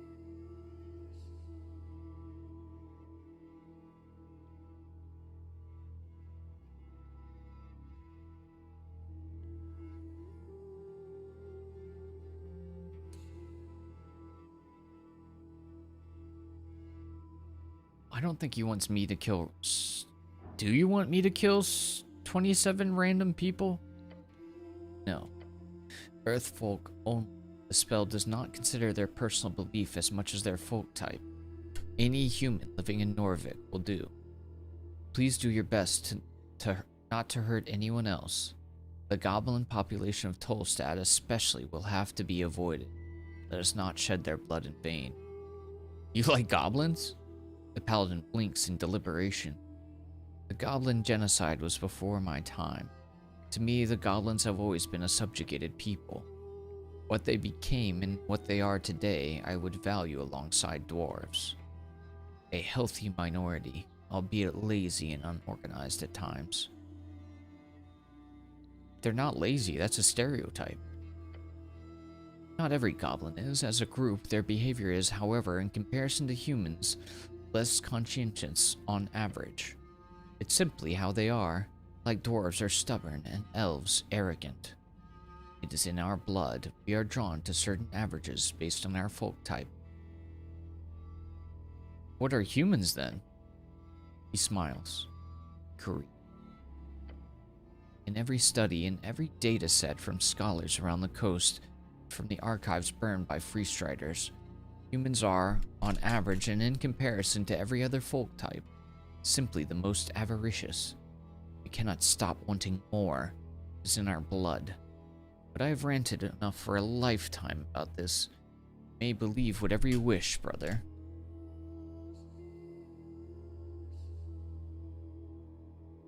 I have a scroll of wish that could be used to heal Lord Akasam. You Form squints at you and the piece of ancient paper you're waving around. You have a scroll of wish? Doesn't everybody? That was a joke. I'm really sorry. That's bad timing. Anyways. No, I'm not gonna just give it. Just hold it up in silence. He looks at it, then looks away. The Lord Patriarch has been gone far too long, brother. And wish is quite possibly a madder idea than my own. However, well, I am sorry to say, even with that, I am far too gone in this, and even wish cannot bring back a god. It is only a 9th level spell. He refutes it, yet you have pierced his shell. Remind him of his oath. Ooh, that made these a little bit easier. Come on, baby. Big rolls, big rolls, big rolls. Big rolls. This should be huge. Come on, baby. Come on, baby. Come on, baby. Come on, baby. The paladin is not broken. He knows exactly what his god is. There is the horrid truth, one deeply ingrained into the body and the skin and the muscle tissue of his broken man before you. This is a man who is throwing away everything, including the love of his God, for the purpose of reaching a better world. You can see it in his eyes. It is written in his flesh. The grandest thing a good man can truly sacrifice would be everything that makes him good. Gorm believes that somehow he knows. In his vision-filled skull, this string will lead to a worthy end. But he does not know anything. He has faith that Urth will set his wrongs right. Lord Gorm, brother. What this paladin does not understand, however, is the most awful truth of all. I hope I have made it clear our God never wanted us to pick up after him. But his sacrifices, with him gone, someone else has to keep giving. I am not only willing, I am ready to speak. You fool! The paladin glares at you with wide eyes and an open mouth. You dare to place your burden upon his shoulders? Anger flashes upon his rugged, quite hairy face. You are no monster, you're a child. A child running to his tired father when the going gets tough. A father who gave him everything. Gorm knows this. The intense rage now building in his chest is proof enough. Grips his twitching arm. Anger comes only from a sense of injustice. When faced with unwanted truth, a man's ego will bring him to fury. It is only facing that ego and breaking it that Lord Gorm will be redeemed. Yes, our city is falling. A corrupt cabal of magistrates bringing everything to ruin. I see that. You have dealt with it alone for decades, shackled to your duty. They threw away his legacy. Words spoken through tremendous temper, teeth clamped down, voice low. The insidious force of reeds, they cannot be stopped. They cannot be... I never saw him. You did. So tell me, did Urth ever tell you to always rely on him? The paladin lifts his chin and glares at you. Did he ever ask for your faith, your utmost faith in his ability to set things right in the end? He opens his mouth to speak, yet nothing comes out. Push him. Did he? No. The word shakes out of him, his face growing paler by its presence. I'm only interpreting what I've read, but I always assumed that he asked us to be men, real men, who would make it through every horrible challenge, every lonely night, every excruciating humiliation. He is... The paladin cannot form the words. He's left standing on the brink in silence. I don't believe Urth taught us to kill ourselves so he could put the world right. I don't believe that for a second. He shuts his mouth. He does not look at you. What did he teach us, Lord Gorm? Sacrifice. He taught us to give everything to set the world right as we could. Is that not what I am doing, brother? You are sacrificing your goodness. For what? For an even heavier burden to place upon him? Even if everything in your spell goes off, with every esoteric mishap ignored and his divine spark returned to the coast, Urth would be saddled with everything you leave behind. That is not... He would... Alone, Gorm. He would be alone against his terrible fate. The paladin stares at the reflected stars beneath his cape. Alone. Vengeance. It is nothing but a son's vengeance. Even a god cannot destroy the horrors of capital. No, do not place the... I'm going with number 2. Do not place the burden upon your father. Lord Gorm takes a crackling breath. His mind is racing, his pain is growing, but he listens. Wait for him to find the words. I am bound by duty, above all. He covers his face with trembling hands. I have never known a life beyond this helm. My lord often spoke probability. He saw them through his divine visions, yet he could never tell me of the chances in his life. He could never tell with me. But he often asked me about my thoughts on risks, on how much I was willing to gamble, to sacrifice in order to protect those who needed it the most. He always told me I was reckless, because I would always go for anything over a 50-50. So what do you think the odds are on your spell working out? I was hoping for a 50-50, but only Urth would know for sure. Lord Gorm places a hand upon the pommel of his sword. Most things in life are 50-50. It is our duty to lower the risks. His voice crackles behind the iron. Those are his words, written, spoken, again and again. His mutated, twitching hand on the grip of that legendary blade. I have failed, as a man and as a son. You can be redeemed, Gorm. You can come back from this. No. I am far too gone. My body has been breaking apart from the moment I chose this cursed road. Uh-oh. That's no good. Tell me, brother, what is your name? I am the cleric. Of course. He is content. I place everything in your hands. Cleric of Norbit.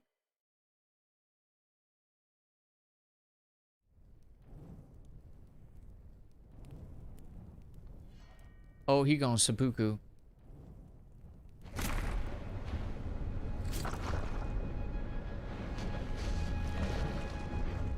Oh, he done did a seppuku. My wife made bread. Ooh, fresh bread. Weird time to do a little sidebar for me, but anyways, my brother's dead. He tried to resurrect the god, but my brother's dead now. But also, bread is good. You like bread. You did not know if any of this was truly the right path, but it is now done. Lord Gorm has chosen his fray. Urth be blessed. He watches as his spirit is drawn toward the stairs. The last paladin of Urth. May the strings forget his failures, all of them. Though he will not be so easily forgiven. Cleric! Your companion is winded, his face glancing from side to side in the darkness. This place is fucking awful. Feels like I've been running around for hours. You okay? The sling in his hand, ready for a fight. What did I miss? I took care of the bad guy. You what? Does that mean? He gestures forward. Lord Gorm is... Something is in the distance. Something radiant. And glorious. You notice your celestial companion descend from the darkness, her light finding it difficult to pierce the veil. Cleric, Schnell, apologies for the delay. This plane is vast and full of beasts. Full of what? Beasts. They have been vanquished. I see you too have been successful. Yeah, I was about to say, Lord Gorm is dead. So it seems. Lord Gorm? The missing paladin? That makes a lot of sense. So he blew up the tea shop? The elf blew it up. Lord Gorm was partly responsible for the necklace of fireballs, though. His eyes light up. Ah, right, so it was a conflict? An attack from within? Gorm was part of a plot to blow up the necklace during the election, as was Pincha. Right. But Gorm was only faking it. What? Gorm was pretending to hate the city, so the Ilum elves would fund his dark ritual, which would bring back Urth from the dead, but he also needed to kill 27 Earthfolk to finish the spell, which is why he needed the necklace of fireballs, but since Pinja blew it up, he was now planning on going out there and killing people by himself. Oh. I see. What? A ritual to bring back Urth. The angel repeats your words as if she is grasping the meaning. He invited me to join him. We talked, and the angel glares at you with many eyes. The goblin stares at you with two. He invited you? I managed to convince him to stand down. Oh. He put his flame tongue through his chest and it faded. It's over. Tragic end. A tragic path. I am unsure what to do with this information. Damn. Perhaps we shall... What's up, Snakey? How you doing, buddy? Perhaps we shall discuss once we have returned. Yeah, great idea, Tyr. Now, how do we get back? There's a man on the steps. Who's the old guy? The angel's halo stops spinning. Cleric, this man. Oh. Breathe. It is finished. You've chosen well. The old man puts his hands behind his back. Before you go, I would wish to have a few words with you, but no hurry. Time is still now. You do not lose anything by taking a short rest, I assure you. He smiles. He is proud. You are not yet done. Breathe. Ooh, can I take the sword? Looks neat. Oh, +3 strength. No, I forgot some bonus strength, baby. Yeah. Sticking on my back now. I got the freaking flame sword, baby. And I'm freaking 31 points in strength. I cannot be beaten. I am so freaking strong. That's why I have a bucket on my head. I got a bucket on my head. Oh, yeah. Hey, what's up, man?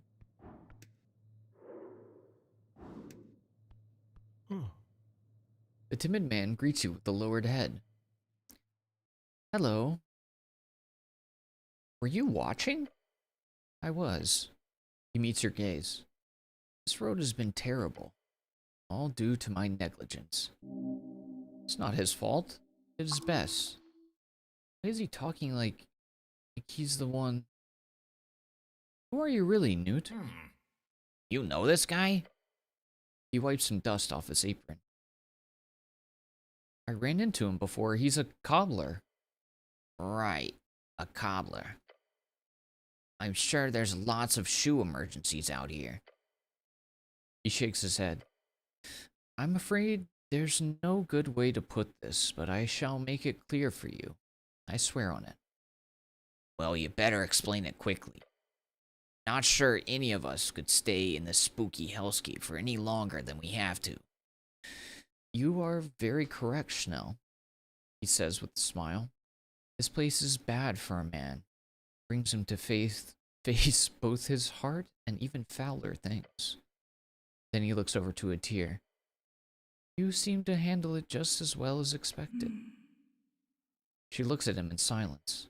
The goblin looks back and forth between them both. Okay, I'm getting freaked out now. Is this... It can't be. By the gods and all that is holy. I am Newt, son of Tope. That is all I am here now. I was born in Dejvik. It's the early days of the First Coast War. Its chaos brought death upon my kinsmen. Due to fate or some other cause, I was granted audience with a higher power.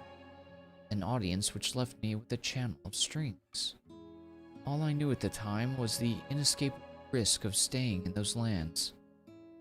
Pushed to action by my brother Toll, together we rallied as many longships as we could. Our savior. We saved 50,404 people, approximately a quarter of the villages. As we left in search of a new land, those people began to look to me and my newfound divine strength for more than guidance. They gave me a name from old world sagas. one steeped in bygone mythology. You're... My lord, look upon your god. They called me Urth, Hammer of Fate. You kneel before your god. That can't... How? I would like to ask, why are you here? He lowers his head once more. My existence is fleeting, stuck between material and beyond. Are you truly him? Yes. You see, I died like any old man should, just a few decades later than usual. But here, I linger on, guarding this gate. For whom?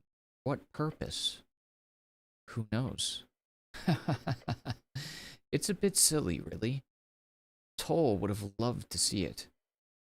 This is insane. I don't disagree. That was my initial reaction to the first few years in this place. I assure you, I too have many questions. Your goblin companion clearly wants to ask something as well. He's waiting his turn. Ask what you wish. I know you have questions. You have everything to ask, and nothing. Nothing at all. Since there's no rush, now was the time to give him back his ring. Is this yours? The old man, your god, looks at the brass ring. Yes. Yes, it is. He accepts the ring in his large hands. Where did you find it? The temple of...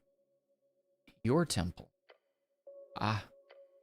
Handing it back to you, he gives you a resigned smile. I remember that loose tile in the back was Toll's idea. He wanted to place consecrated objects in all kinds of places and attempt to keep our undeath problem at bay.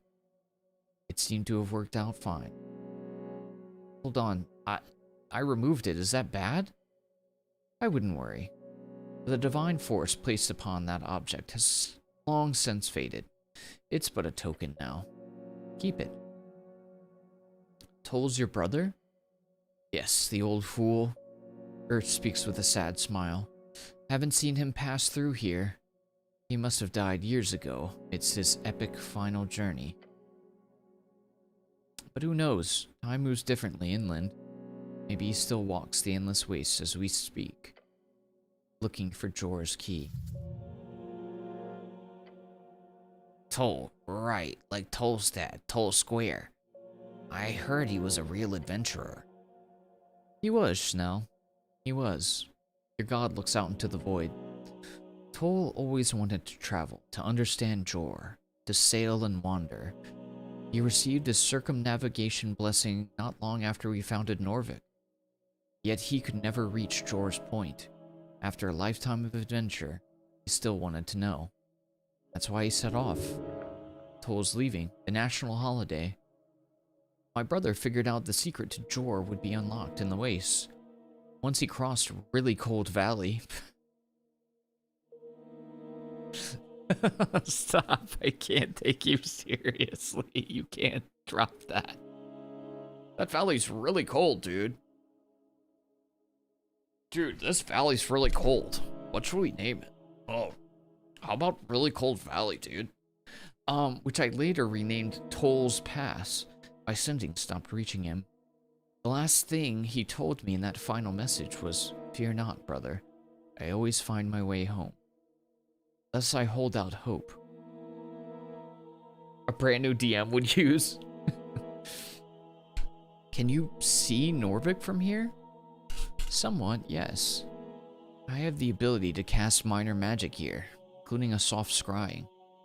Feels a bit tragic, of course, to be unable to interfere, yet able to watch, as you can imagine.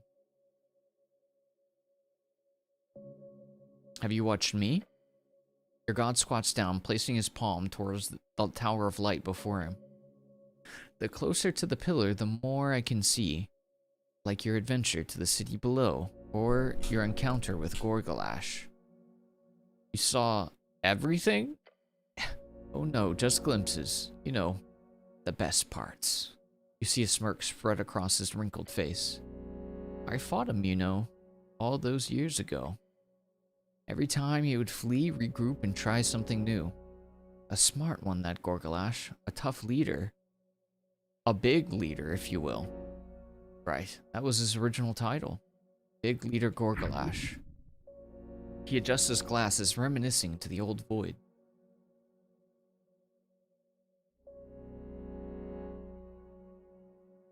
He seemed to really hate you. I don't blame him. Your god looks away for a few seconds, as if using the void to take in your words. I destroyed his tribe, Rag. His kingdom, his people. I took it from him, without any kind of a fair fight. I struck for my own need. I was well rewarded. Perhaps it is a pity I did not follow through, instead leaving him to the life of an undercoast vagabond. Part of me feels I knew him well. We dueled many times. Another part of me wonders if I should have taken the risk of diplomacy. At a certain point, it wasn't that far off from a 50-50. Would you have taken that? Attempted peace with trolls? Or would you have followed through? Pity be damned. Never. Odds are good enough, sure.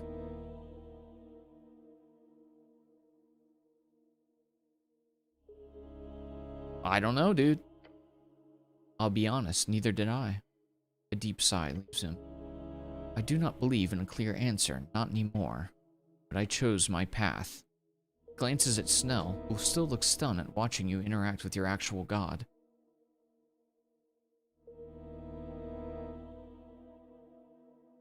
Snell, do you have something to ask? Of course, it's a god. But there's no rush. You should ask about Gorm first. And I'm thinking of how to formulate this question I've got. Take your time. What about you, Adir? Yeah, the goblin genocide's on his mind. Yeah, that's a bit of a prickly subject, is it not? To bring up with the god who maybe initiated it? Ooh, that's gonna be a little weird. No, but I have something to say. I understand. She grips the pommel of her sword. Speak your minds firstly. I will bide my time, as I have for many years. Uh-oh, tension. She's angry. I got some questions. I have a few questions of my own, but you go first. We have time. Your god aims a pair of finger guns at you. Shoot. Ask him about every possible conflicted force in the known universe. Ask about nationalism, fascism. Is nationalism fascism? No, I do not believe it is. Why? Fascism and nationalism are overlapping ideologies. One is a fairly new idea of a united nation state, whether by culture or folk type or anything else. The other is... He squints. Fascism is... an aesthetic? It does feel rather abstract, doesn't it? I was often called a fascist, as are you. But when I read those books from Reeds, I never particularly identified with it. They seemed to hate liberal ideas, while I was quite fond of egalitarian pursuits. In my dictatorship, I took many cues from Asgal himself. Hell's Gers Rubrin was my brother. He taught me wisdoms beyond my years. Then there's the fetishization of violence. Makes me think of an angry young man left powerless, someone neglected by his village. Obviously, he would lash out. Fascism seemed to me as nothing but a response to that powerlessness, especially one grown in the wake of the First Coast War. If anything, it taught me to not take it lightly, to make sure that each new generation of men in Norvik were given exactly what they needed. Discipline, challenge, and a god who does not conflate strength with violence. It's truth. I see. He does not look happy. How is strength not violence? I wonder. True strength is, in my mind, your capacity for enacting violence measured against your ability to never have to. In a sense, this applies less to violence and more to any form of competency. A real man makes the best of himself, no matter what that looks like. He does it for himself and for the benefit of his tribe. Does that make sense? Your god just asked you a question. Crazy! Hey Sammy, how's it going?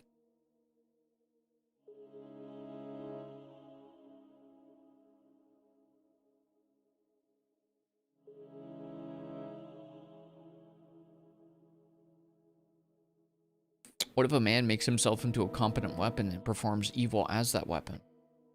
You ask for strength, not goodness.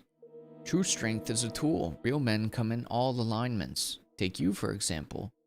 You wield magic beyond compare. How long does it take the average wizard to memorize a new spell? Just copying it into his spellbook? A wry smile on his face. Oh, I'm nothing special. There. He points at your face and laughs. Doubt and confidence, you have it both. Your god is pointing at you and laughing. Are you dreaming? The old man crosses his arms and nods your way. It takes hours to memorize a spell, Ragn. And you do it in seconds. That's no trick, nor is it only talent. Perhaps you have a knack for the esoteric. I won't argue against that. But think about those sleepless nights, those years you prayed and studied and read. It never really stuck, not in the sense that it mattered. Didn't have to be a genius.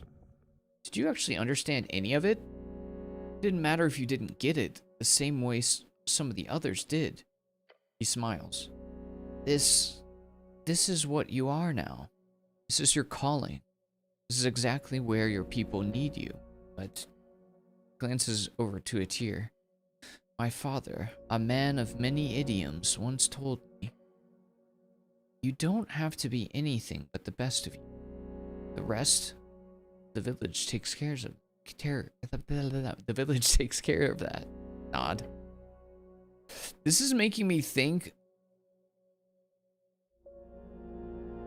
Anybody who's gonna play this game, maybe, I don't even know if this is a spoiler, but this makes me think like there are endings that divide based on whatever your strongest stat is, and this is just one of them. I could be wrong.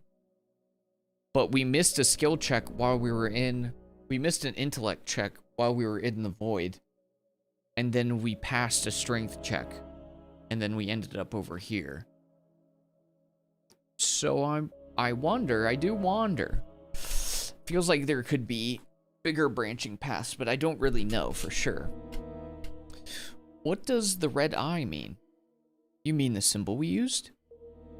That was adopted from an existing symbolism. What? I never meant to build a religion, you see. But when we'd conquered a city full of ruins with that red eye all over the place, I think it was Ag who came up with the idea, call it Urth's red eye. Turns out, it was an albino lion warlord who held the ruins some time before the trolls took over. A one-eyed albino, one red eye. The old man points at his own very much dark eyes and laughs. Worked out fine enough. Allowed us to spend more time on public works rather than shrines. Are you really a god? He shrugs. I had the same power as all those big shots in the divine era. Make a god of me or not. It is a banner I've carried for the sake of unity. If that banner ever grows useless, burn it. Let something new rise from the ashes. Humility is a sign of a real man, divinity or no. Remnant. I pray to you. Yes, you do. I cannot always hear it clearly. It's a lot, dude. You seriously will not stop. Like, chill out. But I hear yours, that I promise. Your heart feels warm. How do you grant us clerics magic from here? As you've been taught, I channel the divine through strings. Subconsciously, though, or maybe more like instinct. I'm an old hand at this by now. Might be a reason why I won't be allowed to move on, that I'm still needed to keep the channeling going. Which makes me think of all the other dead gods out there still connecting thousands upon thousands of clerics into their sources beyond. That's awesome. In a sense, yeah. I'm happy to fulfill my duty here. It keeps me sane. But I wonder if the Mender feels the same, or if Lady Fair holds down the fort in some other tunnel. Incredibly, he talks about it as if it would be no big deal. I wish I knew more. Once I am forgotten, maybe I will get to see through this gate. To go wherever souls go when they pass. Through the gate, it must lead to the source. To the gods truly beyond. I think I need to ask something even more important. Yes, I know you did. I need to ask you about Lord Gorm. He takes a few steps forward. An imposing figure, Urth. He's just an old man, but despite that, you see he's also strong as hells. Gorm. His eyes focus on the ground where he stood. A man of principle, of bright mind and whole heart. I loved him like a son.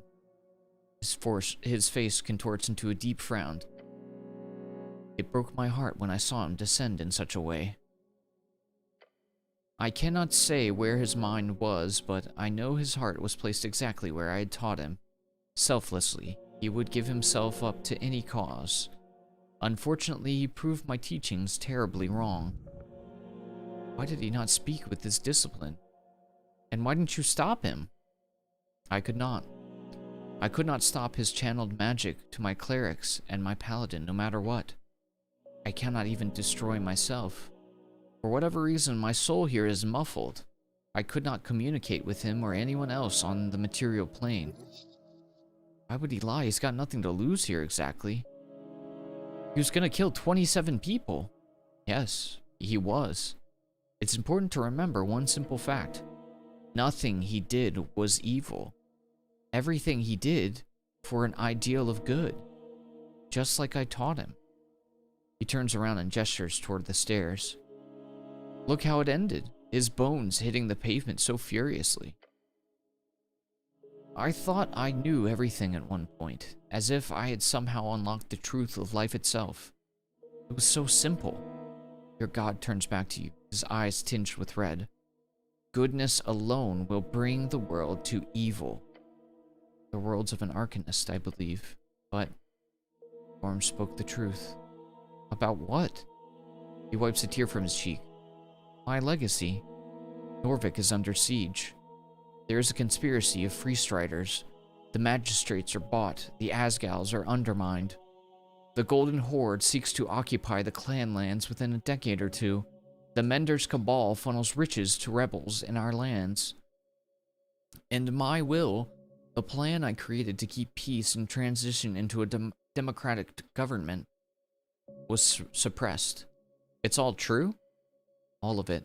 The god gathers himself. This is all a calculated risk on my part. What do you mean? I knew that this would happen, Ragn. Or rather, I saw the odds in the strings. It was high, he says, with a clenched fist. Something like a 4 and 5. The problem? The odds changed while I was dying. That does not happen very often. An esoteric event, most likely. Suddenly, I saw the new probable outcome, this web of conspiracy. The old man shakes his head and looks very, very tired. The magistrates, hiding my succession, acted as the initial spark. The rest is your history. We're the magistrates. The highest government position beyond the Lord Patriarch. Chosen to rule a district in Norvik for 10 to 12 years, depending on their bloodline. What was the esoteric event? I do not know. It might not matter. Perhaps it was divine intervention, perhaps some remnant spirit or prophecy. Something changed the odds of my choice. Sadly, I am not the one dealing with the consequences. Why didn't you push for democracy earlier? The odds were against me. Forcing democracy at any earlier point had a very low success rate. Most outcomes would simply end up in an oligarchy. Freestriderism was growing in the east, and it would have sunk its claws into Norvik. The counterbalance to organized money is organized people. I was hoping to set you all on that path. The populace was not ready. Despite my effort at decentralizing and pushing for pseudo-democratic guilds, The best chance was for democracy after my death, as my final will, until it wasn't. Did they actually target the Lord Patriarch? Yes, a Torominian wizard was equipped with the Arcanist spell scroll. A very expensive endeavor. Poor Akasam did not deserve such a fate. What else do you know? I could not see who or why. The magistrates keep whatever they plan under tight supervision.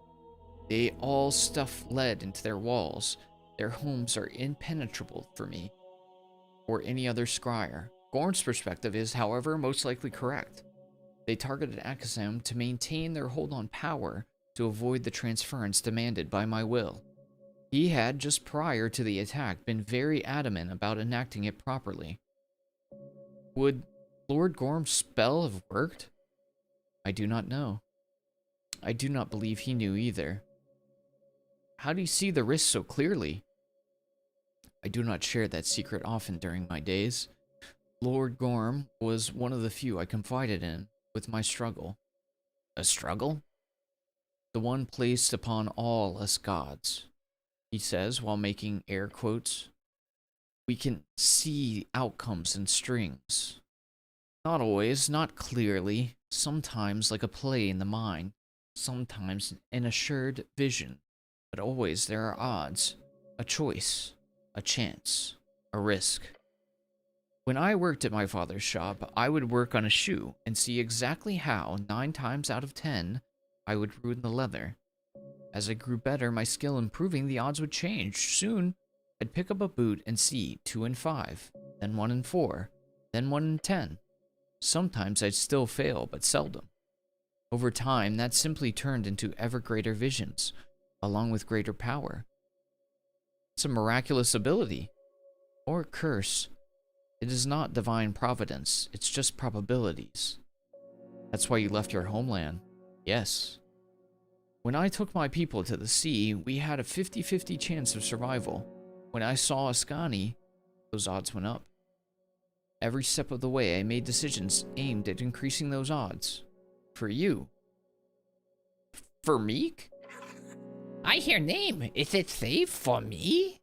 Yes, Meek, I am present. Who is old man? Hello, Meek. Him included, yes.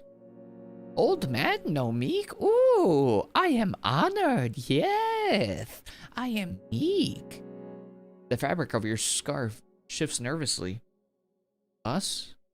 Schnell too? Yes. And you, Atir. And me? Among many. The Earth folk? Them. He nods towards Schnell. And others. I realize with such power I can protect and serve more and more people. Yet at a certain point,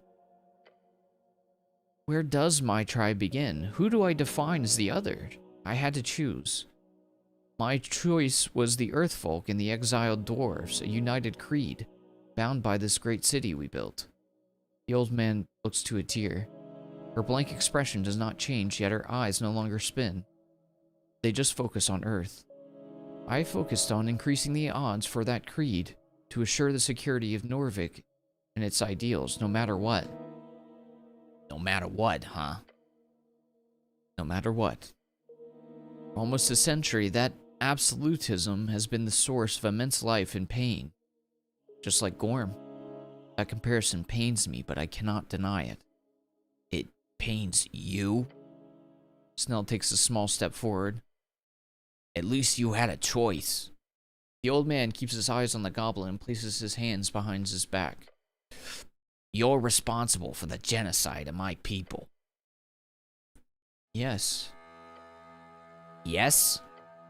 Just yes? Your god says nothing for a few seconds and then nods. Every horrible thing you have heard, I did. He looks around the void. He clenches his jaw and clicks his tongue a few times. Then he holds up a finger. I have one question. I've thought about it for a while now. My whole life, really. And I need to ask it. I want to hear it. The goblin hesitates, then starts. Why didn't you just kill us all? The old man furrows his brow. No, really. Why leave us in this half-life? Because what? What is this? He says and pulls at his jacket. This! He slams his fists into his chest. We're not human. We're not dwarves. We're not goblins. Take away our language, our traditions, our stories. You put us into these holes, expecting us to form into something suitable. But what is that? What do you want? The outburst causes you to shiver. He's screaming at your god. The freaking balls on this little goblin. If you can see every outcome, or whatever, why the fuck did you pick this one? Urth allows the goblin to end his speech, listening to his panting echo across the eternal waters. Then, without lowering his head or averting his gaze, he says, I was going to. I told myself every goblin on those red hills needed to die for the safety of man. That Folkmord was necessary. That without clearing these lands entirely of these hostile natives, there would be nothing but perpetual war. After establishing Norvik, when the trolls were scattered and the coast was ours, if I had left your people alone, I saw a guaranteed future filled with inevitable clashes between goblins and humans. Those clashes would lead to more animosity, more hatred, generation after generation seeking blood vengeance against an entire people. It was one of my clearest visions, radical fanaticism, goblin armies funded by hordes of elven treasure, years of warfare in Verdun, trenches for miles, trenches, then more factions joining in over time. It would risk another coast war, simply due to the fact that humans were never meant to live here. We were never meant to take these lands. Yet we did. I did. I made that choice because every other meant the death of my people. In exchange, I doomed yours. Snell stares at him, stone-faced. Okay, so we're fundamentally incompatible, and you took away our ancestral homeland. Great. He rubs his eyes and takes a step away. Composure. The goblin wants to do this properly. He's trying to calm himself. You can get a question in the meanwhile. I think it's been proven that we are perfectly capable of living and working together. Yes, and I did see that potential. For one, goblins had a similar warrior culture to us Vikings. They had a collective mindset not too unlike the dwarves, a clan structure similar to halflings. But the path of unity was not in any way realistic. Neither was meeting in the middle, at least if my visions were to be believed. Incompatible? There were many extreme differences between human and goblin cultures, religious practices, views on governance, some of it based on biological realities and some on environmental necessities. My vision did not show a path of reconciliation. That was a terrible choice, dude. You did a genocide. I'm sorry, controversial?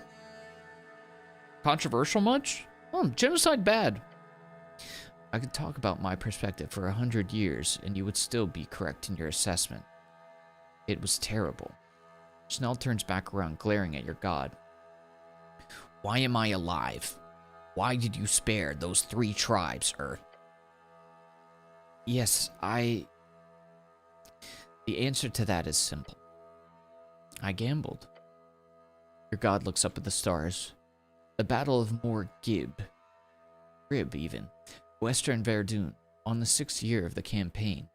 The leader of Kriegthorn is brought before me in chains.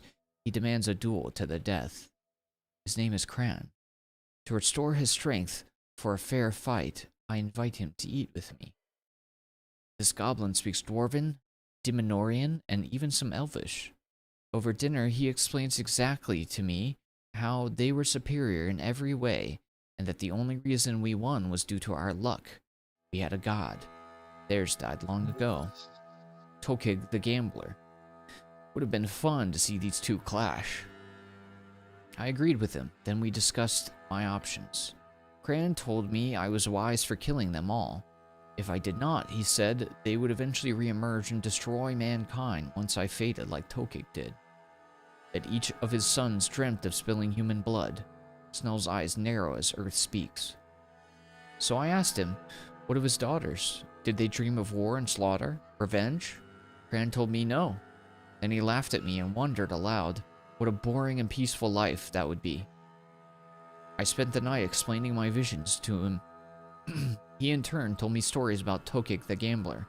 For hours we talked, exchanging ideas, and I proved well and enough how I knew it all. As the sun rose, I saw in that conversation something magical. The odds had changed. Not by much, not so significantly that it changed my belief, but enough for me to make another choice, a gamble. I gambled on a path where humans and goblins could live together in peace. Snell's eyes are on the ground. We signed a treaty the next day. The forced assimilation of 3 tribes was carried out. Bran served me well for 12 years, overseeing the migration of Norvik. This was the only plan of action I could see with success rate above 50-50. Success? Yes. He scowls. A successful genocide? Yeah? What's your definition of success here? Same as always. The least amount of death over time, as far as I could see. But not for my people alone, not this time. For both our people. He lets out a conflicted groan. Well, you shouldn't have come here in the first place, then. Perhaps so. If the Arcanists had not cursed our homeland, we would not have gone west in the first place. You couldn't do that before, right? Maybe before massacring all of them? Maybe consider a little sit down between diplomats? I don't know, kind of crazy. Maybe try to figure it out before you go full genocide? Maybe. I don't know. Kind of crazy. Maybe.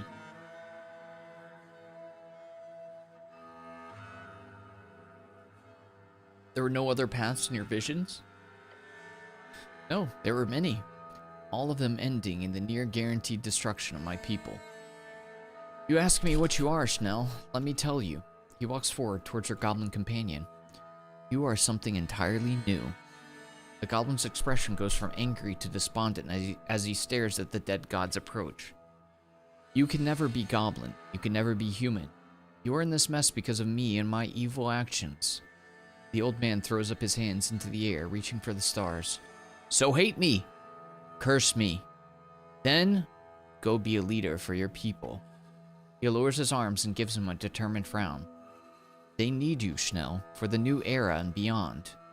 Make something that hasn't been seen before, something new, something better. Apprehensive and confused, the goblin turns away.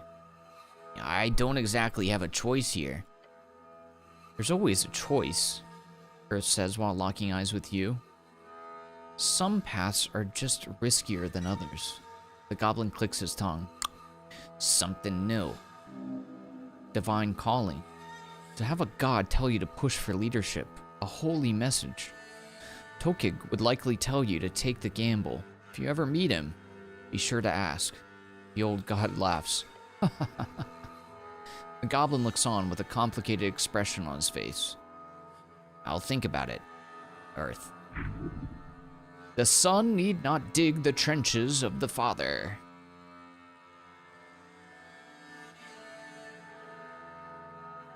Turn back to Schnell. You really...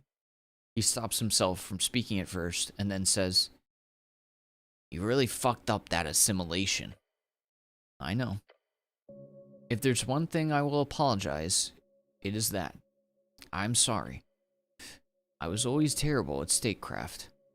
Snell shows the same face he's shown you many times since you met him in that underground garden. To be ruled by evil or incompetence. Sometimes a mixture of both, I'm afraid.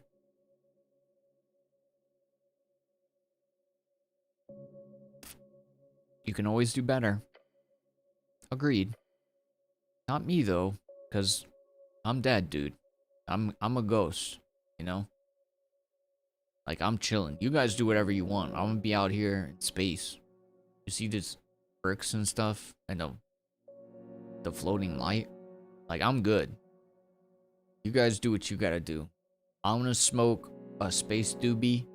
And I'm gonna get back to these shoes. Do you guys see any space Cheetos? I think I left them behind one of those floating blocks. Anyways, what were we talking about? I'm off the za. But you? We will see what string you two will walk on. But if it is any comfort around this incompetent governance, I can assure you, Schnell. Gives the goblin a meager glance. Lady Sageleaf is the one who truly changed the odds. Schnell meets his eyes. I never expected it from someone like her. Alas, there are many things I did not see coming. If anything, your instincts are clearly a dowsing rod of their own. Now, he looks up at the floating angel, behind her a sea of stars. A tear. Urth. She grips her sword as if ready to pull it at any moment, her many eyes spinning faster. Her voice cuts off, leaving silence in the void. Is she flustered? His greatness overwhelms her. I do not want your service, Etir. I've told you this before. Killing with kindness. A rejection? No.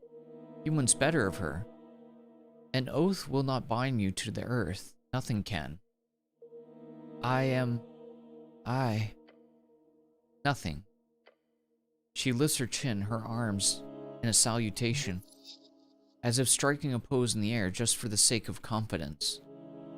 You have done so much for me, but there is something far more.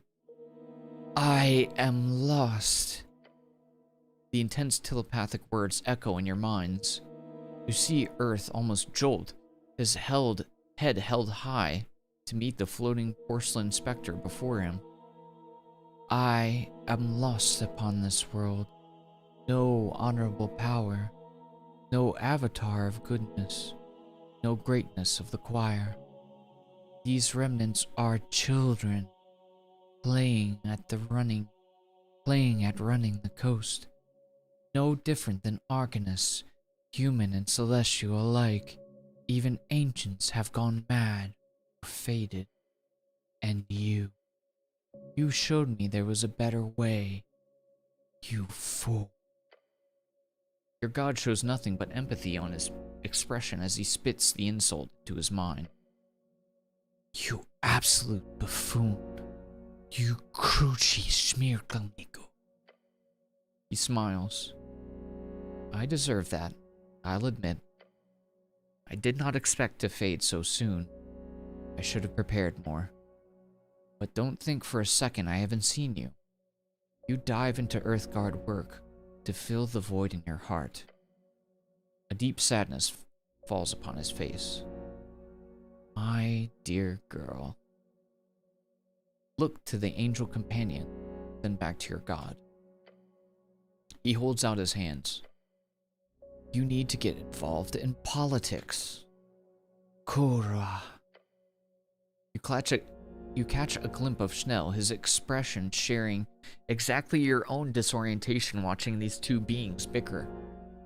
This nihilism, it's not what you need. You are an era-spanning warrior, a lady of Norvik, an angel beyond the grasp of the Horde. I am truly sorry my pride and ego got the better of me, so that I did not accept my mortality until way too late. If I had, I would have told you this before I passed. Make a choice. His voice is carried across the eternal flats. Choice.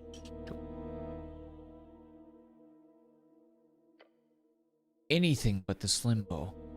I beg of you. The angel floats closer, her eyes glaring at him. There is no good choice.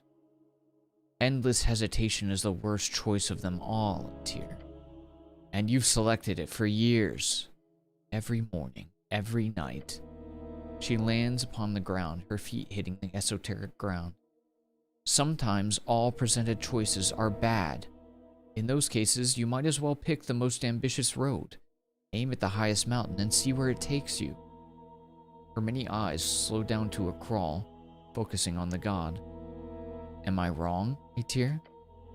With Aetir now standing, you see the two of them are now nearly equal in height. No, Urth. He lets out a sigh. You are, in your simple way, correct once again. I aim to end my contract with the city and Darrow post-election. Good. Good. He takes a deep breath and taps her on her shoulder plate. I know how stupid it is for a youngling like myself to say this, but I am proud of you, Aetir, and I am sorry for my weakness. No, Urth. She gently places a hand on his shoulder as well. Your weakness is what made you special. I am happy to see you one last time. One last time? Aetir lifts from the ground once more. She knows all too well how these things go. Urth looks upon you with eyes that remind you of your father. I would like to have a few more words with you, Regan, before you return. He steps forth until you realize your god is near towering above you. You look up. I'm afraid we will never speak again, my friend. My son. Yes, this is all forced by his last will and divine might. You spent your last strength on this? Yes, the last. This conversation, Rang, he says and places a warm hand upon your shoulder. It was worth everything. Look at Urth. I'm just a cleric. Yes. Some even call you the cleric. Yes! He understands you. Finally, somebody understands you, dude. Your god chuckles at you. You bow your head. And the flame tongue. Keep it. It served me well for many years. Gorm would have wanted you to have it. Despite everything, he was a good man. A good. Perhaps, yet a real man would never have let it come this far. A real man would have faced each trouble, each unspeakable fault within the system with the strength to stand, even if the world crumbled around him. A real man knows his intent is nothing but an excuse. The world will burn by the intentions of good men. Your god listens to the words with care. Is that from a book? I'm sure I stole it from somewhere. He lets out a short laugh. Well, I can assure you that evil men do a fair bit of burning as well. So in the end, maybe we should aim for a world with less tinder and oil. He takes his hand off your shoulder and takes a breath. He's about to send you home. Ask. This is your last chance. What will you have me do, my lord? My time is over, Rag. Coming era is yours. He looks to Schnell, then to Aetir. I believe in you all. I am your servant. Nodding along with your words, he murmurs, and I hope that I deserve your devotion. He scratches his beard. I will tell you one thing, though. Do you remember your prayer, Ragn? The one you always repeated to me at the end of hard days? You remember every prayer? Not from all. It's mostly noise, as you can imagine. Of course, however, it was such a simple prayer. That stuck with me. Urth holds up a finger. One thing you asked of me, all throughout your life. It never changed. Not once. The goblin companion follows this conversation intently. It says nothing. Right. That. He smiles. I do not promise things lightly, but I can promise you this, my son. There is a string to follow. One where your prayer is answered. I swear to you, your father is proud of you for the man you have become, for the man that you will be, my lord. Urth leans in and says softly, "You're not alone."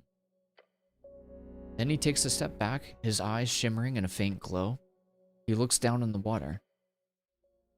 It is time. The election has begun. What? Right now? Right now. A funny timing, isn't it? Wait, now as in right now? It's already... Oh, shit. I got so much work to do. Your god holds up a hand. No worries, Schnell. I believe Mishka has covered it all. She will be glad to see you back there alive. Trust me. Oh. Yeah, good. Darrow looks quite mad, however. He says to a deer. Good. I am looking forward to it. Of course you are. But what will happen to you? Oh, I'll get a good rest. That's most of what I've done here for these 27 years. I'd wager the rest of my strange existence here will be just the same.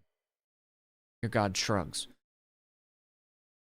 But then again, who knows?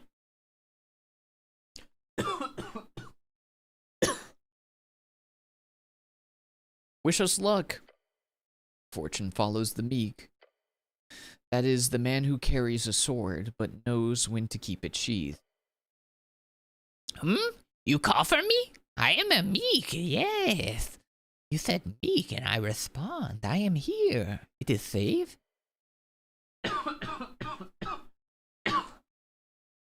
No, darn. Master, please go home. Stop talking to old bald man. Meek scared. He say the word meek, but he no saying meek is safe. Please, we go home. Yes, to safe, to not dungeon. Urth stares at the mouth on your scarf. You really pick up all kinds of friends, don't you? He touches his scalp with a laugh caught in his throat.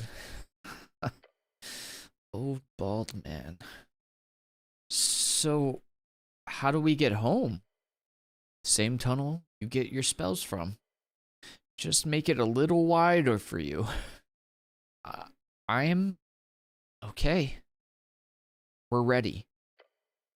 Your god holds out a hand. From it, a white drop falls. It hits esoteric water below. Whoa! Goodbye, Knut. Hold on. One more thing. You need to ask. My lord, before we go. Yes, my son? His voice echoes through the blinding light. My son? What should I vote on in the election? You catch him by surprise with such a question. Through the light, you see a smile appear on his face. He laughs.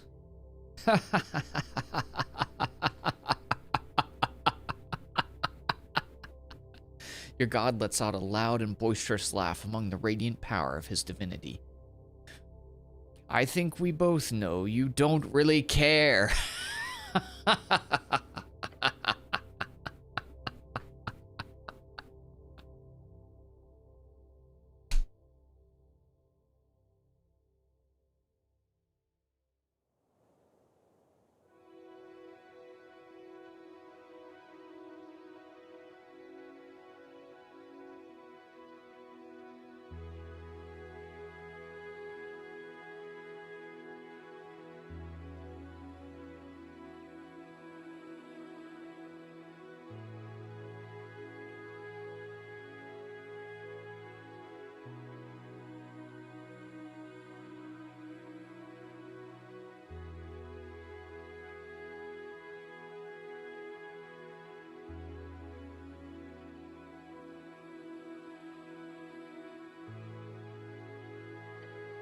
The city roars around you. Flocking the streets, hundreds seek their designated polling place. And you line the central street of Tolstad, having successfully made it to election day. And over you, Ah, shit. The first thing you see is Snell getting up from the pavement beside you. He looks pale and queasy. Why didn't you tell me this portaling business came with nausea? You need to man up, buddy. Oh no. I've got enough Manning done for a lifetime. Like Eli Manning, Peyton Manning. Who's their dad? Let's just say Greg Manning. Who's their son? Let's just say Bobby Manning. I'm manned out. But we just got started. Don't say that, please. I'll agree with you, Schnell. There has been enough manhood swung around this day. A joke from the Celestial Ice Queen? She talking about swinging some dicks? Some big fat cocks just swinging in the wind? What? Looking to your other side, a tear rises from the ground once more. She looks undisturbed by the plane shifting. I should also mention, I'm glad you are alive. Both of you. Thanks, tear.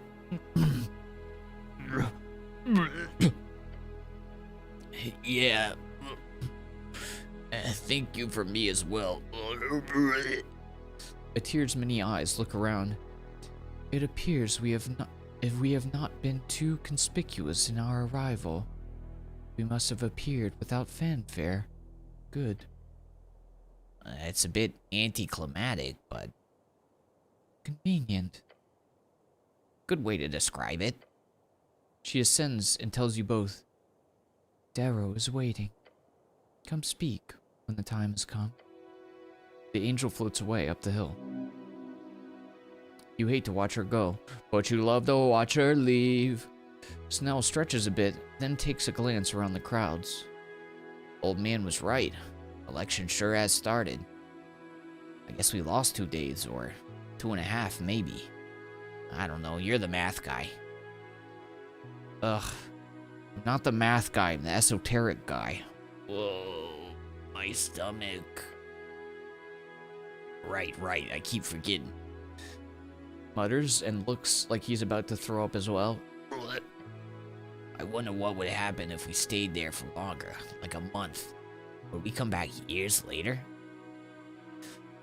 Nah, you'd probably just get all wacky and unpredictable and send us back like 5 minutes after we leave, right? Just to fuck with us? Just to fuck with us, my friend. The goblin takes in the sight of Election Day. He breathes the air and his shoulders drop. You live to see another life. A relieved smile on his face. Get up from the ground. Right. Game plan. It's not that late in the day, so there's no rush in voting. They won't close the polls until 9 o'clock. First of all, we need to report this to Lady Sageleaf. Then I'm assuming you'll need to have a chat with Darrow, too. I still can't believe you just stole that key from him and left. Get ready for the magistrate to be pissed. Is everyone here? Everyone? I mean, most of Tolstad. There's like a dozen different polling places set up around the city. This is just one of them. Where's Lady Sageleaf? In the garden, most likely, though. My ears don't deceive me. Nearly's playing something on the field. We should go take a look. You should report to her first of all, in my humble opinion. Don't want to keep her waiting. Who else do you think I should talk to? That's up to you, cleric. And there's no stress. Once you've got the important stuff out of the way, you've got all day. It's only 10:20-ish. Oh gods, I need to figure out what I'm voting. The goblin laughs. I heard what you asked him there at the end. Just follow your gut. I'm sure it'll work out. It's just one vote after all. It's not the end of the world. Should I tell people that I met my god? Honestly, I don't think anyone will believe you. Or at the very least, not take you too seriously. But, do you? Okay. Fair enough.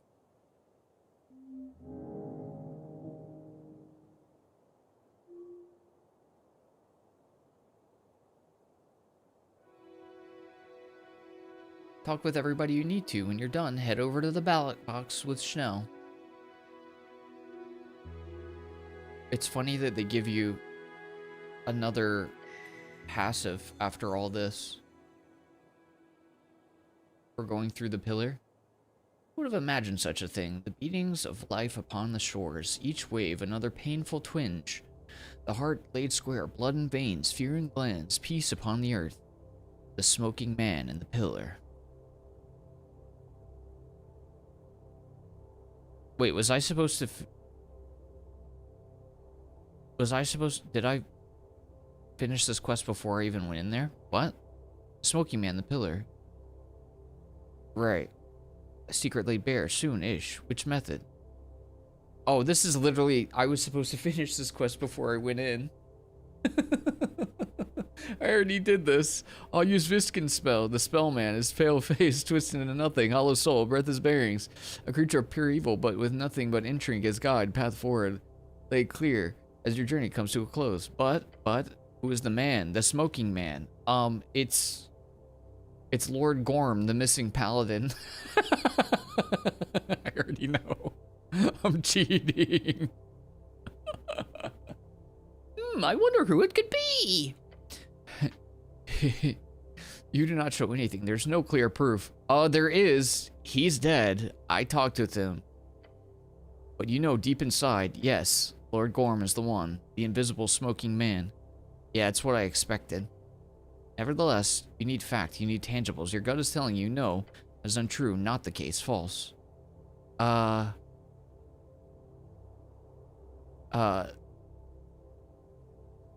Well, it's right. An error in the dark. However, in that you shall find the dark belly of the soul, that which hides within and spews without.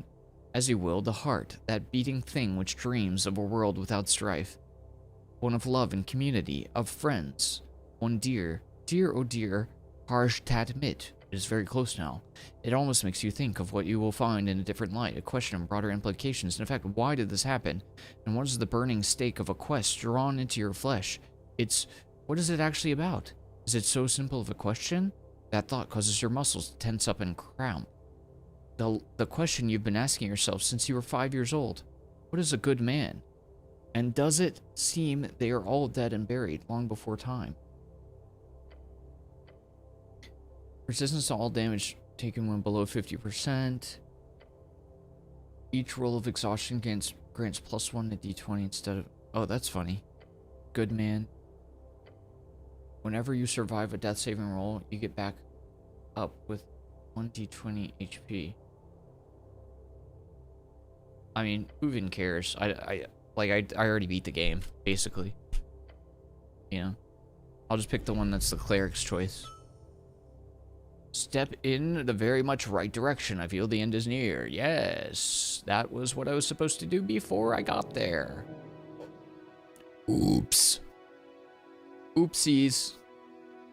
But to be honest, it wouldn't have mattered if I leveled up. Grab the hammer for the Green Coast. Ascalimsism forever. It literally would not have mattered if I had leveled up, or I had completed that quest, because first of all, didn't really need I didn't need any bonuses. I literally just out strongmanned my brother and beat him to death. Any anime titties? I mean, would you consider...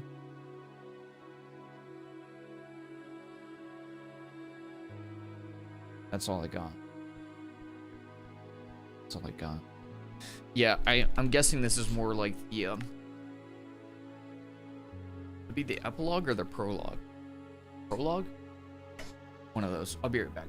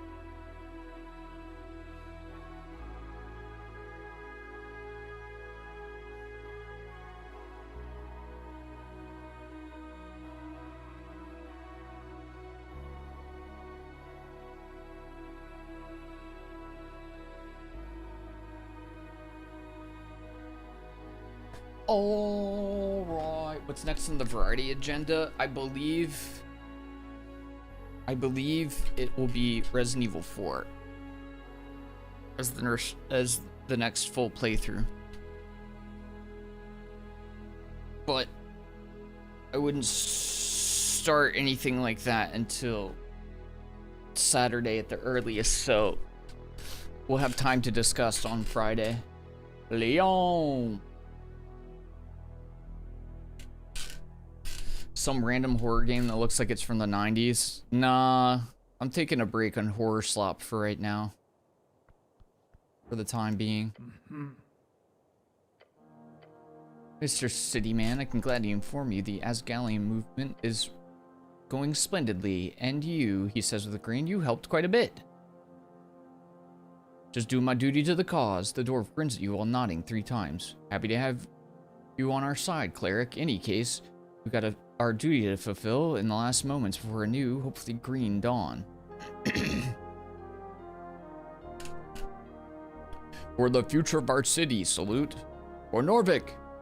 All the dwarves around chant in unison. For Norvik! I'm just saying that. I don't even know if I'm gonna vote. This little dweeb.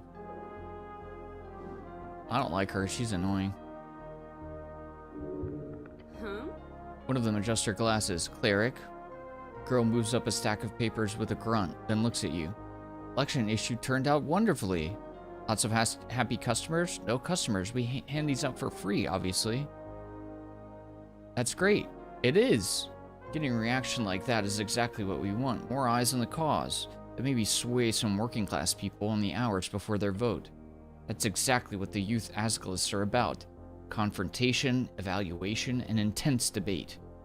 That's what Myron always said. I mean, he still does, just as a forewoman, and not as our boss. All of a sudden, she wobbles a bit on the spot, and her eyes grow dim. Modissa! Her dwarven friend grabs her in time and gives her some support as she gets steady. Oh, God damn it. She swerves and rubs her temples. Thanks, Serba. I'm fine, thanks for asking. It was a long night. Modissa didn't stop working until we went here. The halfling taps Modissa on the arm with a rolled up copy of the chant. Not again. You'll get yourself killed if you work this much. Yeah, get back to work, you two. The human grunts and clicks her tongue. You better read a copy, then go spread the word. Asgalism is the future, and we're the future of Asgalism. Alright, whatever, dork. Yeah, I don't like her. She's annoying as hell. Sid is gooning to RE4 right now. Yeah, she literally said here that she was gonna install the shirtless mod. Hey, what's up, man? It's my boy. Oh, look, Romulus, it's the cleric of Norvik come to bless us again. Aren't you just darn lucky charm of a human, eh? He slaps you on the arm, roughly. I actually met with one of those ancient snail people. What? Yeah, he should be around here somewhere. A fellow called Isk-Urum. Gardu Grin? An actual snail folk? Alive and all? Last time I checked. Oh! Iskarum cord puller. Appearing out of a puff of tiny esoteric sparks, Isk suddenly stands beside you. Yalu! I forgot what his voice... Dude, I'm gonna forget all these voices that I've did for these people. They're gonna end up sounding generic, most of them, because I can't remember what I was doing. Oh! I heard my name. That's not right. I heard my name. How did he sound? That was today. I still don't remember. Yes, absolutely. No need to worry. I've been in stasis for millennia. I'd say that loses me the mineral rights. The snail lets out a bubbling laugh. Lum, lum, lum. And I see these white mains must have found something sinister in our halls, which isn't surprising, really. My kin were quite the mad bunch toward the end. What? He's, I'm not gonna say anything. Dwarf stares blankly, then he gets it. You're reading my mind? Yes, sorry, is that intrusive? I can't help it, you see. No, very efficient. I like it. But then, do you know where it is? Not to a degree that would make you happy, but perhaps to a degree that would be helpful. You see, my good dwarf, I too seek certain artifacts that could be found in Tolamon. So perhaps we could collaborate. Yes! Vindulerlicht! Dwarf reaches out and grabs the snail's hand, shaking it. Squish, squish, squish, squish, squish. We'll make a good team. Isk! Good. We'll be in touch. Yalu! The dwarf turns back to you, his eyes beaming. Literally. I can't believe that this is happening. Years of toil. Now everything happens at once. Thank you, cleric. He shakes your hand as well, leaving some snail mucus on your glove. Ew. I'll be sure to let you know how it goes. And if you're interested in some freelancing, I'll be sure to reach out as well. The dwarf laughs maniacally. The rust monster follows suit. He then leans in with a sudden serious expression. And you're voting green, aren't you? Of course. Ha! Go yank! He laughs and slaps you on the arm again. Romulus makes a screeching noise on his shoulder. Be seeing you. Okay, bye. Is this giving me... Is me lying to people filling up my thing for the thing? The what's it called of the thing? It actually isn't.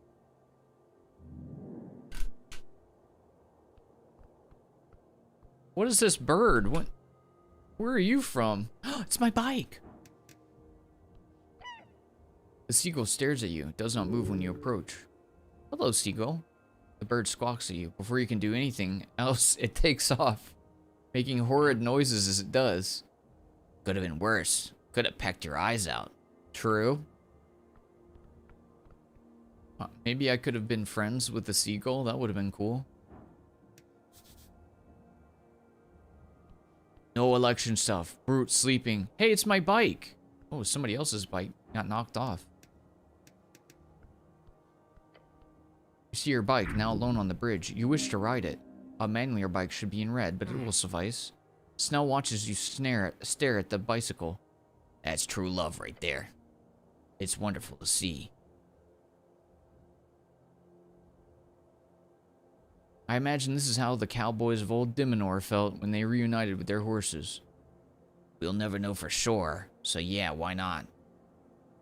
Off into the sunset on your yellow bike.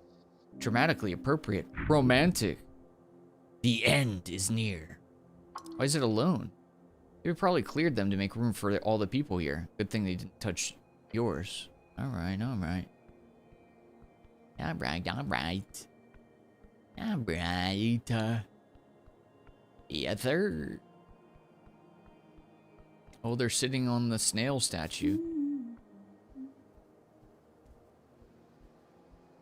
Sleety Sage Sleeve. Who the heck is this freak? Oh, I never got to talk to him. Dwarf ignores you and whispers to the goblins. The storm calls to us. That's got to be a reference to something, right? He won't talk to me at all. Hey, it's Mushroom Lady.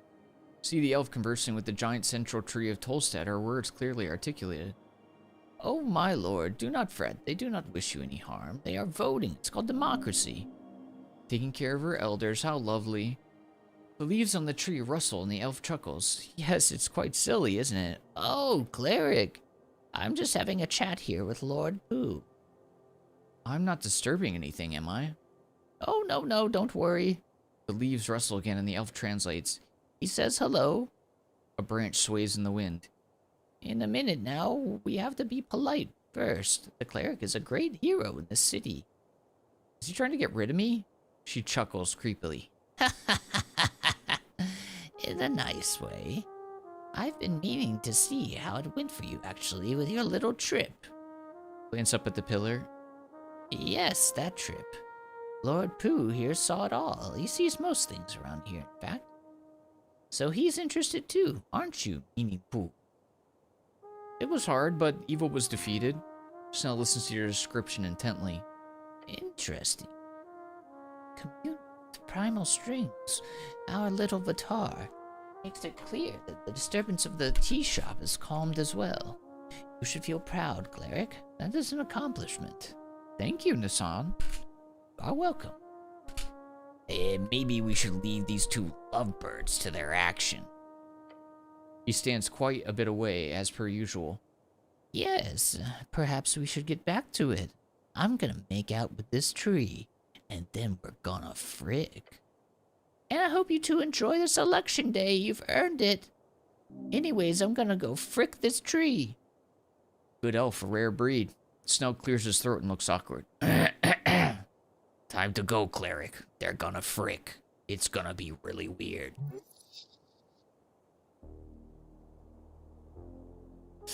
I've been meaning to ask Snow, why are you so scared of mushrooms? Where does it come from?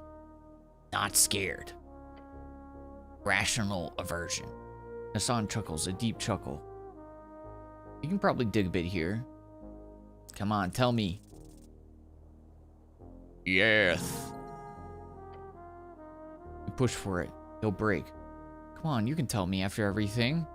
Goblin rubs his eyes. Fine, okay, he turns to face Nassan. It's not because of you, even if I'm sure you'd gladly take the credit. Of course. She smiles creepily, her eyes half glazed over. Oh, she's lit. It's a bit of a cliche, but I fell into a mushroom patch as a kid during the garden expansion. The spores got in my mouth and my eyes. It was awful. Took weeks for the icky feeling to disappear. He shudders.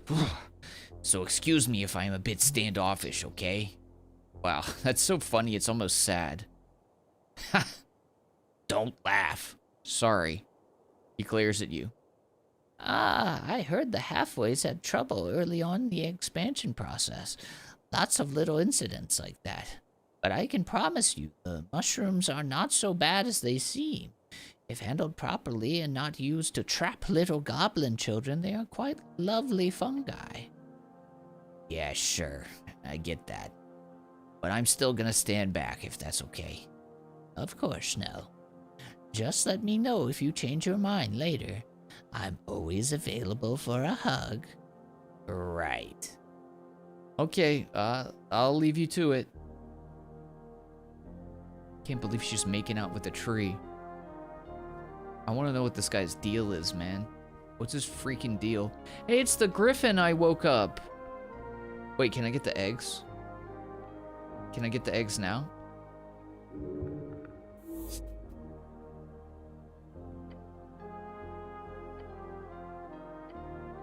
Guess not. Here's the goblin who hates me. This is one of the guys who tried stabbing me to death. He wants to kill you. Well, he almost did. He tried.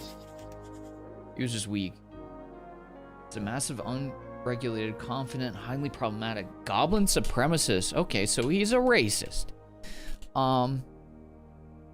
You know what I haven't paid attention to this whole time is that they have stats here. I've literally never paid attention to their stat sheet this whole time. He's a focus killer. His body count must be in the hundreds. The type of man who wishes for nothing but destruction of humanity. The Earth folk especially, and the downfall of this invading species upon the shores of Ascani. Sup, man? Human. Goblin. Raz glares at you from behind that hood. Then he puts down his pipe with a scowl.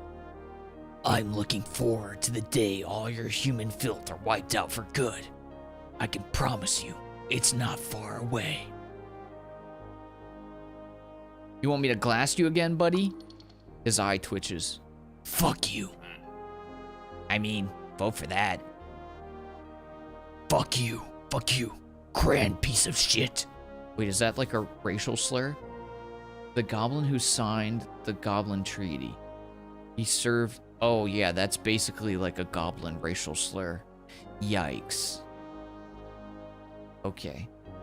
He signed the Goblin Treaty and served Urth for many years. Snell looks at him for a moment, then glances to you.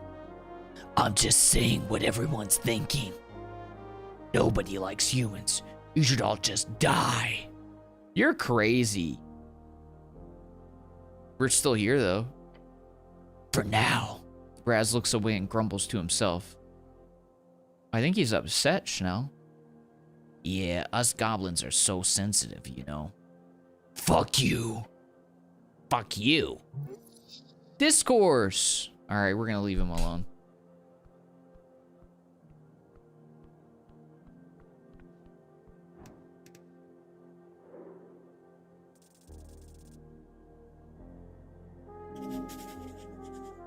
Not a man, not even corporeal. This is a silent yet shrieking wraith forced into enslavement by the darkness of this realm.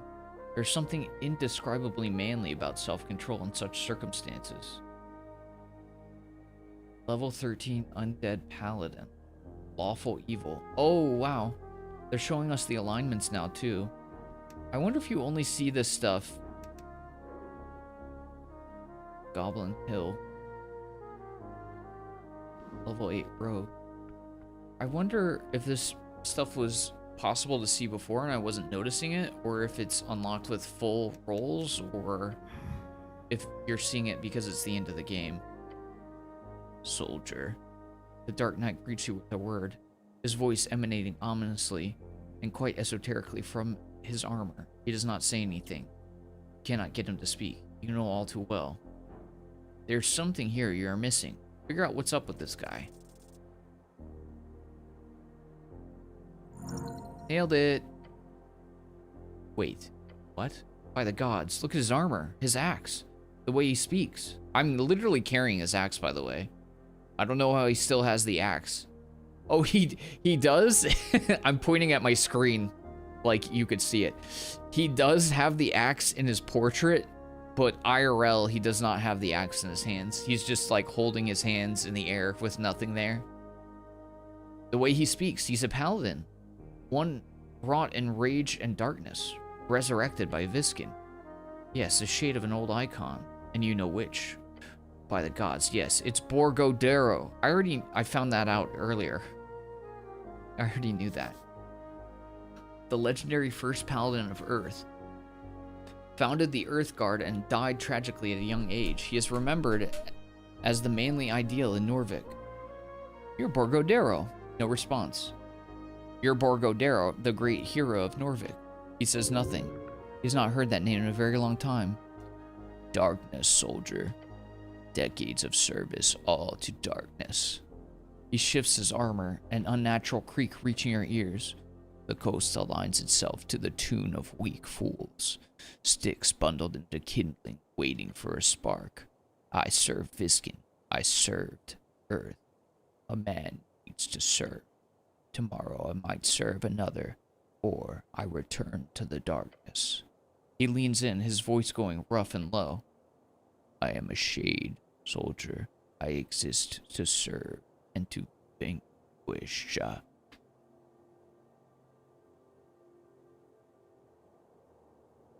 I'm not gonna lie, I'm not gonna go into all this. Thanks for the axe, though.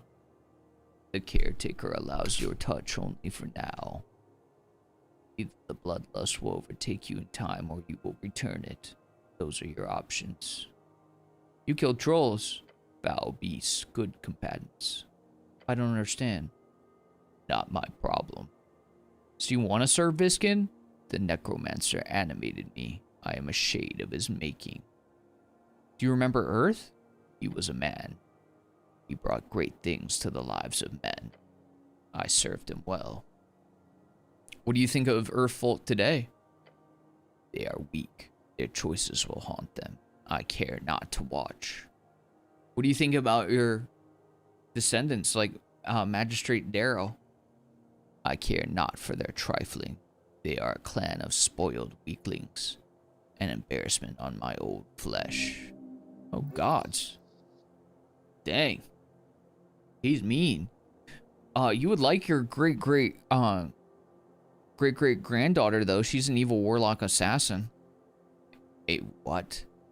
Yeah, she tried to kill me multiple times with dark magic and everything. She sucks ass, though. She's bad at her job. Multiple times. She failed at killing you.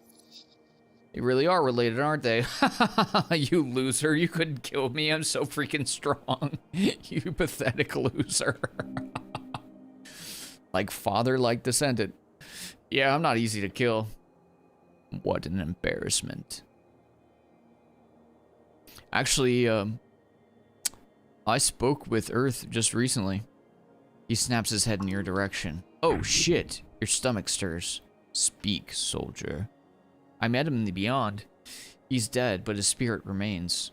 Urth is. Tell me, what does he speak of? He knows Norvik faces many enemies, free striders, corrupt magistrates, foreign threats, but he still wants us to face the risk of democracy. And he is a bigger fool than I imagined. The Dark Knight grinds his gauntlets together. When I learned he faded, I did not mourn, for he led the city into ruin. Urth was a fool. Urth was meek. That is why he failed. Meek? Oh, no. Oh, sorry. No, not meek. Oh, I go back. Hello. Okay, bye. Heretical language from a shade of a man. Borgo Darrow has fallen into despair. And this is all that's left of him. Leave him wallow. He's watching us, Lord Darrow. Always. He is silent for a bit. Ominous. Leave me, soldier. The time will soon come. The reckoning at last. Death is on his mind. Blood and death.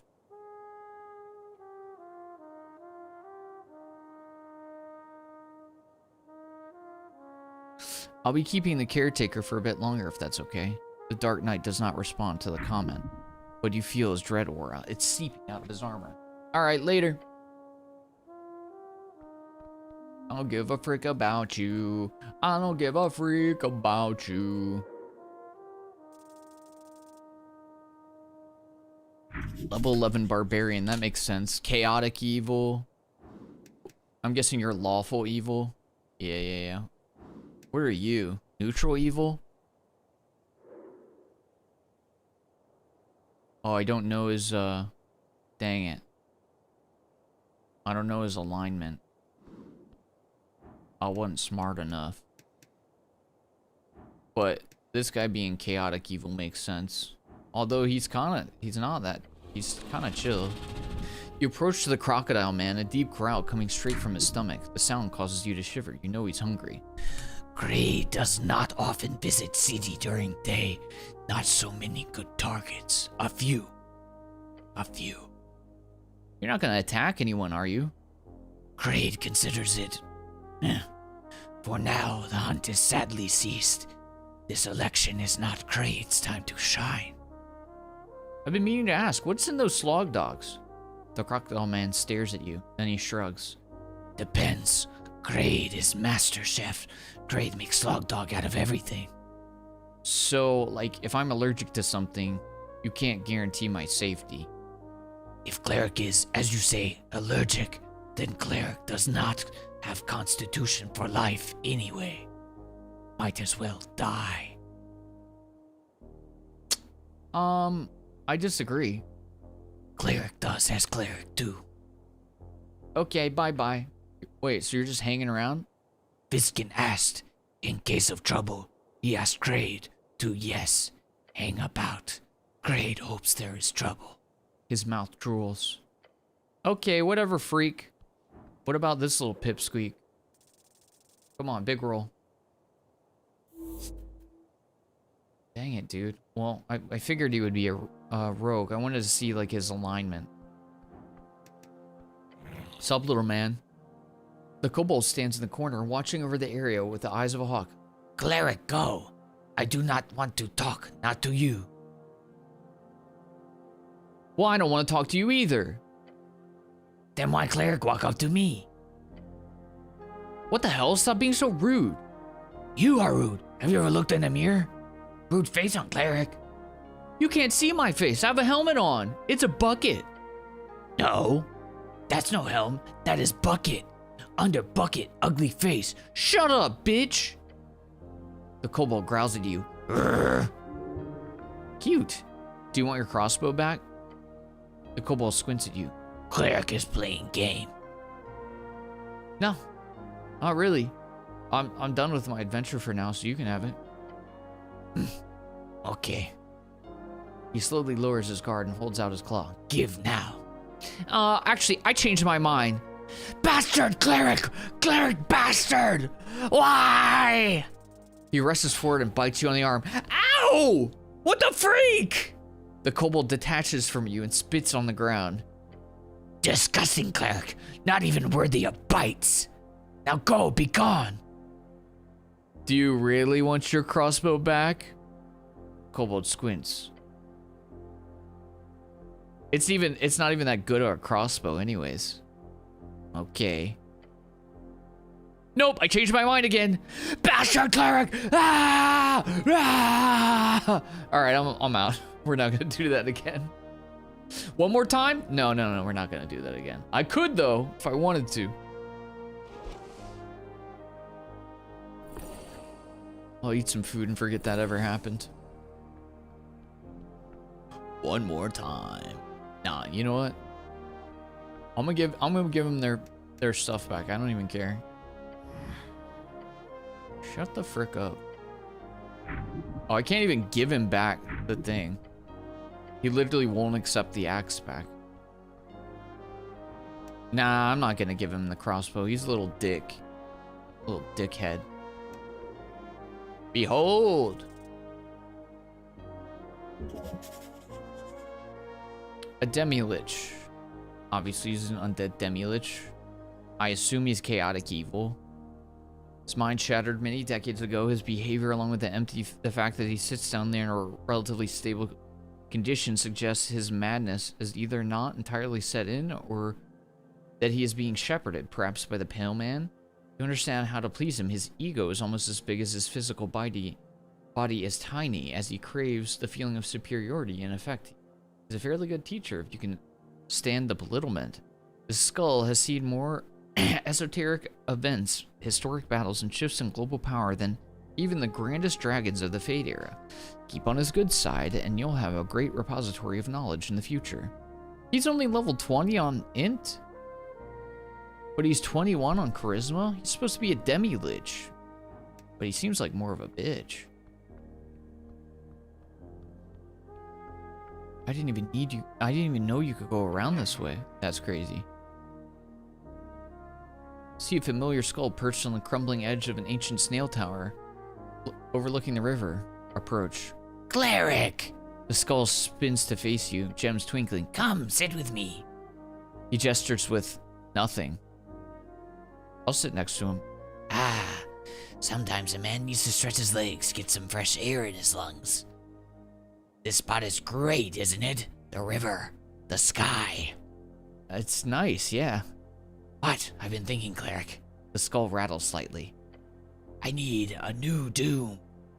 A new Doom? What's wrong with the old one? I thought Doom Eternal was pretty good. But I mean, you could check out Doom Dark Ages too. My current alcove is fine. But fine is not spectacular. A Necrolord deserves better. What did you have in mind? The North Wall. Have you seen the view from up there? Magnificent. I could set up a whole laboratory. Balcony overlooking the city, maybe a reading nook by the window. The altitude alone would be worth it.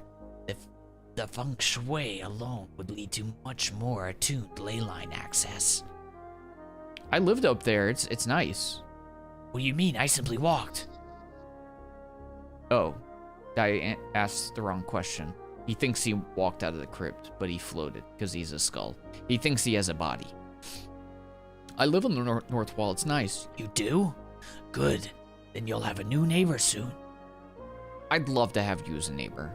Haha, I'm sure I'll make you regret saying that. Are you really a lich? You seem more like a talking skull who reads too many magazine tales.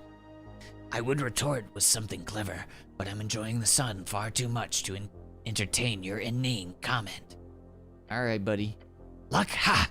Luck is for mortals who don't plan ahead. The skull turns back toward the river.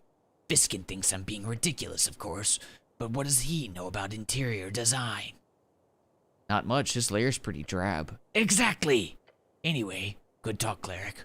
Always a pleasure. If you need me, I'll be here. Is it really okay for an undead creature like this to just hang out in the sun? A zombie or a ghoul might be affected in serious ways, but a demi-lich is no vampire. They have no hypersensitivity to sun and or regular light. See you around, Bondaval. Oh, no, no. Don't slip. The walkway does not follow the Safety Council's standards of 22.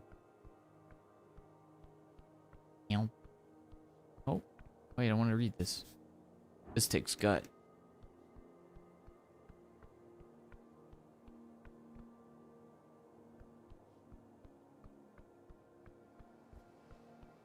Hey, it's my friends. Anybody in the Sphinx? I want to go talk to the Sphinx lady. She can't even really move because she big.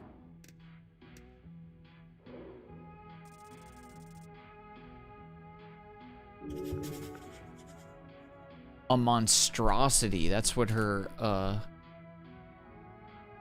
class is or whatever. She big though. True. Big party outside. You serious? It's an election. I'm joking. Just because I'm on a divine mission doesn't mean I can't be a little silly sometimes. She takes a swig of wine. I have a good feeling about this one. This ongoing change feels different.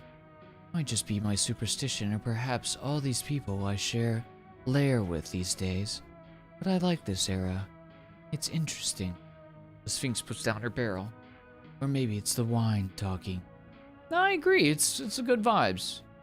You've only lived for 30-something years, human. Wait until you've lived through 3 eras. Then you can comment. Actually, I'm only 27. Oh, interesting. As old as the era, huh? How prophetic. Anyway, how did your little planeswalk go? Oh, but I had a chat with Viskin about it not long ago. The old pile of bones is quite talkative. He desires information. She leans in and observes you. Anyhow, how did it go? I met Urth. You did? How old is that badger? He's good, but dead, but good. Good to hear. Sad, but good. I'm just happy you survived. Going out beyond isn't exactly the safest hobby. She finishes her barrel and lets out a sigh. What another lovely day. I think I'll have another barrel of wine. I'm in a very good mood today. Did Isk-Urim come to see you? The snail? Oh, yes. Haven't seen one of those in eras, literally. He came by here? He did. We had a lovely little chat. So did you know him from back in the day? Oh, goodness, no.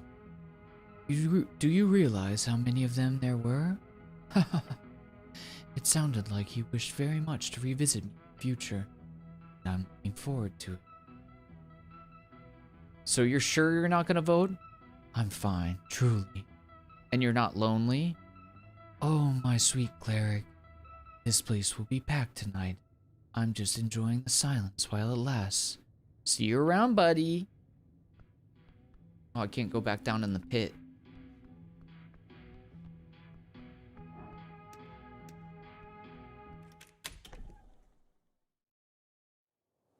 The vibes. The vibes are prime, dude. She's a demon. Level 3 entrepreneur. What a noob. Someone found several holes in the city's purse. Over the years, she's run factories around startups. I already know that. I already asked that about her. I'm a good listener. I listen to women. Unlike the rest of you. You see Rick standing outside the tavern. A stone table before her covered in papers. Oh! Why, if it isn't the cleric? Hello, Rix. She stretches a bit with a sigh. My goodness, such a lovely day, and here I am as busy as can be. Need help with anything? Oh, or maybe you want to share how your little quest went about? Got any plans for after the election, Rick Spider? Oh, nothing I can talk about too concretely, not yet anyhow. I've got a few expansions planned, currently in the 3rd place business covering the housing in the palace. The North Wall is quite ripe at the moment. Oh, that's where I live. How lovely. Don't tell anyone you heard it from me, but there are plans for a living complex on the upper dungeon floors. That means there will be lots of foot traffic. Means a lot of thirsty people. Anyhow, it's all just ideas and concept for now. What about you, Lisa? I've only just started to think about it, but Rick Spider gives her a fiendish grin. it's quite the idea. There's no Mega Coven in Norvik. That will change with the election. Potion brewing focusing on Ascani resources. That would be a big business. There are many things. Hags attempting to form something, lots of intrigue going on behind the scenes. Now I believe your dear Lisa here would be an excellent CEO. She's terribly skilled. She's got Free Strider contacts. Her CV is about twice as long as my life story. I'd have to actually join a coven to do that. Rick Spider blows out an air and waves her comment off. Just make one. I can't do the different voices. Going the communal socialist route of sharing and caring will only result in infights and power struggles. We can totally get you some funding. The Haglets will come dropping in like vultures afterwards. You'll have a mega coven in no time. Always the optimist. Fake it till you make it. Wink. We need a mega coven, and you'd make a great mega coven dictator, Lisa. Please don't call it that. You're okay leaving your hiding place? Yes, yes. The omen appeared to fade once you left us, cleric. Whatever you did, it removed the stink of blood and guts upon the strings. Lucky that. I'd hate to have anything bad happen to Norvik's most prominent freelance hag. So nice of you to say that, Rix. I know, I'm a doll. Have you two voted? She lets out dramatic, exasperated breath. Hell's bells. I'd completely forgotten about it. Voting was the last thing I thought to do about today. She's got her eyes on the prize being economic prosperity. But yes, I should go and toss in my card. The hag, however, raises her hand and says, I voted at dawn. They opened. "Oh!" For the agriculturists, obviously, I liked their manifesto. They're a bit too small business-minded for my preference, but not bad, not bad. She's a free strider. She is a free strider. I trust the devil over a hag? I don't know. Hags can make potions. Alright, see you around. Hags are good at alchemy.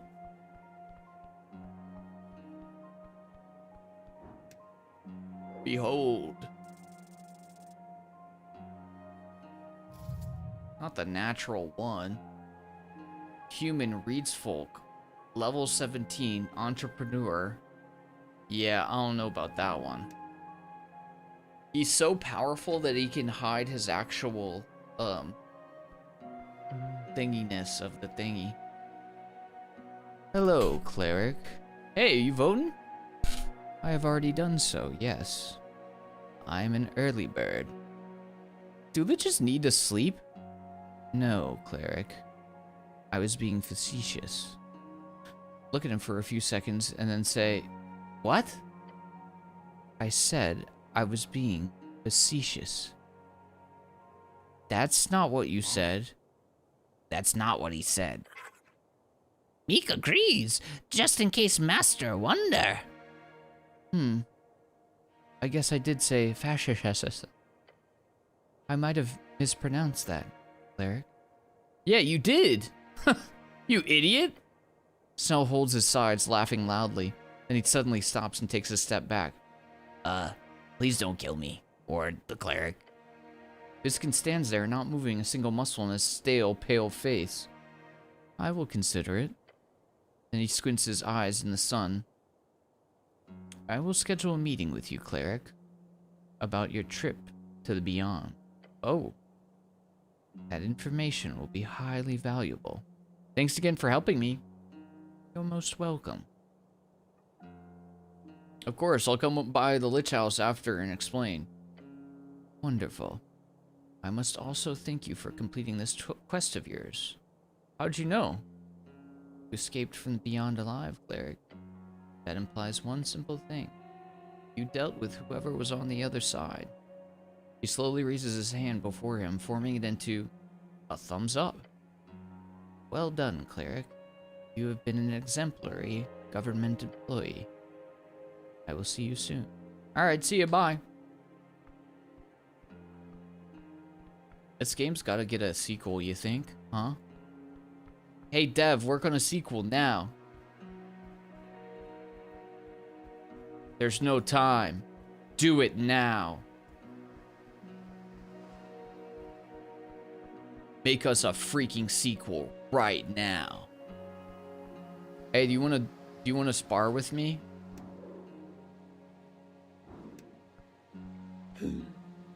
Well, look what Snell dragged back. The human man thing. Yeah, in one piece, too. Very impressive, I know. A toothy grin spreads across her face. I hope you're ready for our sparring match, cleric. The election is almost over. Looking forward to it. Snell gives you a disgusted look. Not in front of me, please. Oh, come on now. You'll have to be the referee, Snell. I decline, politely and intensely. You guys are gonna frick? Ungor lifts her mace up on her shoulder. Watch yourself. This election day is ramping up. No trouble in Tolstad, but there's been some brewing on North Pole. Anything bad? No, just sounds fun. Wish I could get in a brawl, just a little one. That'd make my day. Well, the cleric would love to do it now, but we really don't have time. Snell's correct, we have to get going. Any moment now. Alright, you have fun with that. Play me a song.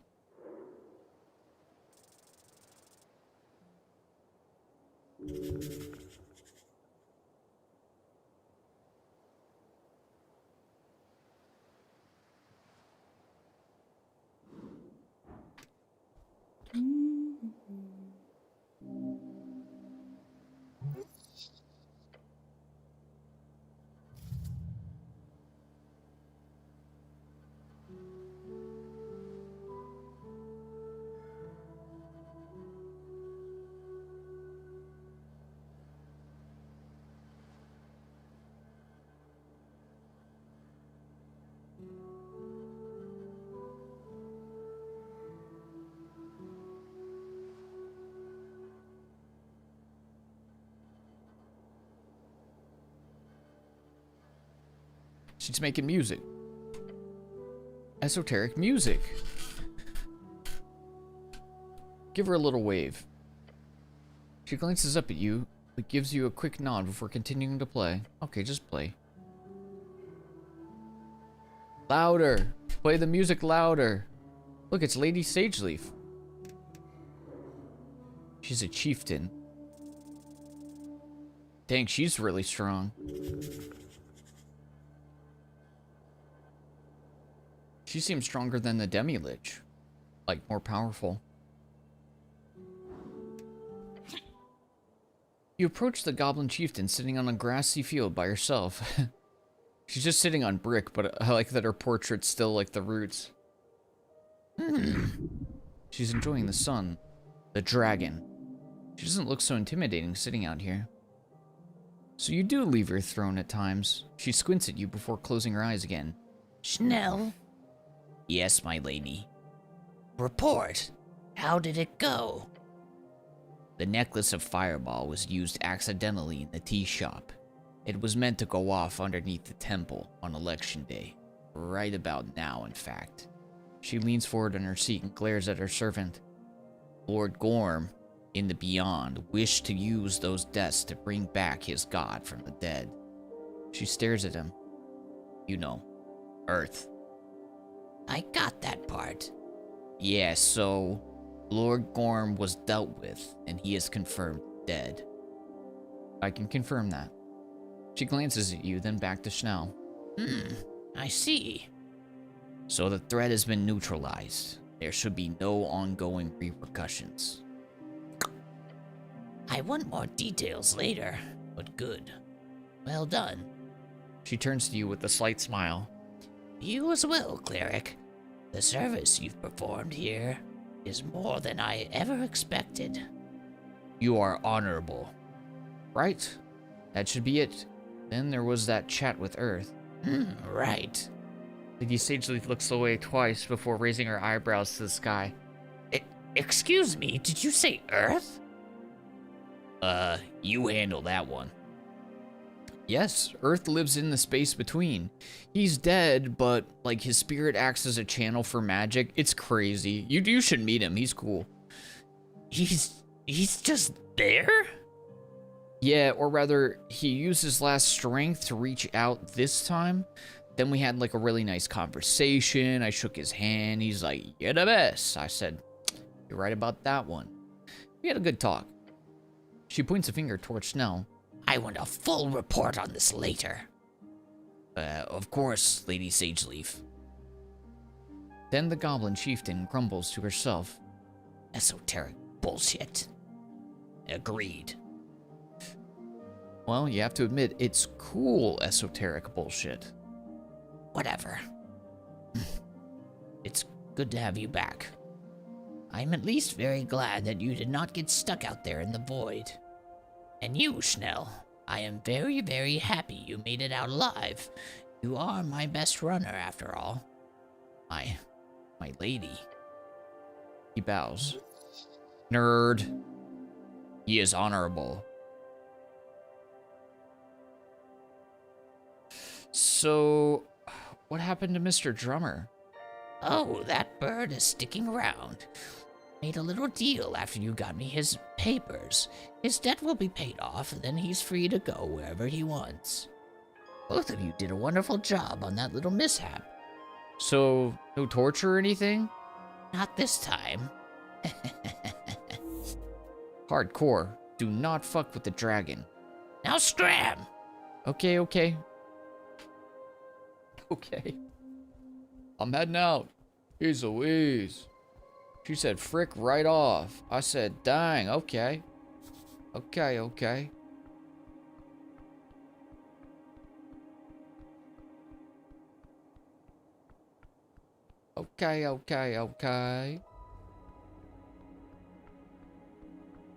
Who the freak is this guy? Big old giant guy with no shirt. Oh, these dorks. Level 1 unemployed. What are you, me? Dude's a pipsqueak. As with all things, this is economy which steers the classes.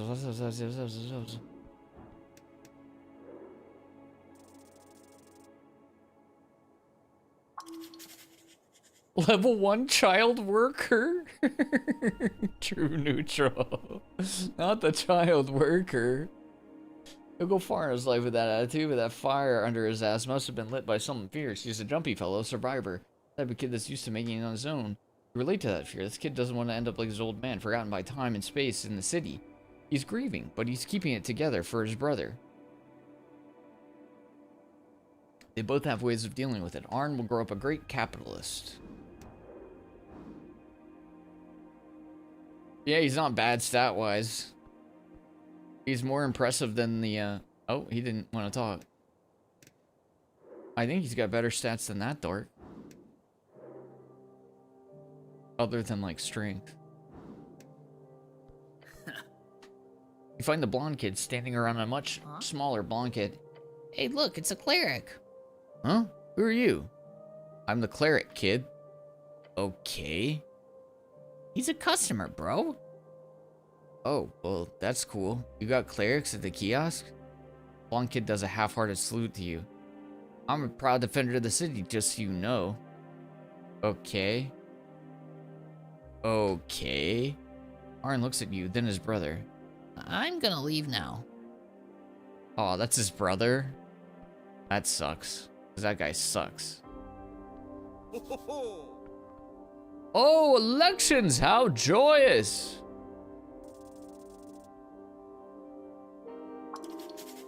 Level 6 writer. True freestrider. He's famous, known among the Metropolitan Square mansion ballroom across the coast. The type of guy who's leveraged the changing world and its new popularized technology to gain a hell of a lot of staying power. But he's also old money that certainly didn't hurt, so not as impressive as the scrappy underdog story would have you believe, but he's still pretty impressive. Honestly, for blue blood with Arcanist ties to survive the revolution as a feat on its own, that's a true talent. Hello, man. The fancily dressed Free Strider strikes a pose as you approach him. He takes a deep whiff of the air and exclaims, "By golly, what a beautiful day for an election! You sure do appear to be enjoying your freedom." "You betcha!" He then glances at you nervously. "Just don't punch me again, you hear?" It's payback. It's been paid. We're cool. Right. Cool. I've been present at over a dozen first elections in the coast in my lifetime. I've seen the populace embrace Free Strider ideal, free trade, democracy, prosperity, liberty for all. How does Norfolk compare? Oh, it's quite the unique beast, I'll tell you. Free Striderism is built on such a core concept of freedom that it overcomes cultural barriers with ease, you see. But here in Norfolk, it's even grander than usual. It's like a powder keg just waiting to pop off into a wonderful cacophony of prosperity. Maybe a powder keg is a poor choice of simile, but still. Yeah, it is, given the explosion that kicked all of this off. He looks up toward the pillar and sighs. Oh yeah, anyways, did you catch that smoking invisible man that I mentioned? Oh, Lord Gorm? Yeah, I found him in the Beyond. Wait, what?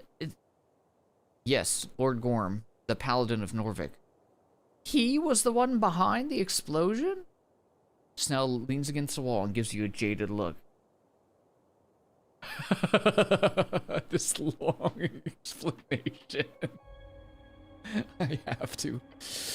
Well, not really. He was trying to blow up the election with a necklace of fireballs. He went off prematurely. He was doing it to resurrect Urth, which maybe would have worked. But anyways, I also met Urth. He was sort of dead, but beyond, we had a chat. It was really informative. It was quite a spiritual experience, if I'm being honest. I was still really possessed of the thing yet.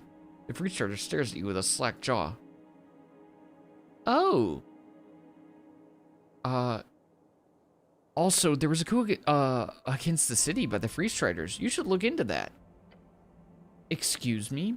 Both Urth and Lord Gem proved to me that some magistrates from Norfolk are actively selling out the city to the Free Striders. This includes casting Feeble Mind on the Lord Patriarch.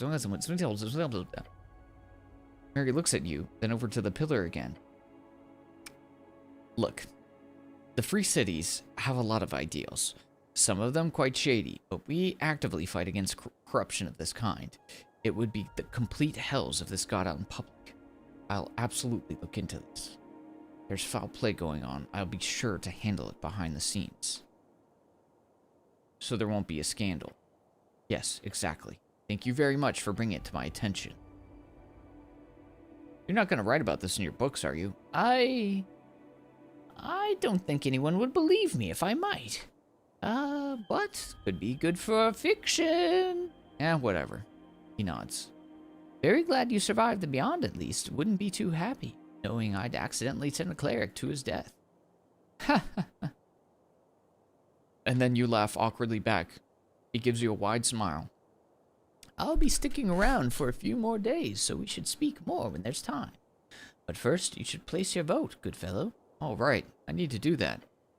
Yes, you do. For liberty! But seriously, we should talk more later. I'll find you. Cool. Talk to you later.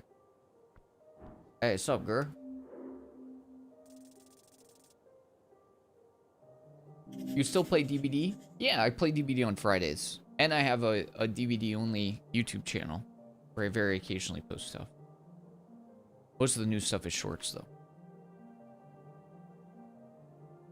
Is she evil? No, perhaps an arbitrary arm of an institution, but no mere puppet. Nothing you can say will sway her. She will play with you until the end. She's neutral evil. I didn't know she was evil. She didn't seem evil.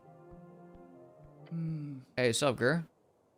Isn't it a lovely day for an election? You sound happy. How could I not? Years of effort, all for this. The revolution aims at liberty of all folk across the code. Cool. Let's wait until we see the results. A wise statement. From what I hear, Free Striders will most likely form a coalition with the Nationalists, bonded through compromise and prosperity for all.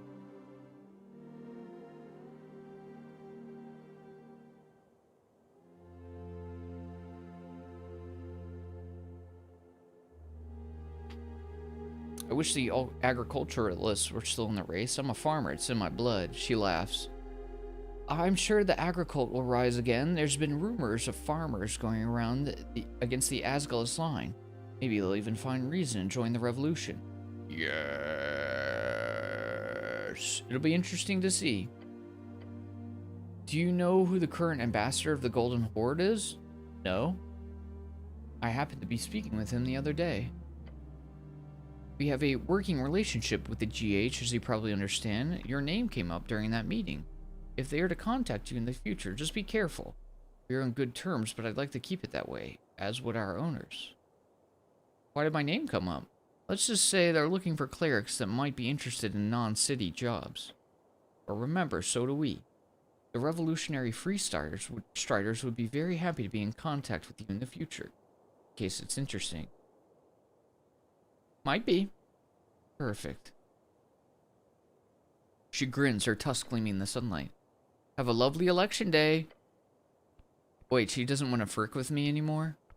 She was the one originally that I was gonna frick. I'm gonna be honest, you don't really have that many options for which of the two of the female types on which upon you couldeth to fricketh. I just want to get down and get freak nasty with one of these ladies. She promised me a date. I wanted to try to date a steer, but I don't think that was an option. I'm saying I would have preferred more options in the dating scene.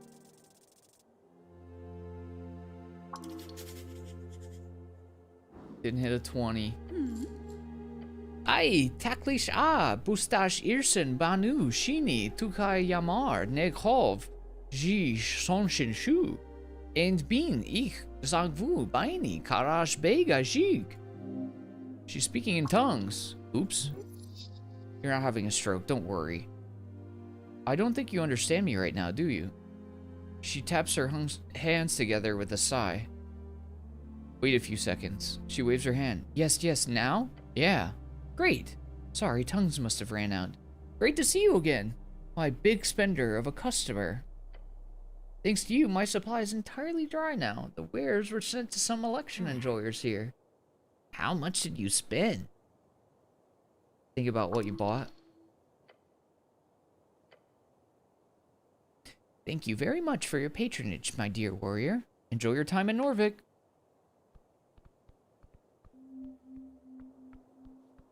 Who the freak is this big old dude? And why are they cheering at him because he's got no shirt on? Yeah!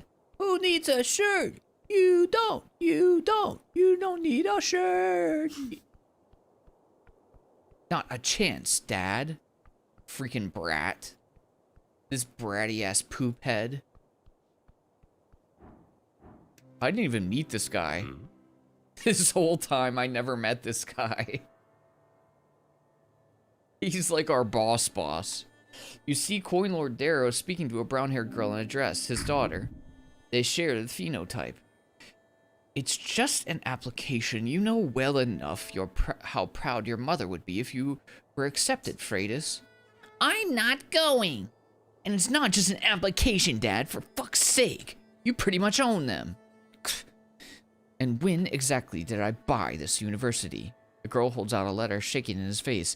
Our name is on the damn pamphlet. Look, it's the best establishment on the coast, sweetie. You could at least visit before you... He then notices you standing there a bit too late. Oh yes, it's her, the so-called assassin. Cleric. Greg goes wide-eyed, glancing between you and Schnell. Anger? Fear? Probably both. Sweetheart, we'll continue speaking about this over dinner. Yeah.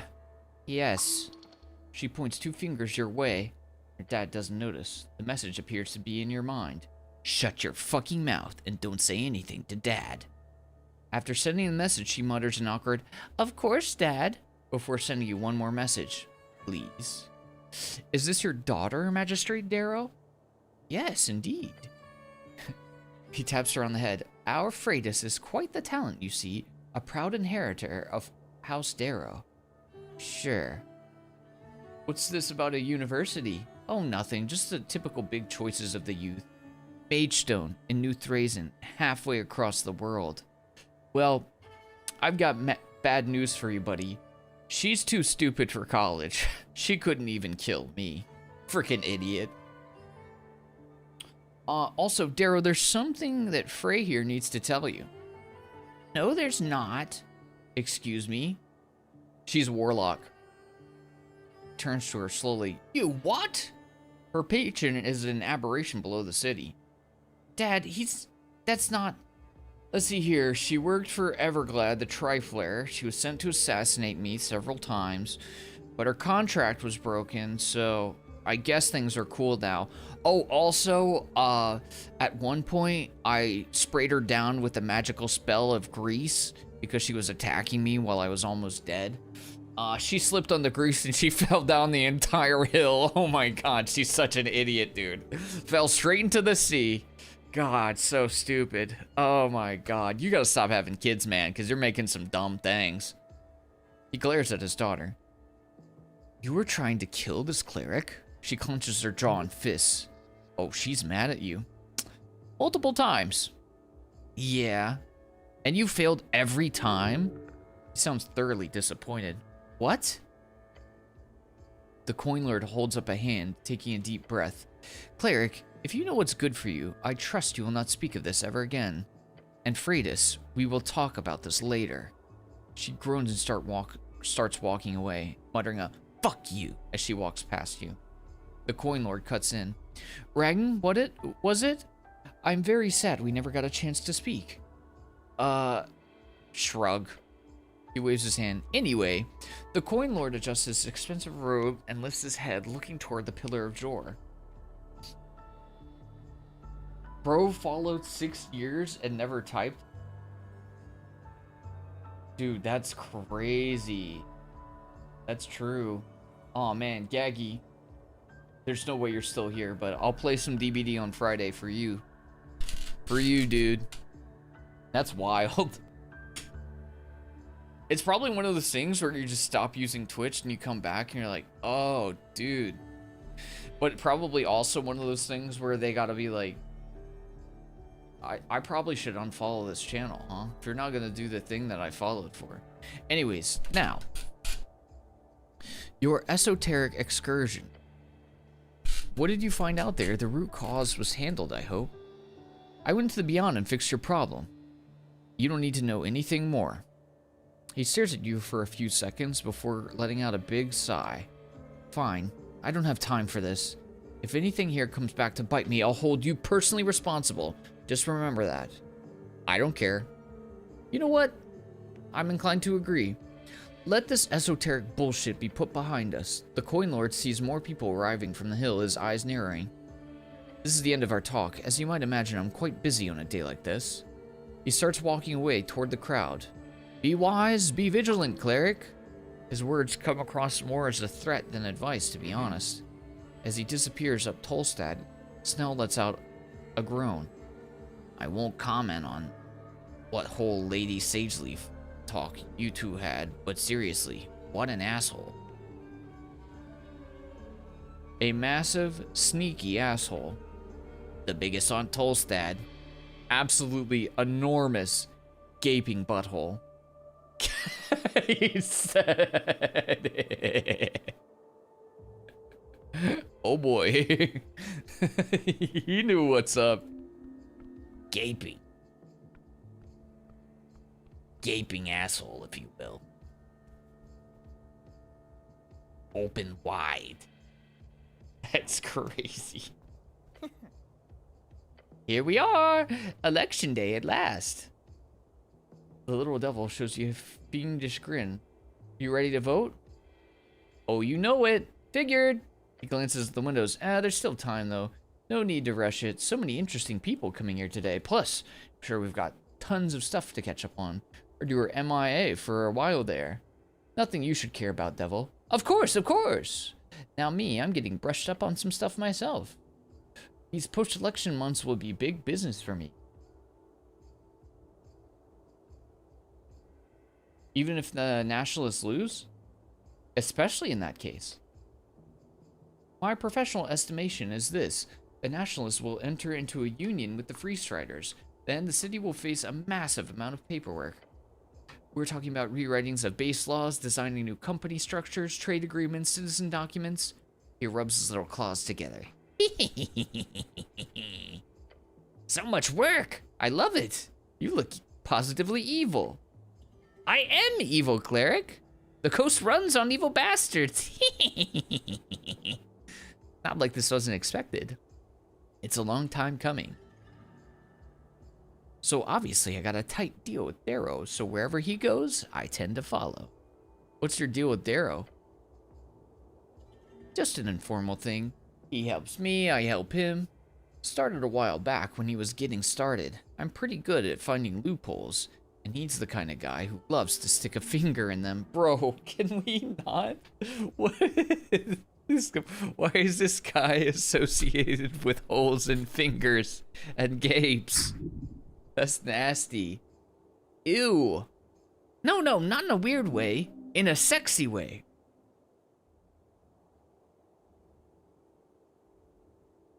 Quick question. What's the legal status of a god who dies but exists in a fugue state between worlds? He stares at you for a few seconds. I have no idea. I mean, it's probably just a gray zone connected with general ghost business. Ghosts, gas shades, spirits, will-o-wisps, and other spectral undead are obviously treated slightly different from reanimated corpses, but in general, it's all the same. They're illegal. Even a dead god would have to get exorcised in that case. But I imagine if Urth spooked up the place, you'd get a slightly different reaction. Weird question, though. Why'd you ask? No reason. Very ominous. I dig it. Alright, have a good one.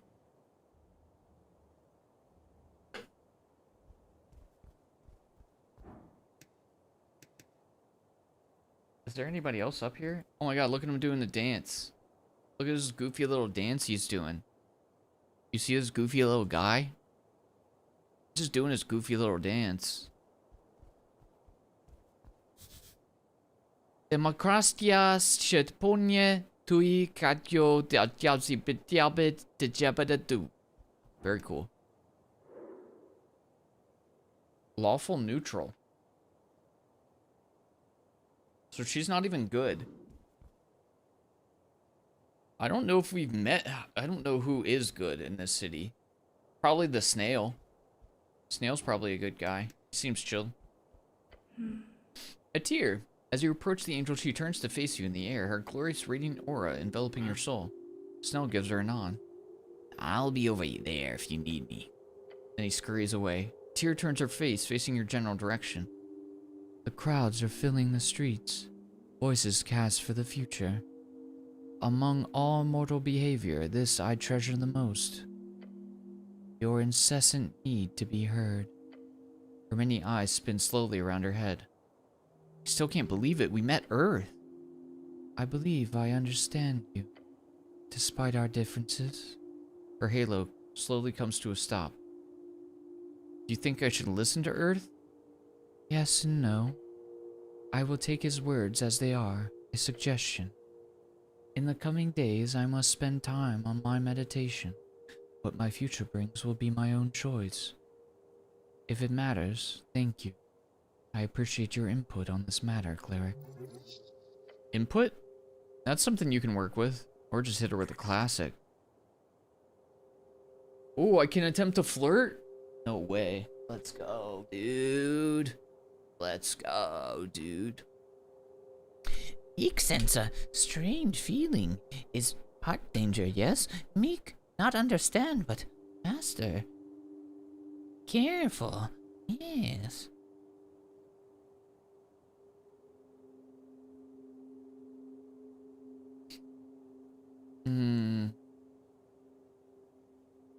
Is this really the best time? It is hard, but you can do it. First of all, don't put it like that. Secondly, it's the best time of all. Special day. Just had a deep connection with her. She's open with you. Got some nice banter. Go for it. Yes! Seize the moment. Do we attempt to flirt or hit her with a classic? Flirt or classic? Ah, man.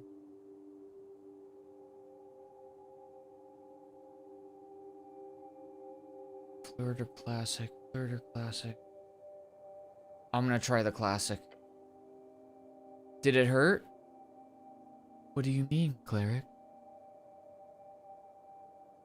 I am not injured. No, I'm asking, did it hurt when you, her many eyes stare at you, the halo completely still? Did it hurt when you fell from heaven? Yes, cleric. It was a horrible pain when I fell. I will never forget it. Oh. Let's try flirting.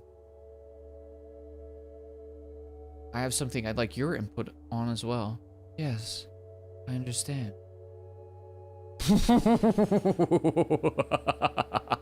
What the? You wish to discuss copulation.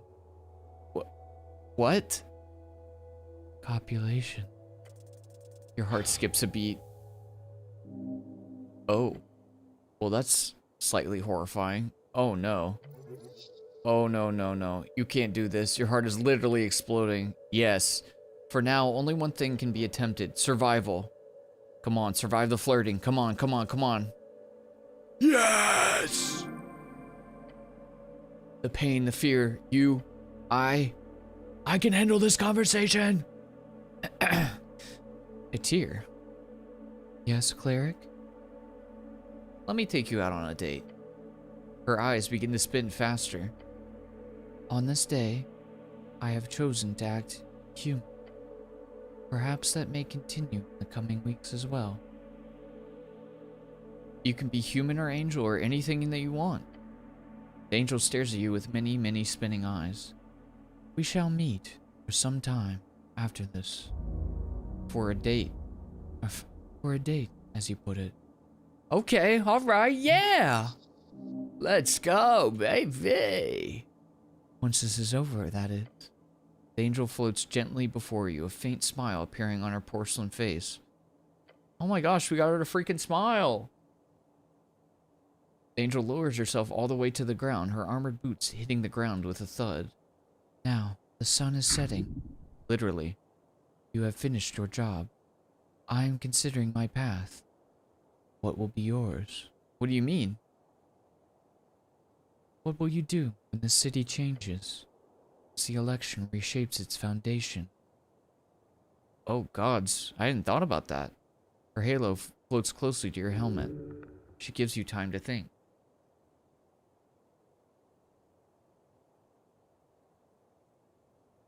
I'm going to help people, no matter how. You are a good man, cleric. I like that. I will watch your path with interest. My guardian angel. Do not call me that. It's true, though. She crosses her arms across the breastplate. True. Her many eyes observe you in silence as the roaring city seems to fade away.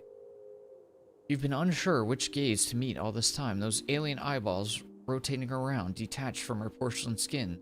But for the first time, you feel certain. You see all of her at once. Look at her. Snow takes a careful few steps up to you. Hope I'm not interrupting anything, but Not at all, Snow. We are finished here. Good job to you as well, Snow. You've performed a great service. I do not speak on behalf of the city, but I am certain everyone in Norvik is grateful for you.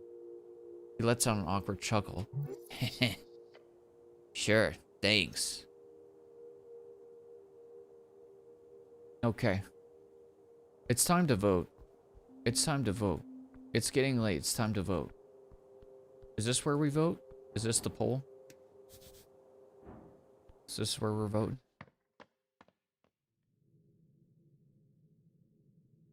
Voting. We're gonna be voting in the thing of the city.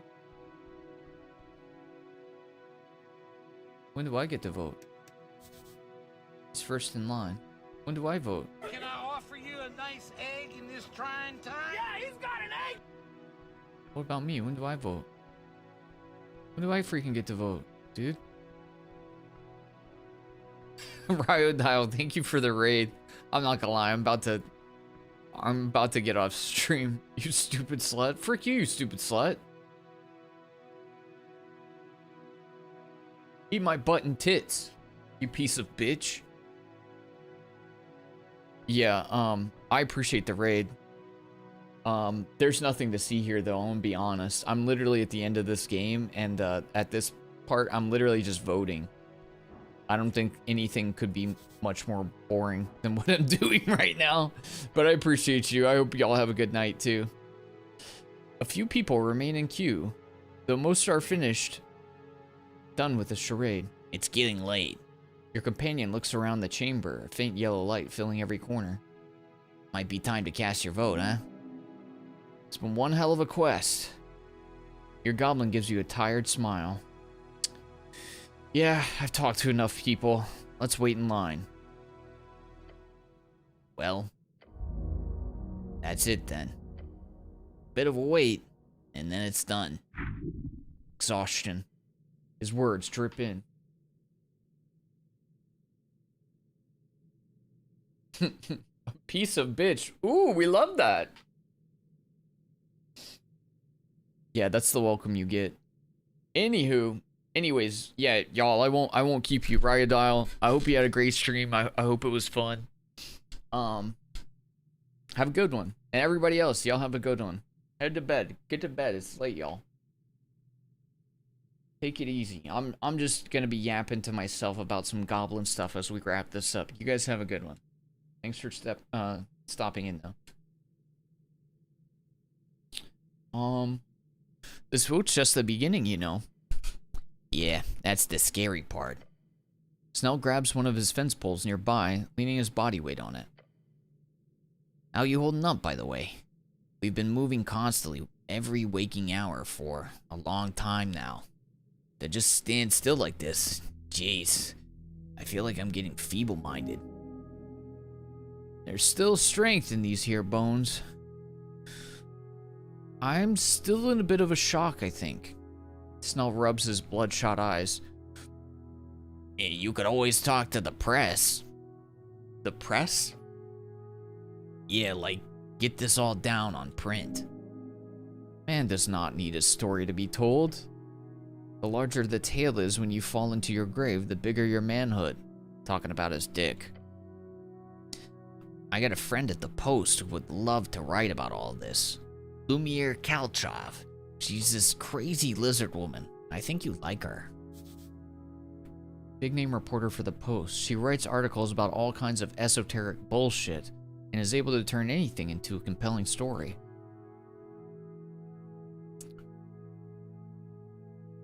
Not sure how much you're able to say without getting in trouble with your bosses, of course. You've got friends everywhere, it seems. It's the line of work. I never seem to make acquaintances, only enemies or friends. He shakes his head. Could be fun, maybe. Something to think about, but that's for tomorrow, or next week, or next month. Who knows how the city will look by then? It will be a great seismic shift. Do you think Lady Sageleaf is gonna be okay? Yeah. Don't worry about her. I've helped build one hell of an institution here. It'll make it through. No matter who's running the show. The HWBT will survive. I'm sure of that. Whatever you do, do not equate them to cockroaches. I think you're right. You've got some spunk in you. Sure. We've got spunk. The goblin grins. Now you, on the other hand. What about me? Well, what's your plan? You will be the hero the city needs, no matter the cost. You will serve, bend over, pray for mercy. What the f...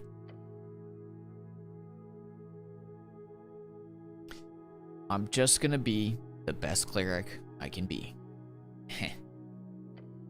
I'm sure you already are. Oh, and by the way, your voice is still really high. What? What did you say? Since you downed that mirror potion, it's still high-pitched. Shit!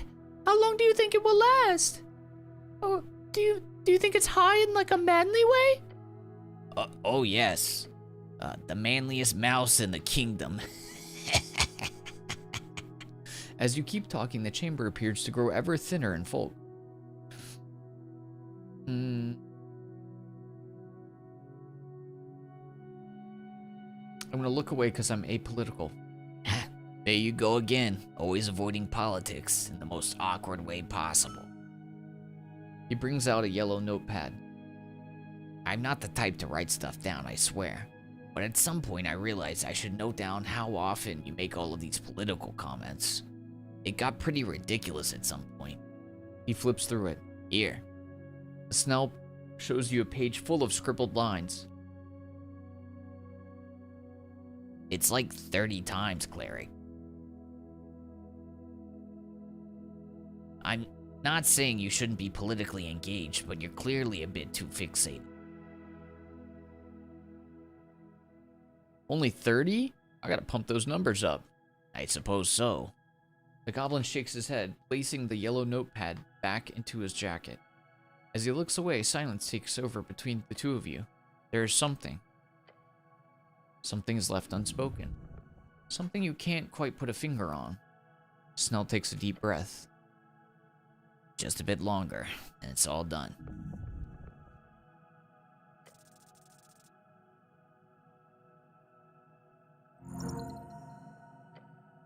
Snell's a good person. He's a goblin, yet you have seen some great integrity with him. That is not something you ever suspected in such a crossing. You can trust him and you understand him. What's he thinking about then? He's thinking of Urth. There's a lot of unspoken about your encounter in the void. Let him ask it. You're thinking about something. I am? Yeah, I can tell. Let's talk about Urth. The goblin slowly closes his eyes, relaxing his posture. He is carrying it no longer. Yeah, I have to ask. Just had a brisk conversation with the man who personally slaughtered my entire race. Let me ask, what the fuck am I supposed to feel about that? That is something you will only learn in time, my friend. In time. Like he's spouting some type of prophecy. In the end, we'll all learn how correct he was. Something like that.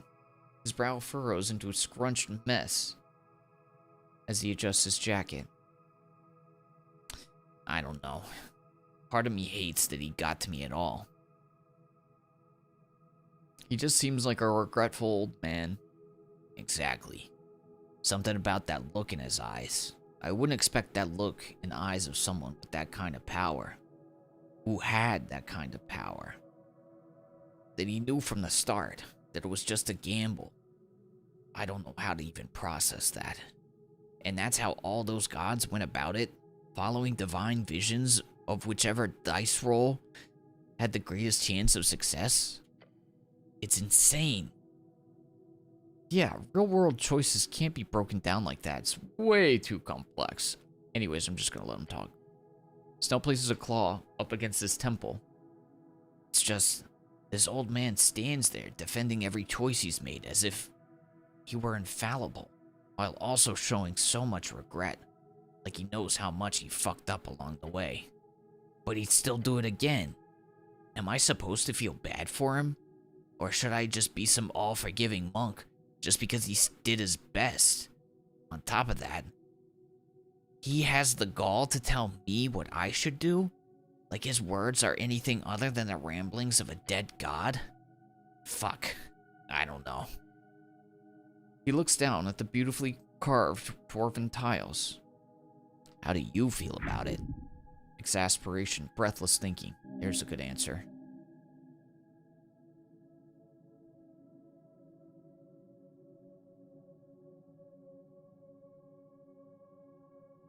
I don't know, Schnell. I'm only human. Your comment forces a laugh out of him. You sure are. He's not so bad after everything. A goblin with good spirit might be exactly what the city needs. Intensely voting dwarf. I did it! The dwarf at the front of the queue yells, his voice echoing into the now almost empty temple chamber. I finally voted. I actually did it. Ha! He steps back from the ballot box, wiping sweat from his brow. The dwarf turns to look out over the chamber, tears streaming from his bloodshot eyes. I didn't think it would be so difficult. At least you got one guy who cares as much about politics as you. With this gentleman done, you see nothing now standing between you and your voice. Save your city. Now. It's time.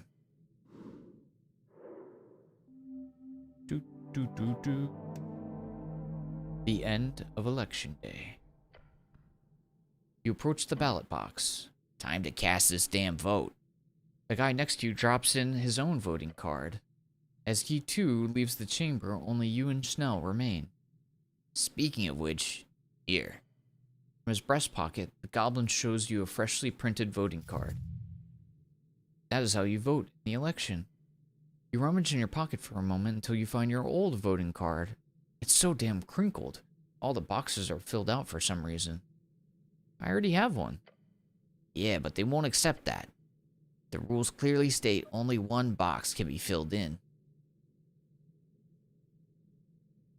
Look at the new card. The printing is a bit different from the card you received in the mail last week. Seems like the goblins have ordered a new batch. Thanks, buddy. Don't mention it. He holds up another card looking just as fresh. I just snagged an extra when I took one myself. Unceremoniously, Snell drops his own voting card into the box. Huh? Done. A power move. What? Just like that? What do you want? A fucking ritual? Song and dance? It's in the box, that's what matters. Just expected you to care a bit more. I've done enough for this election. Half of the halfways wouldn't even be able to vote if I hadn't gotten those extra papers printed up. Trust me, I care, but I'm also very happy that it's over. Guess it's not that hard to vote after all. Depends on the person, I assume. Anyhow, your turn, cleric. The ballot box looms, a fray of no return. Turning to leave, he instead looks back with a scrunch expression, Snell does. Just gotta ask one more thing. The prayer. What? The prayer. The old man mentioned you would pray every night for one thing. It's been killing me, so I gotta ask. What was it? Your heart falls onto the floor. It meshes with the garden dwarven tiles. Yeah? The goblin gives you an almost desperate look. He needs to hear this. Your most closely guarded secret, only shared with your god. Does he deserve to hear it? It's a bit private. Oh, come on. You've asked so many questions. Give me an answer for once. It's, Snell crosses his arms. I would look out the window each night. I'd look at the moon and the dark sky. Then I would ask Urth to give me one thing. Yeah? He leans in. What was it? Hold up a finger. One. Only one is enough. I prayed for one friend. The goblin listens. It's a bit sad, isn't it? That's not unreasonable. Your goblin companion laughs alongside you. He holds out a sharp claw. A handshake. Brotherhood. We're not gonna squat down. Shake it firmly. Gives you a firm handshake. He grins. Your brother in arms. See you around, cleric. Your goblin companion then walks down the stairs, heading straight for the exit. As he goes, you hear him yell out, And don't vote for anything stupid, you motherfucker! Watch him leave the temple. Then you're alone. Turn back to the ballot box. You see it staring at you. Next to it, a simple pencil. Alone. Years of strife for what? For your ancestral home to be broken into squabbling pieces? All for this dream of democracy. A foreign dream. You do not know much, but you know this matters. Vote. Pick up the pencil. Look at the card. Everything upon your shoulders. I know exactly what to vote. The ballot box believes you, so do it. Choose now, one final time. Is this the voting? Yes, Master, yes. The voting, yes. Sounds important. Meek thinks the Master will choose good. Yes.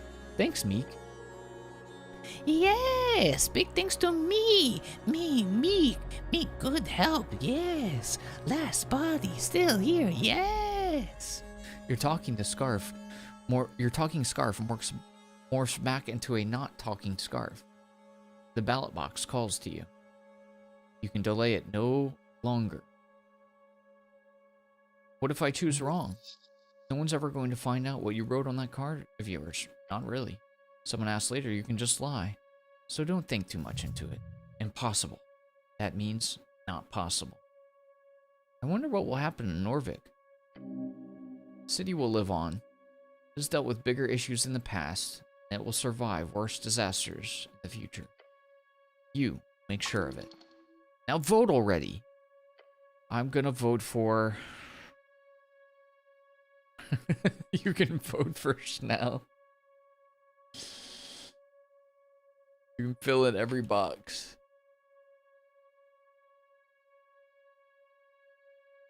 I'm voting for the Agrarian Rural Party. The farmers. The same way I grew up. Everything I did led me to right here. Wouldn't vote for myself. Not Schnell, even though he's a good guy. Not gonna leave it open or fill in every box. The party of Norvik is flawed. It's corrupt. The revolutionary free striders, even though they believe in democracy, are also corrupt. They're working hand in hand with Norvik to try to oversee the election. The Asgalis Workers' Party, they mean well, but will they ultimately make the right choices for the city? I don't know. The Arcanists, they're the reason we're here in the first place. They drove the humans out. They caused the rift. They forced us to battle with goblins. The goblins who are now one of my best friends. Yeah, my best friend, Schnell. For that, I vote for the Agrarians. The box filled out, you treading the path least traveled, one course and frayed. At last, it could lead you to more apples. I love apples! You hold a card in your hand, the ballot box below, a symbol for everything you are, everything you can be. Once you put this voting card inside the box, you have already made your choice. Drop the voting card. Yeah! Esoteric Ebb, that was a game.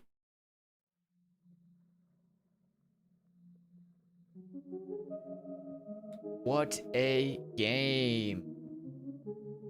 What a game, gamers. We won. We did it. And I freaking got a date with a tear in the end. Oh my god. Good ending. Big fan. Big fan of this game. Very fun. Very quirky. Great art. Love the art. Love the character designs. Fan of the music. The writing was fantastic. At times, very silly, very fun, very funny. At times, pretty serious, but also not like overly corny. Pretty good moments. Good moments throughout. Not a lot of combat, but as to be expected, you know. Overall, I really liked it. I like the item system. I like the leveling. I like that it felt like you were still making your own kind of character, even though you are just like one person. Very solid. Very solid. So yeah, that's it. That's it. And we'll figure out what the next full playthrough is on Friday's stream when we converse with everybody.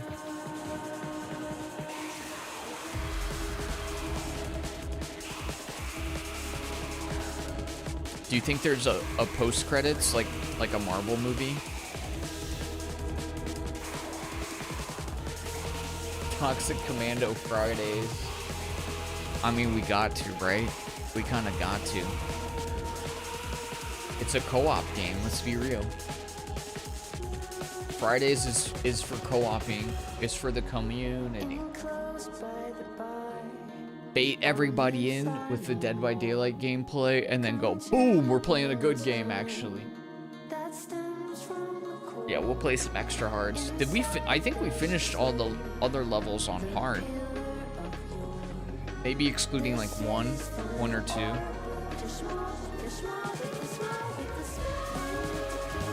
Did you win? We won.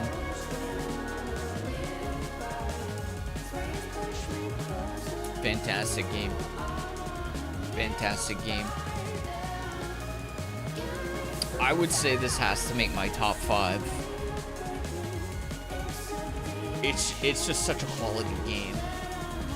It's not the mindless trash that I usually play, but that's okay. We're spreading our wings a little bit with the games that we play. I think this makes my top 5 for the year.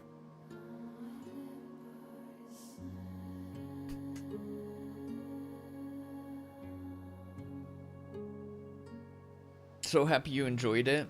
Yeah, it was really fun. It's really fun. Thank you for playing. Are you a member of the team?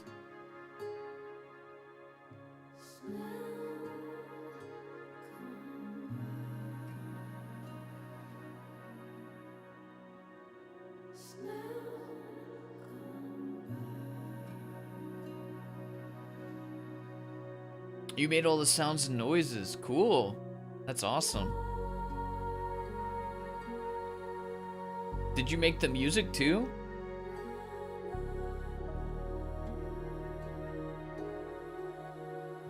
Been nice to watch your ending. Glad we could have you here.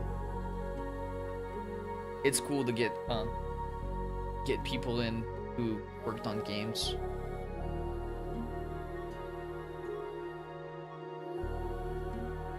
Unless the game's shitty. That's really depressing. There have been times. There have been times. It's good when the game is really good, that I can just be sincere and be like, yes, nice. It's kind of a bummer when the game is really shitty and somebody comes in and they're like, Planescape Torment, that's what I'm saying. There's a lot of Planescape Torment built into this game. I freaking love that game too. Music was made by amazing colleagues. Gotcha, gotcha.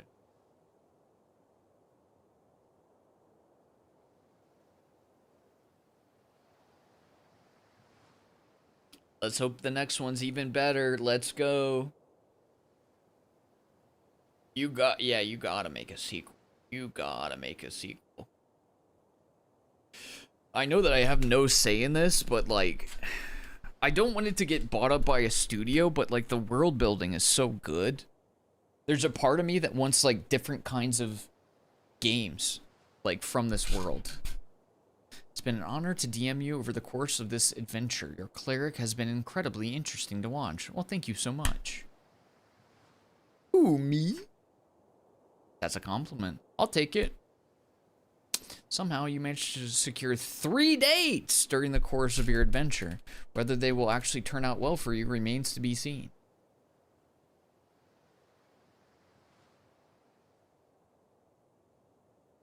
I have a feeling you will at the very least make an unforgettable impression. 3 of them, in fact. Fucking hell. I'm going with a tier. Oh, and don't forget about your new buddy, Isk. Yeah, he's chill. He will have to seek out terrifyingly powerful magic in order to bring back his dear wife. You think he can do it? Maybe you'll have to help him out.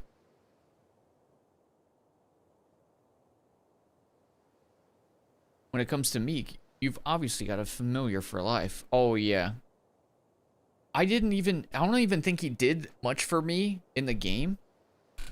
If they keep an eye out, that old master of his is definitely still around. Maybe you'll even get to the point, chat with him at a point. Is it not Viskin?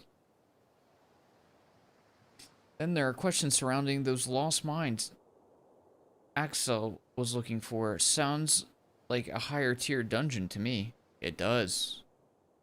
I'm guessing that might be a great focus for the next adventure. Who doesn't love a good treasure hunt? Exactly. True. For Viskin, your little adventure is nothing to him, obviously.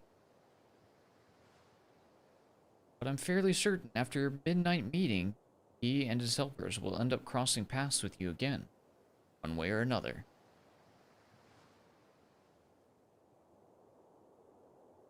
Then there's Iomestra. You didn't really run into her, did you? I did, and she insta-killed me. Maybe you did. We can never really be sure. There's something strange about Jorna's strings. You play them well in your mind, but as you uncover about these twisted phrases, ask yourself the short question.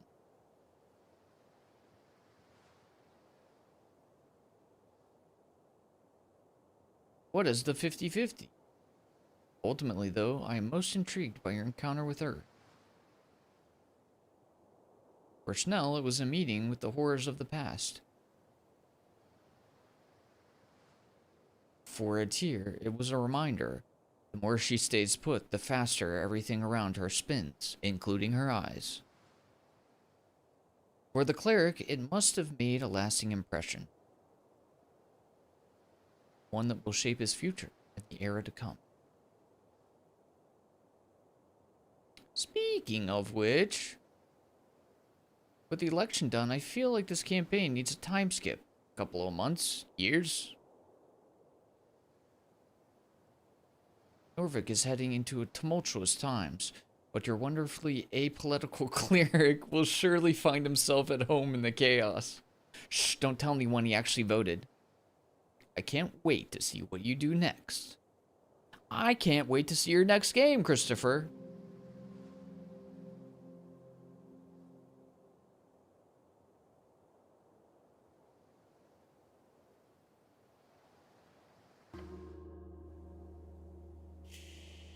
Nice. Great game. Very, very, very much enjoyed. Again, it's not like I want it to get bought by a studio, but I do think it would be cool to see more also different games in this universe and see more of like the world. You know? See different game types. That would have to be way further down the line though. I still happily accept, you know, Esoteric Ebb 2. Don't get all greedy now. Don't get all greedy now. Dude, one streamer I watched play this horror slop, and at the end of the game had a comment about their house burning down. And the streamer laughed at the absurdity and saw it. That's so good. I've been fortunate that I haven't really had an experience like that where there's just been like an awful game and the devs have been talking and I have to like hold it in. I also, you know, I'll give myself a slight pat on the back. I'm generally speaking okay-ish at picking out which games I look into, but I have played some slop in the past. I have. Anyways, we're gonna end on a positive note. Had a lot of fun with this one. Excited for the second game whenever it might arrive, or DLC, whatever we're getting. Very cool. Very big fan. Next playthrough, who knows? Who knows? I'm leaning toward Resident Evil though, because the gamers have been asking for it for a while. So I think after doing a game that might not be, you know, because we're bringing off action gamers, most of us, doing a game that's more for me and my personal interests, I can lean into something that more of the wider bit of us get into. But I've, you know, pleasantly surprised that a few of us really got into this game, and we're excited to play more of it because I think it's really quality. Anywho, I'm gonna leave it out off there. And it's late for me. So yeah. That'll be the end of the playthrough. Thanks for sticking around for it. I think this is one of the longest segments I did just to wrap it up.